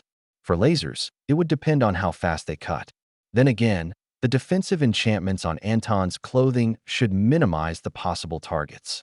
Anton was pleased that nobody tried to murder him in his sleep. He was fairly certain about those immediately around him, but the leaders at a distance he hadn't gotten a good read on yet. Though, he had spent some time sneakily seeking them out with his energy senses. It would have been a bit difficult if they were on another planet, but Anton found at least some on Ekuma. The rest didn't appear to be in the same building, and he was still seeking them out. Anton wasn't going to let some suspicion stop him from being himself. He commented on their fields, growing crops above the heads of their citizens. Most of the underground was dotted with underground structures, yet they usually teleported to the surface and walked between them instead of going from place to place. They didn't lack the ability. Anton saw people do it all the time. It just wasn't the norm. It seemed to be a societal thing that people should walk from place to place on the surface. On that note, unless they were going to space, Anton didn't sense any vehicles except a few hand carts. Prolific teleportation mixed with walking paths was an interesting and laudable combination of movement options. It certainly kept a lot of space free. Alliance cities had old paths for wagons and carts, with Rudhera having old roads for ground vehicles. But with everyone cultivating, they could match ground vehicles easily. They still did a lot of flying, since teleportation wasn't quite as prevalent. Anton wondered if there was better technology, or if it was simply how art is developed. Bear Hug got to meet the robot, and hugged it. "I thought it might be a person," Bear Hug commented. "Like Renee Den, but it's just a robot. I'm still not sure if we should ask. If they want to hurt Renee Den, we have to stop them. But we should ask. It's a bit more complicated than that." The entire exchange took place in Energy Sign. No doubt the locals noticed he and Bear Hug were doing something to communicate, but he would be surprised if they understood the nuance just yet. Then again, it was meant to be easy to learn. They just had to accept that the energy fluctuations were the words, and Anton and Bear Hug weren't making secret sound transmissions that they had to decode. Also, in this case, Renee Den ended up being robot friend over that way, since spelling out names was annoying and the result was obvious to the two of them. "You have so many arms," Bear Hug commented to the robot. "I think this is too many. You should store some inside." Felicitas chuckled. "We would, but there are important internal components, and it would weaken the shell. It has to be able to withstand some level of attack." Anton was uncertain about it standing up to a domination cultivator, but it might survive a hit from an augmentation cultivator. Perhaps they would have sent more if they were trying to forcibly restrain them. Or maybe it was more durable than he estimated. Then again, it could be that it specifically resisted ascension energy better, which he wouldn't notice. There was no way Anton was going to call upon ascension energy here. Not without explaining ahead of time, and with far better reason than curiosity. He couldn't imagine it would go over well with their new, peaceable neighbors. Jainer remained one of Anton's contacts, the man continuing to prod Anton on various topics. Obviously, Anton wasn't going to give up national secrets, but he was willing to reveal how far things went before they became secret. "I have the starting manual for the 100 stars, Anton said, tossing it to Jainer. "I can authorize its release to whoever I wish. If you get anyone who goes beyond spirit building with that, we can talk and I can provide the next steps." They weren't going to find any fatal flaws in that. If they did so easily, Anton really wanted to know what they were. It would be so embarrassing to leave huge fatal flaws for over a millennium. He was quite confident in what they had, though. Maybe he could improve guidance for assimilation, enrichment, and unity. He was slowly doing so, though he wasn't enough beyond them as to be certain about what flaws remained. Personally, he thought starbinding was pretty good, and the weakness of people blowing up stars was not significant enough to be a concern. After all, people blowing up stars and systems he cared about was already a problem. Starbinding cultivators could at least make it more difficult by actively controlling some of the local energy. He was glad they'd mostly avoided such threats. Domination cultivators were capable of it to some extent, but would generally prefer to conquer a system by killing its defenders. The Alliance had done their best to limit the flow of information back to those who had been experimenting with destroying stars, and to kill them if at all possible. A few sects in the Trigold cluster had done it previously, after painfully slow smuggling across the border between realms. The lower realms were patrolling the border much more strongly, and with better sensing equipment. Anton hoped that the 100 stars was the most refined technique Janer had ever seen. The locals seemed to be pretty reliably getting to life transformation, but it was only by stepping beyond that they could realize all the flaws in their path. For the most part, Janer seemed surprised he handed it over so easily. To Anton, it really wasn't that important. He felt safe sharing it. He also wanted to promote further exchange of information. Janer didn't immediately provide any sort of response, burying his nose in the manual and no doubt making sure it was copied into their databases. Marty, however, came to Anton with lots of questions, offering information on his own style for Anton to peruse. He didn't hand over a manual, but verbally went over various things from his own gun-focused cultivation style. Anton responded with the best guidance he could give. It was fortunate that he used projectiles, because that made it far closer to archery. With enough time, Anton could probably make the guy into an excellent sniper. Then again, Marty already seemed competent, but people could always be better. Chapter 1321. Everything was still awkward on Ekuma, at least for Anton. Perhaps even Bear Hug sensed it, which was why they were being extra friendly to everyone. So far, they hadn't met anyone in a position of leadership. Any requests they had as far as their accommodations or activities during the day were fulfilled, though neither of them were particularly demanding. Ultimately, it appeared as though the locals were trying to make up for the whole thing where they captured them. In such an atmosphere, Anton wasn't really comfortable going much further in terms of sharing information. He wanted some sort of official agreement in place, and he didn't think they were ready to do anything of the sort at the moment. He hoped they were more receptive on his return journey, when they'd had time to think about things. "We can probably take one or two others along with us to visit the black hole," Anton commented. "If you're interested." "I believe I will have to pass," Janer said pleasantly. "Same," Felicitas commented. Marty looked a bit interested, but he really had no reason he should visit a black hole with his cultivation. It would just be neat. Besides, his status, or lack thereof, might be an issue should they encounter any other civilizations. It seemed that Artis had spread out from their first planet and system quite some time before, but had no neighbors in the lower realms. That did make Anton question what Renee Den was, but Janer had obliquely mentioned various losses. That might include systems. Anton didn't really think they were hiding anything. Full transparency was a different matter. "When will you be leaving?" Janer asked. Good. That was what Anton had wanted to imply. The man understood perfectly. "Tomorrow, I think." Bear Hug leaned over. "But I haven't seen everything yet." "There's quite a lot of everything," Anton said. "It will take time. We can visit again on our way back." "Great. I'm sure we can see a lot of neat places. I think they have cool stuff here." Indeed, Anton smiled.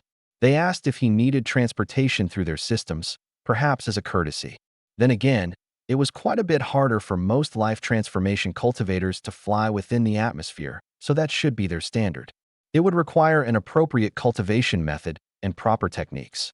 Anton hadn't been able to fly at that point. It had just been so long before that it felt insignificant. Obviously, they knew he could fly. In space. That was where they'd seen him arrive, at two separate systems. Ultimately, Anton decided it would slow them down too much. Not because he was certain they were slower than him, but because if they weren't, they would choose to be slower. That was just the position things were at, where they wouldn't be willing to display the maximum speed they could achieve. It might make them more comfortable to transport him through their systems, but they didn't complain when Anton turned them down. Soon enough, Anton and Bear Hug were off. The next couple of weeks, they were still in Artis territory.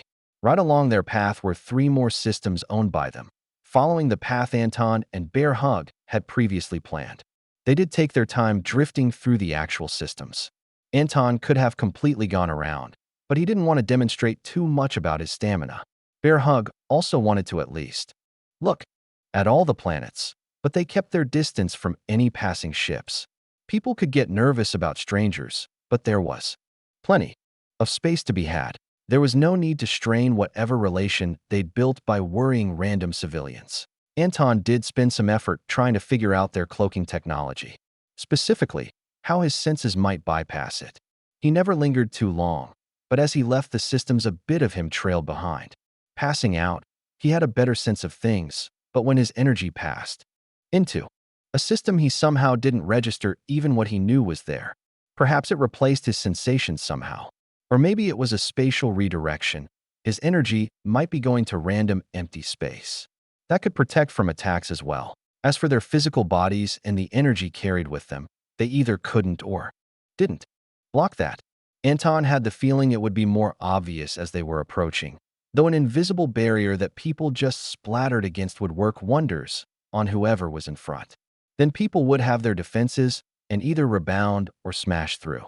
At least, if they had any proper training at all. Anton didn't think he would die from impacting something unbreakable at high speeds, even if he wasn't prepared for it. But that was a greater extreme of reactions than most. Goodbye, Artis.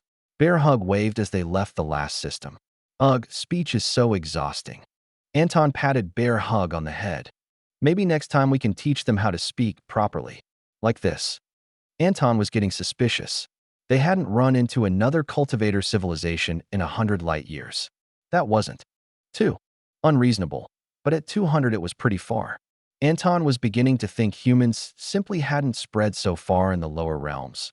But that thinking was a bit too focused on Cerritos as the center of things. Ultimately, they did notice several more groups. It just took a while. And they didn't face-plant into any of them, as their systems weren't concealing their existence. At least not well enough to stop Anton. There was one that Anton took special note of, but had no intention to visit at the moment. He'd gotten entangled in too many important things for the near future. Sensing them from a neighboring system, he could vaguely pick out post-life transformation existences. If he'd focused harder, he could have picked out individuals, but it seemed a bit aggressive. With high enough cultivation, they might actually sense him and react. One system over was easy enough even outside of one of his bound systems. His range wasn't as good without his full power, but he could even fight at that distance if he needed to. That limit was more than a handful of times greater when in an optimal position. Of course, his power suffered somewhat at such distances, but it rarely mattered. If he needed maximum destruction, within the same system was best, but if he had time, then distance was far superior. We should say hi, Bear Hug commented. I'll think about it, Anton said. Not everyone is friendly. Perhaps they will note my passage and prepare some sort of response on our return. I hope so, Bear Hug said. Things were quite sparse, with the rest of the approximately 1,000 light-year journey revealing only two further, weaker civilizations. The first Anton thought might have had additional systems, though if they did, they were not adjacent to his path. The latter two seemed to be confined to a single system, perhaps not even capable of space travel yet. Anton would have liked to offer them protection, but they were quite near the beginning of the cycle still, and they were far outside of the Alliance's reach. If done improperly, trying to enlighten them might just make them more attractive targets. At some point, either Anton or someone else capable of long-distance travel with sufficient authority would return. Anton sensed some mixed tech from the third. He was a bit more bold with his senses, poking around on their planets. There was nothing particularly special, except people. All people were special. Anton didn't particularly think they needed to start strong, but groups that were already strong were notable for what the Alliance might learn from them. Eventually, they were able to spot the black hole, specifically by how the light from other stars was distorted around it. The actual entity was of course entirely blank. As they grew closer, it began to blot out points of light behind it, until finally, after many more light years of travel, they finally arrived in system. If a lone black hole could be called a system, it barely even had any debris around it. No planets, no proper asteroid belt, very little dust. Perhaps it had always been alone, or already consumed such things. It's so weird, Bear Hug commented. I know it's right over there, but then, nothing. Bear Hug was referring to how their energy just disappeared. Anton experienced it as well. Sensory energy was just lost. There was just no connection after a certain point. Presumably, that was the event horizon. It might be possible to break that threshold with sufficient effort, but Anton wasn't intending to test such things at the moment. Those with more concrete ideas might do such experimentation with the Scarlet Alliance's new candidate. If they were wise, they wouldn't put any part of them there. Before that point, it was just like approaching any celestial body. Anton could feel the gravitational pull. Though without as much additional stimulus, he might be lulled into a false sense of security that he wasn't close enough to get into trouble. Anton was spending quite a bit of energy getting himself and Bear Hug to a safe distance, with much of that lost from creating a sort of mesh of energy around it through trial and error. He might actually have been a good bit outside of the absolute limit, but that was the point where his energy was difficult to keep in place. The black hole, counting its event horizon, was small, smaller than Azan, the neutron star. That was a radius of around 10 kilometers. This was more like 5. Anton had been fine approaching the star, but gravity and distance meant that a smaller area meant more danger. The masses were similar enough, within an order of magnitude at least. It was simply that the density of one was pushed even tighter. The event horizon wasn't anything, simply the point of no return. Anton stopped about 20 kilometers out, where Bear Hug could safely handle themselves. Be careful, okay? I'm very careful, Bear Hug said. I wasn't even thinking about hugging it at all. If you do, make sure it's energy only. Don't get closer than this. It was easy enough to see the black hole now. It took up much of his vision. It was nothing. A void of stars. It was miserable and dull. It was an amazing power, but it wasn't like anything Anton wanted. His goal was to improve the energy of the world for people to use. Mostly, that meant doing a better job of storing what stars put out instead of losing most of it. A black hole was just not that. It was condensed power that didn't do anything and most certainly did not share. It wasn't wrong. It was dangerous, but it was simply part of the natural world. That didn't stop Anton from being uneasy. It had been a long time since he was threatened by anything that wasn't actively trying to kill him. He could walk around a star that wasn't even bound to him if he wanted, fly through the crushing pressure of gas giants, withstand the freezing cold of the void and breathe without air. And if he happened to move too close to a certain spot, he would be crushed. Perhaps with the power of unity, he could fight back against it, but there was no reason to test that. Besides, Anton couldn't have his full power, not unless he came across a black hole in a binary system. It was awesome and fearful, terrifying and peaceful, nothing and everything. A pit of darkness that bent light around it into a brilliant corona. Anton was glad he made the trip. He felt like everyone should do it precisely once, unless they had an affinity for them in some manner. It could be a valuable target of study. Then, he released the drones to take measurements. When they were ready to leave, Bear Hug named it Buddy. The black hole, not one of the drones. Anton wasn't sure if it had an official name already, beyond its designation. He didn't care. He would be calling it Buddy. Chapter 1322. Quite a bit of Bear Hug's time with Buddy, the black hole, was spent talking to or at it. You do know that it's not conscious, right? Anton said. Just because we've run into quite a few things that doesn't mean this one will be too. I know, Bear Hug said. But what if there's someone in there? It would be very sad if people came out all this way and didn't even say hi. Anton nodded. I see. Is that where the name came from? Only a little bit. I just thought that it was kind of scary and that a nice name would make people less afraid. Like, Buddy might be a black hole that devours all matter and energy within its grasp, but not because it's mean. It's just how reality functions. True, Anton agreed. It wasn't evil, just a bit frightening and rare. We should probably be moving on soon. They could potentially stay longer, but there wasn't much else to observe. Of course, a scientist in the proper field would probably give anything to stay for a longer period, but he'd taken all the measurements the drones he had brought along could manage, swarming around the thing from all different angles. Any more would require proper input. Maybe they would get more people to spread out far beyond the borders of the Alliance in the future. It was dangerous and terrifying, but it might be worth it. It was possible that people were growing too comfortable. Or maybe that was old man grumpiness trying to infiltrate Anton's thoughts. Just because his generation had to fight against the upper realms with only life transformation cultivators didn't mean others should have to experience similar hardship. On the other hand, resistance produced growth. People should be able to choose which struggles they wanted to face to develop themselves into something more. Before they left, Bear Hug said a proper goodbye. They then spent an excessive amount of energy crossing it around and behind the black hole and letting it be pulled in. A hug, just in case someone actually happened to be in there. One theoretical person out of a galaxy of vast and unknown total people. I'm not next to all those other real and theoretical people right now, Bear Hug said.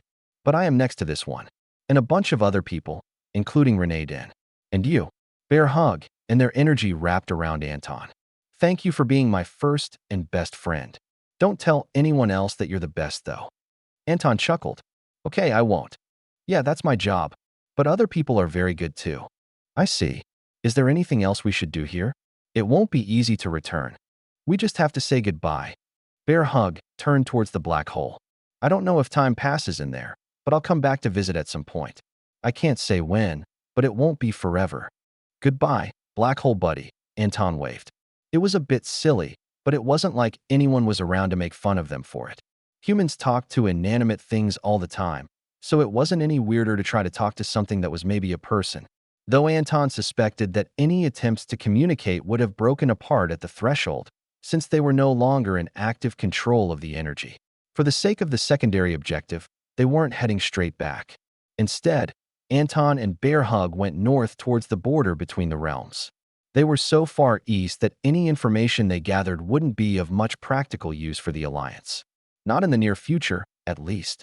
By the time they reached any of the groups in question, they could be vastly different. Anton did hope that the Alliance would continue to exist and spread their ideas. It wasn't entirely impractical, either. They were always working on reducing the distance between places, either literally like the upper realms or by increasing speeds of travel and communication. That, in turn, brought connections. Anton had picked out a particular system along the border, with its current position sticking out somewhat further into the border. There wasn't a perfect line.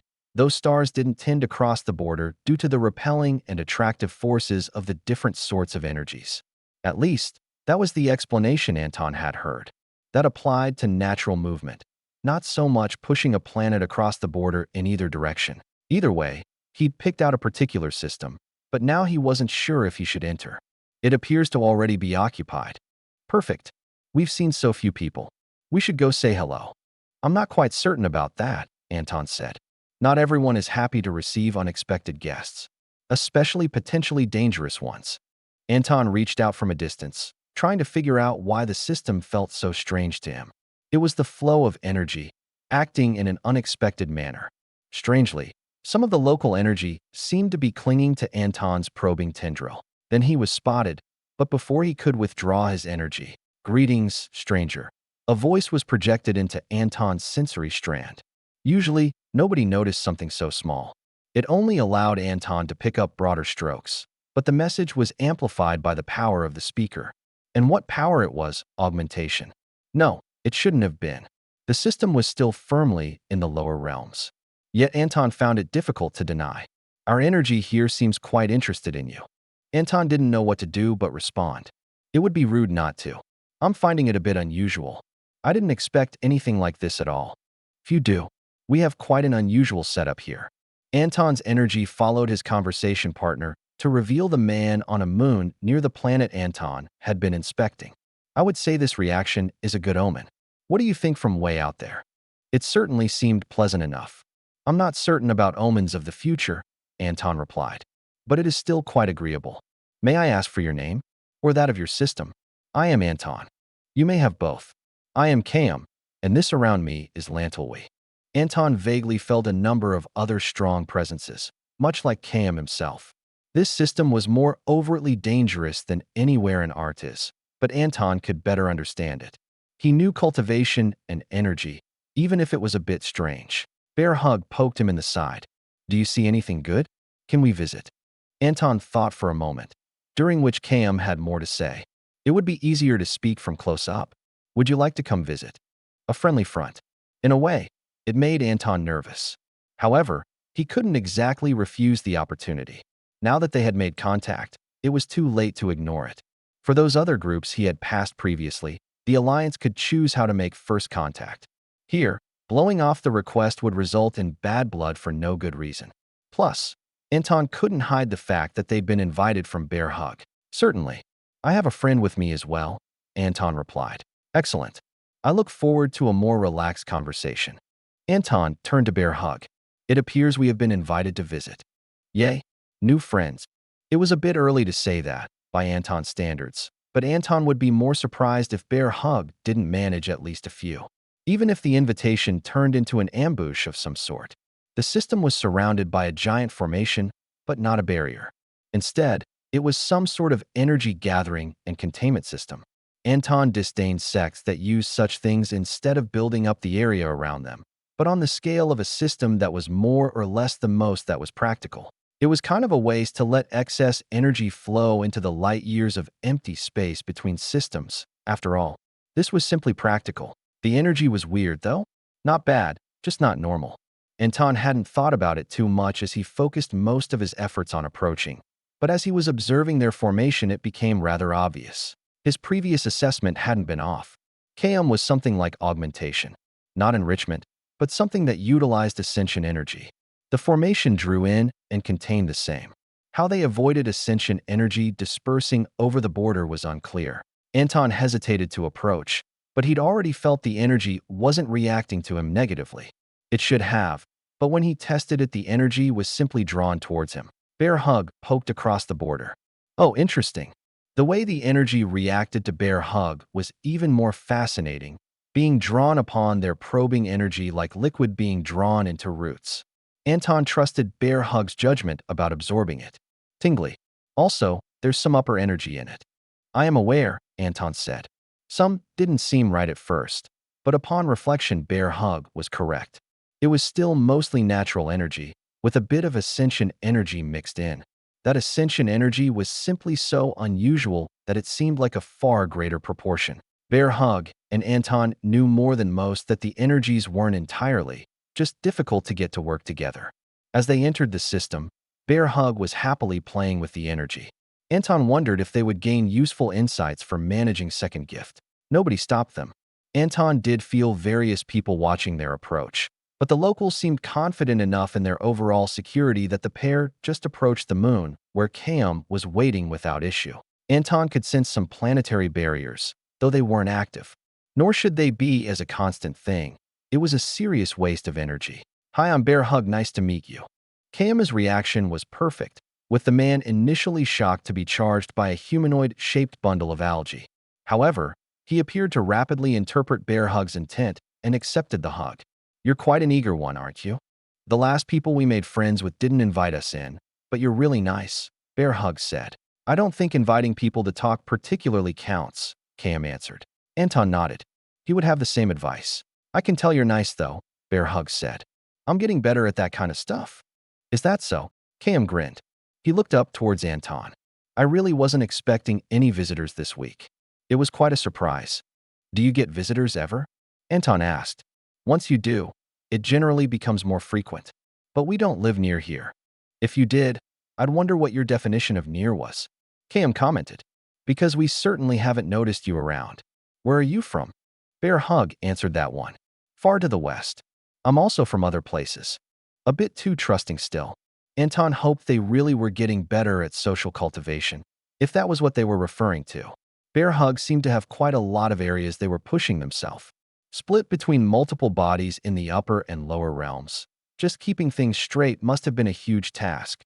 Yet they still wanted to communicate with humans and other thinking individuals, even or especially when it was difficult.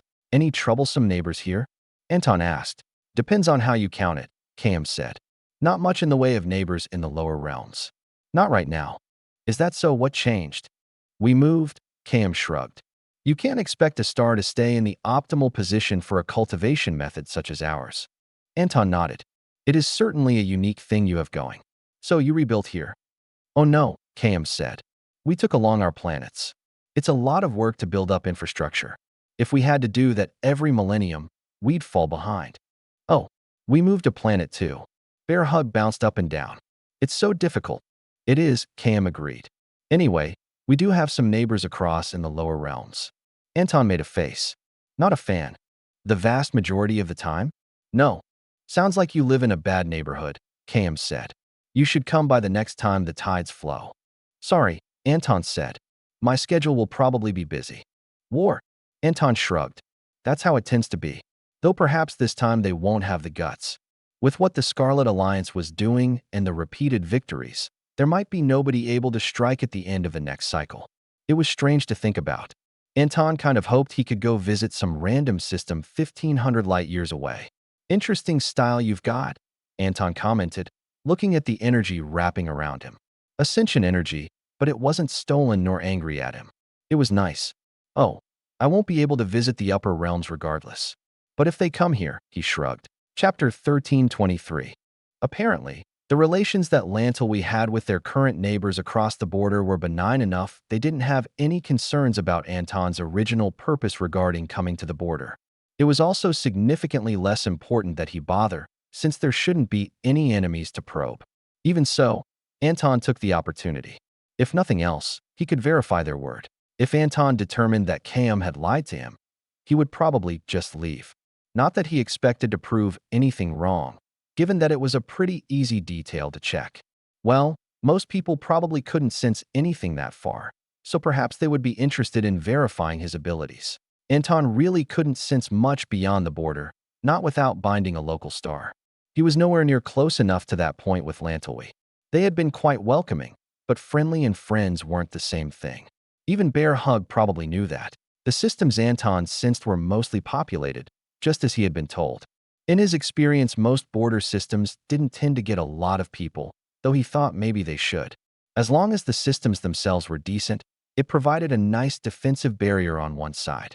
The main downside was when it was expected that the opposite realm would want to engage in conflict, which was unfortunately often.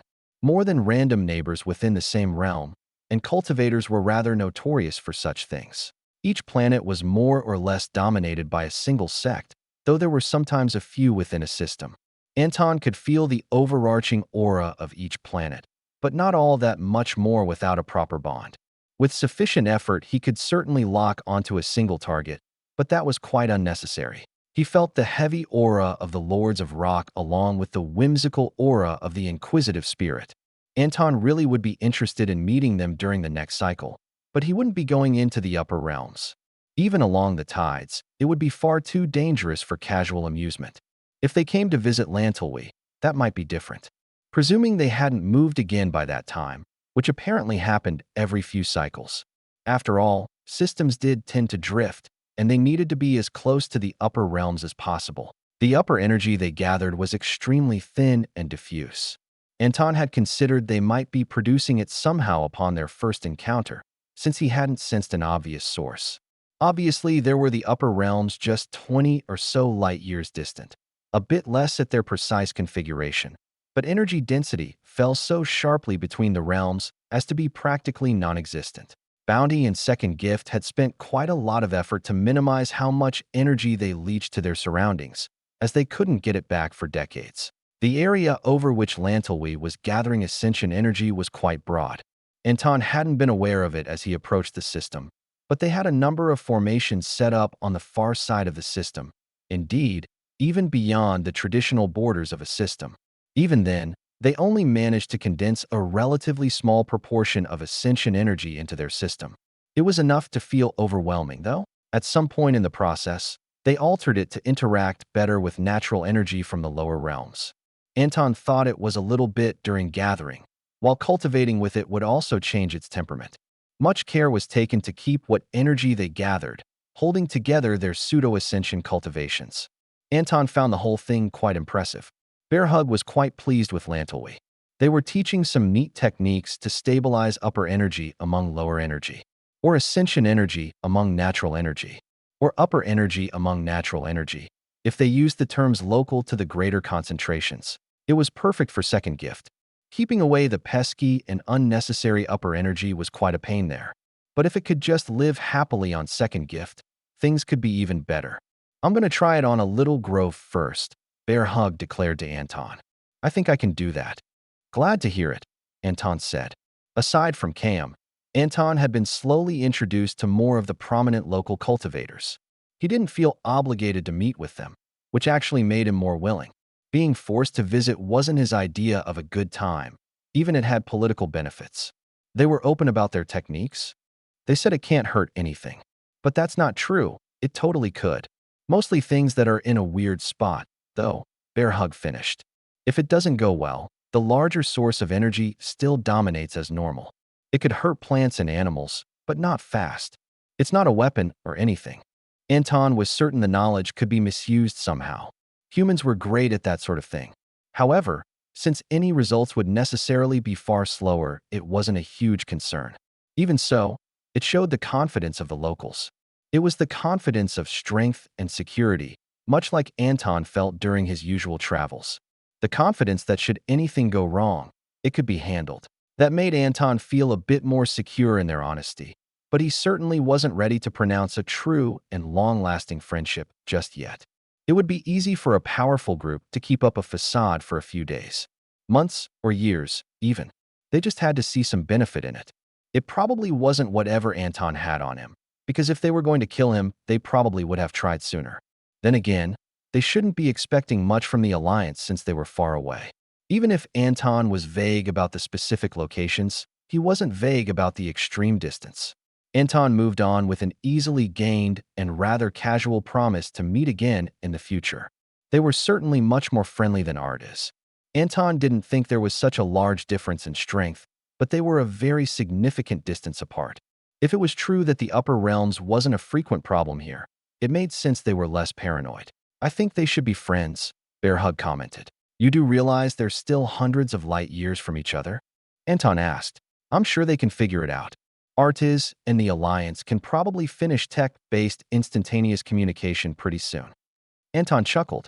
I doubt that the Alliance will be willing to share detailed information about technology so easily. Art is even less so. Maybe their scans of me will let them make it on their own. Then, Bear Hug shrugged. They have neat stuff. I think they can do it. How positive. Anton wasn't quite as enthusiastic about Erita's future development, not because he didn't think they would hit a limit, but because he was still uncertain about them as a group. On the other hand, they were far enough from the Alliance that there would be no sane reason for them to cause conflict. Their supply lines would be so drawn out that Anton could probably completely collapse them on his own. Their technology seemed quite powerful, but he doubted they had limitless power, and he further doubted their ability to counterattack when he was light years away. Then again, it was possible they had something and simply had thought it was excessive when he first appeared in one of their systems. They still had no reason to believe he would be a threat from outside their system. Anton intended to keep it that way for a while, though on this trip back, they were going to visit. I can't wait to see them again, Bear Hug said. It's still most of a year, Anton pointed out. They were moving along the northern border, but would fly down to the region when they got close. For the moment, Anton was trying to survey what was across the border. So far, the systems had appeared empty, and those that were occupied didn't seem to be part of the Trigold cluster. At least, not any prominent sect. Anton didn't expect to find any of them until much closer to Artiz, but their actual size was rather nebulous. He was also kind of hoping to find a great power that might go to war with them. Contacting them would be rather troublesome, but it would provide opportunities. Mainly, against the swirling swarm. They were the biggest problem remaining. The most persistent problem, as they didn't seem to be concerned about loss of life, nor of powerful cultivators. Even if sects gained a grudge from a loss, they would usually not cause trouble for a time as they nursed their wounds. Otherwise, they would just lose more. The swirling swarm didn't seem to operate in that manner. Anton and Bear Hug were playing Guess the People. Bear Hug had suggested it, and it did give them something specific to do every couple weeks. For a few minutes, Bear Hug tapped their forehead to demonstrate hard thought. Tiny people that run around with bows. Anton couldn't really give Bear Hug many points there. You do realize that the vast majority of people are standard humans, right? Obviously, they were just guessing, but still. They don't seem set up for great mobility, but I do believe they are prepared to engage in range combat. 1 point. Yes. Bear Hug didn't seem to mind getting the minimum amount of success possible. Perhaps if they went for logical combinations, they would gain a slight advantage, instead of whatever they felt like at the time. Do another one. Anton did find another sect that he could make out well enough. He just had to use more energy than he passively recovered for a short time. But what was the point of having power if you didn't use it? All right, he said. I found one. Humans. Bear Hug said. Really boring ones. But, they stab people with knives. And heal them. Anton nodded. Is that your guess? People with surgical skills? There's a name for that. Maybe not the way Bear Hug was thinking, but Anton had to be a bit generous. As for the actual sect, 1 point. Because they're humans? Yes. Well, since you mentioned tiny humans for the others, no. Because this group kind of is. They do seem to have medical intentions, just not surgical. He happened to sense a battle happening. It wasn't fully clear to him, but he thought they were cauterizing wounds with fire. I want to swap my guesses. That's still only 1 point each time, Anton said. You'd just be completely wrong about what kind of sex they are. That's fine. Well, points weren't worth anything anyway. Anton was not pleased with what he was feeling at all. At least near the border, the Trigold cluster was sprawled out at least 50 light-years further than previously predicted. Anton had to bind to a local star to probe more deeply, as he required his full power to sense much beyond the very border systems. As he probed deeper, Anton felt swirling swarm cultivators scattered around more than a handful of layers into the upper realms. There were other occupied systems interspersed with them, potentially enemies, potentially smaller Trigold sections. He saw a few skirmishes, but that didn't prove anything in either direction. The swirling swarm weren't known as good neighbors, or even tolerable neighbors. It was still useful to learn what he was learning, but the greater extent of influence was problematic. Dealing with the swirling swarm could be a war of attrition, and the more systems they controlled, the worse that might be. The Alliance certainly wasn't willing to continuously throw away lives. If only they'd had an obvious anchor nicely placed along the border. That would have been nice. Anton would have been able to take his time blowing it up. Maybe he would exhaust all his energy one day, then come back the next month and do it again. If he could manage the local ascension energy wanting to annihilate him, he was fairly confident in his success. Alas, there was none. Anton also wasn't feeling up to killing trillions or quadrillions of swirling swarm cultivators one planet at a time. It would be pretty awful if they somehow adapted to his energy or he triggered an early war or something. He might be able to draw away some powerful cultivators with the right timing, though. It was also better to know how far they stretched than to be uncertain. Sadly, it was even further east than Renaydin and Artis. Anton retracted his energy. He didn't want to give away how he was probing so far away. They might cause trouble for other locals after the next cycle, if they thought there was some sort of collusion. Then again, it was better for the swirling swarm not to make it to the next cycle, if they could somehow manage that. They did have time to work on it. More than 5 centuries still, since the cycle had only just begun. Chapter 1324. The notification came to Yosef as he was sleeping. No, rather than a notification, it was an alarm. Once he was conscious, he was already aware of the source. He had felt it before, and neither individual was hiding their power. He still read a quick summary of the notification, not that he would forget their names. An automated system had already asked for them to wait. The two were believed to be patient, but Yosef wasn't going to risk a single extra second before contacting them. Welcome back, Anton and Bear Hug. His eyes flicked across information that he already knew. We would have come to greet the two of you, had we been aware of your arrival date. Alas, Anton replied, his voice projected to devices on the edge of the system and then transmitted to Yosef with only a fractional delay. We didn't know precisely when we would return. Do not feel a rush to prepare a formal reception for us. We would not mind some time spent in relaxation. None of the people that should be interacting with them were in the system. It was a bit much to ask Jainer to remain in the system for multiple years just to respond to their return. They hadn't actually been certain Anton would end up specifically here, regardless. There were a handful of systems he could have passed through on his return trip, or he could have circumvented a Redis domain entirely. We can prepare dash. Anton had apparently previously mentioned preferring modest accommodations, a comfortable stay for you. The automated systems recommended several possible locations. They were all next to lakes. Yosef wasn't sure if any of them were appropriate for the two most powerful individuals their people had ever seen.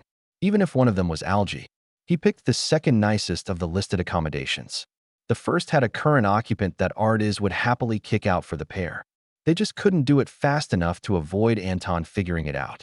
The customer themselves probably wouldn't complain when given a full refund and free accommodations at the highest luxury resort the Artis Coalition had to offer, but it was more important for their guest to believe he was going along with his stated preferences. I'll direct you to some rooms you can use. I can serve as a local guide if you are interested. Thank you. What is your name, young man? Yosef wasn't young. Or was he? He was 2 centuries old. Estimates for Anton's age were broad. 7 centuries to 10 millennia. That was just the reliable estimates. Yosef realized he hadn't answered. Yosef, my name is Yosef. A pleasure to meet you. Another voice that Yosef had so far only heard in recordings. A strange voice, artificial in a way that was nothing like Erita's tech. We're going to be friends. I'm sure we will. Yosef smiled, in case they could hear it. He didn't really feel it, though. He was just nervous. The chances of them appearing here were slightly higher than any specific system, but he wasn't ready. He was just the person who was considered good enough to be assigned the duty. Anton was far more intimidating in person and less terrifying. Yosef wasn't even sure his brain made sense. Replicated energy measurements made Anton feel like a battleship at the ready.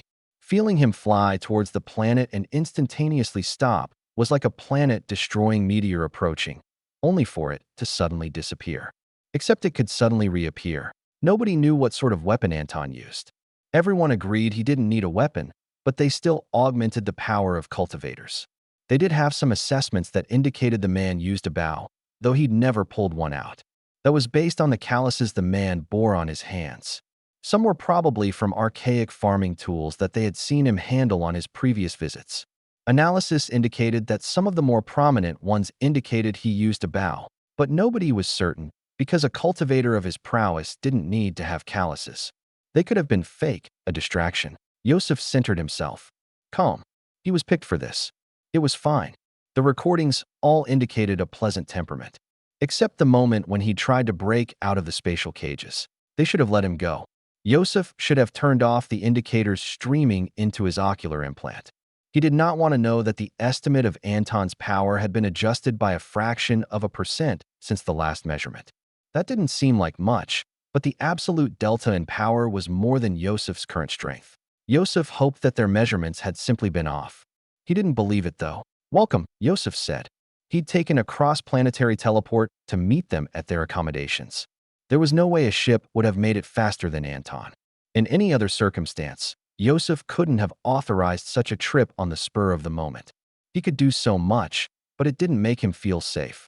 I hope you find your accommodations suitable. If you would like, we can get Jainer here at the earliest time frame. That's not necessary. If he's busy with something, you don't have to interrupt him. Oh no. Anton didn't want to interact with Jainer again. Was it because Yosef was stronger? He wasn't a better diplomat, though. He expressed the desire to meet you again upon your return. Yosef couldn't read the algae creature, except as it intentionally allowed him. I want to see him again. And Felicitas. And Marty. And the robot. Yosef should be noting those names. He mentally signaled his implants to keep track of them. Unless Anton objected, they would absolutely be accommodating Bear Hug's request. We can do that. That's great. The artificial voice conveyed enthusiasm. And then, he was surrounded. What could Yosef do? His power was quenched, and he was going to drown. No, there wouldn't be time for that.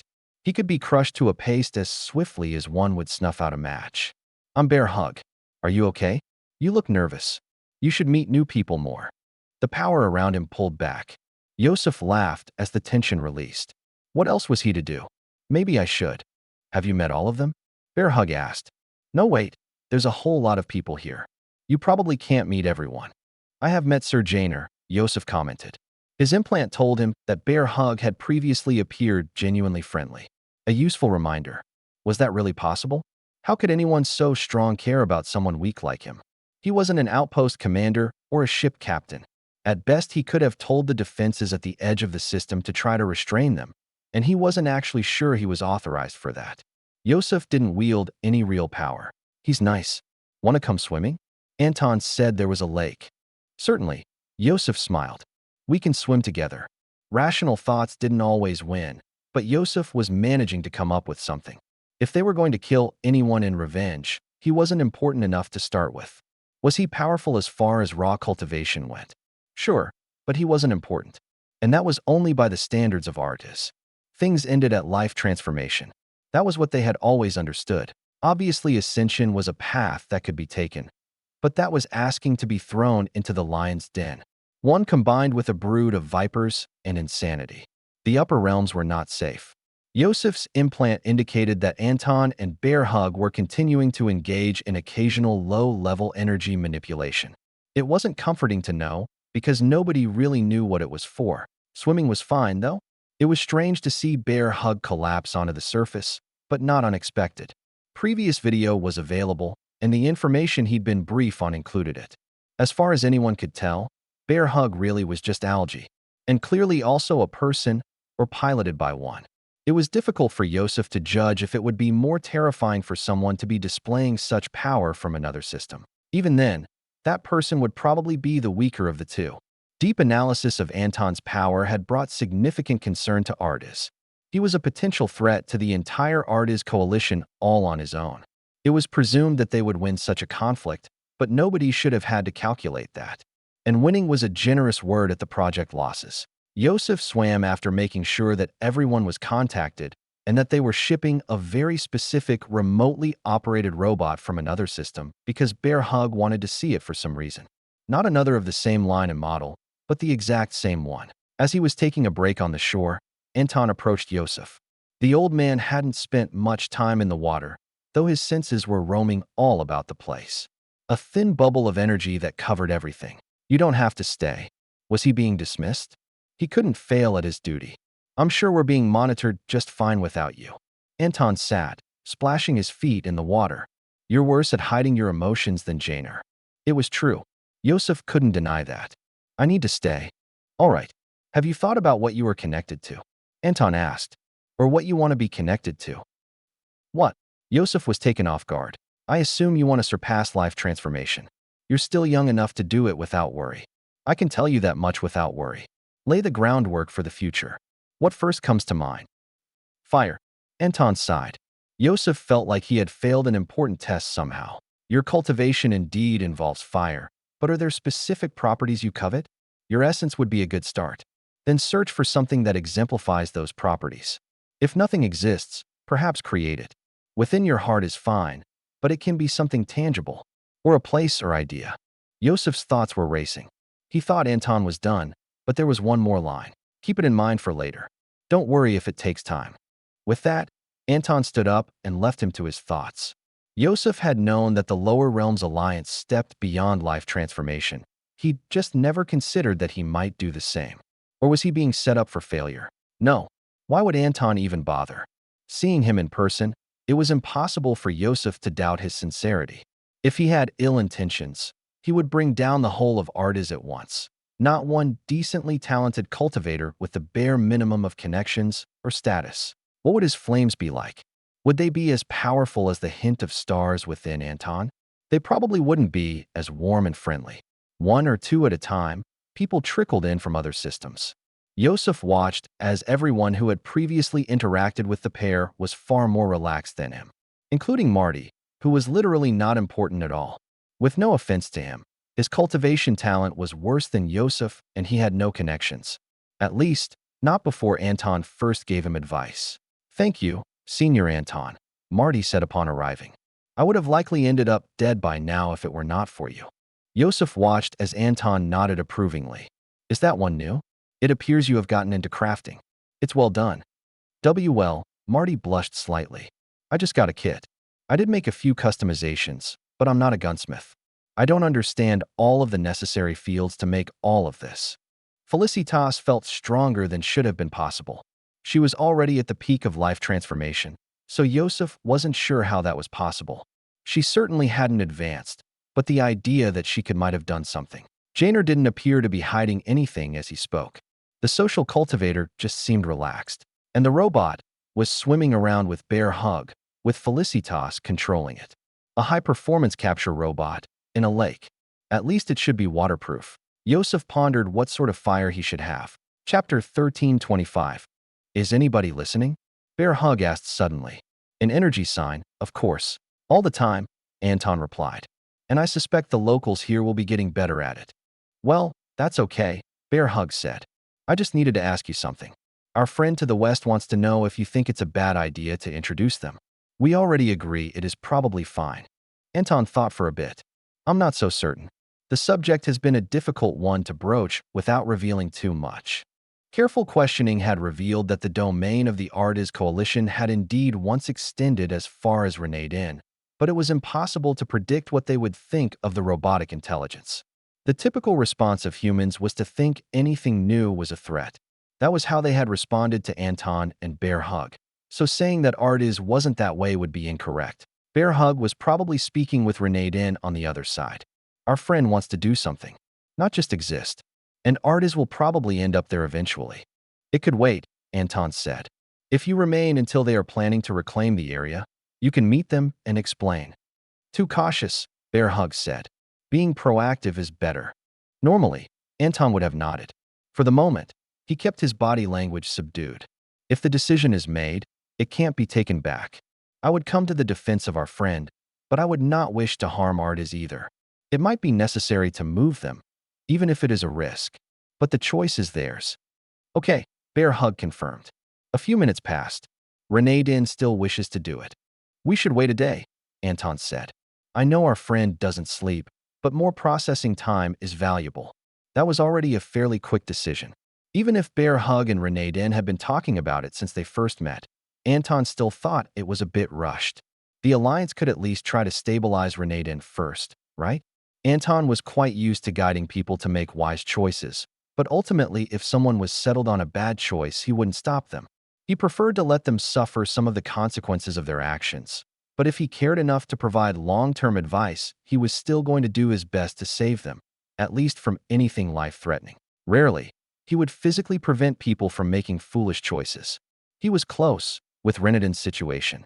Protecting Renee Din if there was a negative reaction would be quite difficult. He couldn't constantly be physically present, and he didn't want to get in an armed conflict with artists either.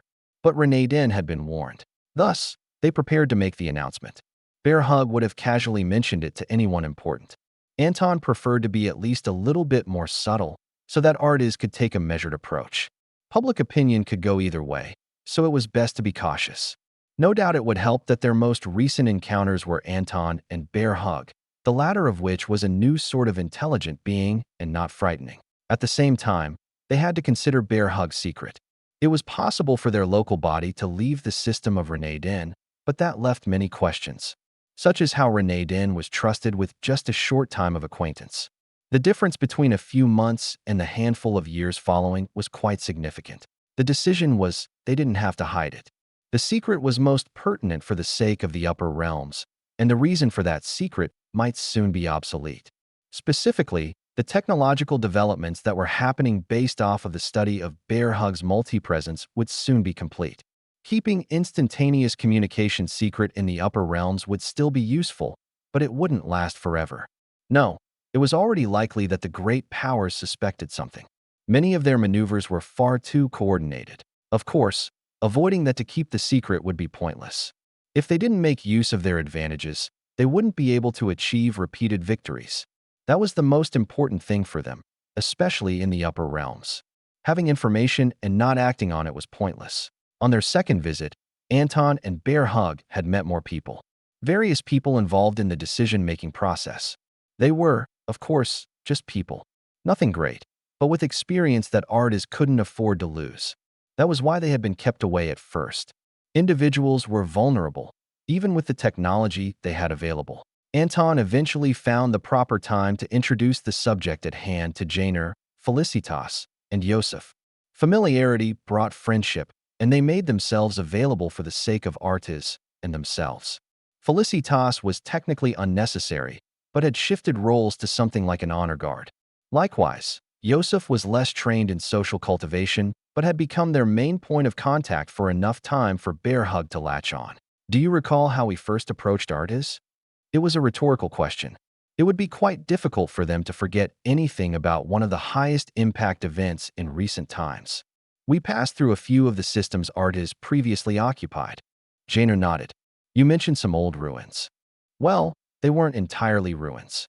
Specifically in one of the systems. Janer's eyes widened. Someone survived?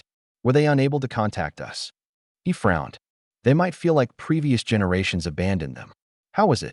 Like nothing you imagined, I suspect, Anton continued. We made a friend. Bear Hug said. Just one. Felicitas showed clear interest in that point. A single individual? They must have discovered a path beyond life transformation on their own to survive so long. How have they not come to visit the core? Renee Din is a robot. Bear Hug's enthusiastic introduction required some more explanation, or the remains of an automated system. Then BAM. Thoughts? Anton attempted to clarify everything. What Bear Hug is saying is that a consciousness formed over time. one encapsulated entirely within computer systems. Nobody seemed to know how to react. Bear Hug either didn't notice or chose to ignore the stunned silence by filling it. And now we're friends. As tends to happen with Bear Hug, Anton concluded. The being we now refer to as Renee Din is both in need of potential repairs and quite lonely. Even though I've been there the whole time, Bear Hug said, one person isn't enough. And humans have more metal bits, so we don't match that much. Janer looked between the two of them. I'm not sure what to ask first. The two eventually managed a sufficient explanation. Anton suggested a visit. The response was a mix of eagerness and caution. Computer engineers and automated system engineers were among those with the strongest feelings on the matter. Some wanted to immediately depart. Others weren't willing to consider it without a complete software overhaul for any ship that went. Anton could half-solve one of their worries. He could bring a small group of people along with him for a visit. Without a ship or any technology that might get infected, they just wouldn't be able to get nearly as much data. Ultimately, they went with that, though they did take as many devices as they could that didn't have any sort of remote access capabilities. Those were a rarity in a connected high-tech society, but such connections were a vulnerability. As long as they felt comfortable, Anton was all for it. He could also help bring more than they might have anticipated, because his storage bags were better. Artis did have advanced spatial manipulation technology, but it required sufficient hardware. For high capacity, something permanent like a ship or a warehouse was best. Their skills with enchantments that functioned solely off of natural energy were less advanced, and with their reluctance to bring certain sorts of technology along, their capacity was limited. Anton just cleared out one bag and loaned it to them. It was easier than in managing things. It wasn't his best, most star-proof storage bag anyway, just a backup. Still big enough to carry various bits of measurement and recording equipment. Bear Hug did insist that their best friends come along, which limited the number of those with proper business in Renee Den, but the initial visit was going to end up smaller regardless. Carrying a couple dozen people between systems wasn't difficult, but it was harder than Anton moving on his own or with just Bear Hug. That added another few days of travel time, though Anton could have gone faster. The destination system was one of his bound stars, after all. That meant he could use enhanced long-distance movement by relying on his connection, and also that he could more rapidly recover energy. But he accepted a modest pace. They weren't in a rush. There wasn't much talking that could be done on the way, with Anton wrapping people in a bubble of his own energy. Some of the others were probably quite bored until the moment they arrived in the system. Then they were greeted by Renee Den. "Welcome," came a synthesized voice. Not uncommon to the ears of the people of Artis, but normally such a thing wasn't synthesizing for the sake of itself. Relatedly, Renee Den had considered trying to sound more human at one point and decided against it. Bear Hug and Anton didn't care, and Renee Den felt like that would be creating a false pretense. "I have very little in the way of accommodations to offer, but there is plenty of space. This sentry drone can guide you to the planet where I dwell." "It is a pleasure to meet you," Janer said. He looked over towards a very eager expedition member who was almost jumping out of his shoes. "You may speak, but do try to keep things reasonable." The individual in question was a man named Torqua. "How long have you been sapient?" "Centuries." "Yeah, but how long? What do your logs say?"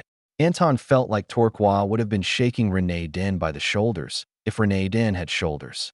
Torqua was putting his face way closer to the drone than necessary.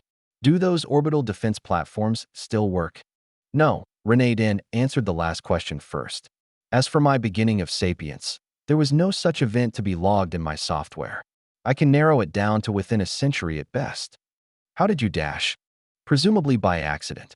But asking me any sort of how is going to lead to few answers." Bear Hug joined in. "Except, how are you doing?" "I can answer that." "So, you have been living with me for years. You are still here close to a less distant communications node." "I am fine." Felicitas frowned. "It's weird," she commented, "to feel that." Bear Hug's strength was sufficient that they could be felt from quite a distance. The system didn't have a lot of other energy fluctuations to interfere either. She looked at Bear Hug. "I'm actually curious how that works. I probably know even less than most people." Bear Hug replied enthusiastically. "I just needed it to happen, so it did." Yosef tilted his head. "What situation was so important that you had to bilocate? A threat to your home system?" "I had friends in different spots." Bear Hug said, some of which couldn't even move on their own. Some lived very far away like Anton. It was difficult, but I got over it. Soon, they were entering atmosphere. Most of those present could control their own descent, but Anton still took on the burden himself. It wasn't terribly difficult. Felicitas narrowed her eyes. Did you suddenly get stronger? I'm quite certain I mentioned binding stars, Anton commented. I am connected to this one. Isn't that how you got to your usual strength? Anton shook his head. Not really. That is technically true, but I would rather say this is my usual strength. Felicitas made a face. No wonder you weren't worried when we captured you. You had good reason to believe in the efficacy of your technology, though it's far better for those on the ascension path. Some people looked nervous at the new revelation. Those who had spent the most time with Anton and Bear Hug just took it as another twist.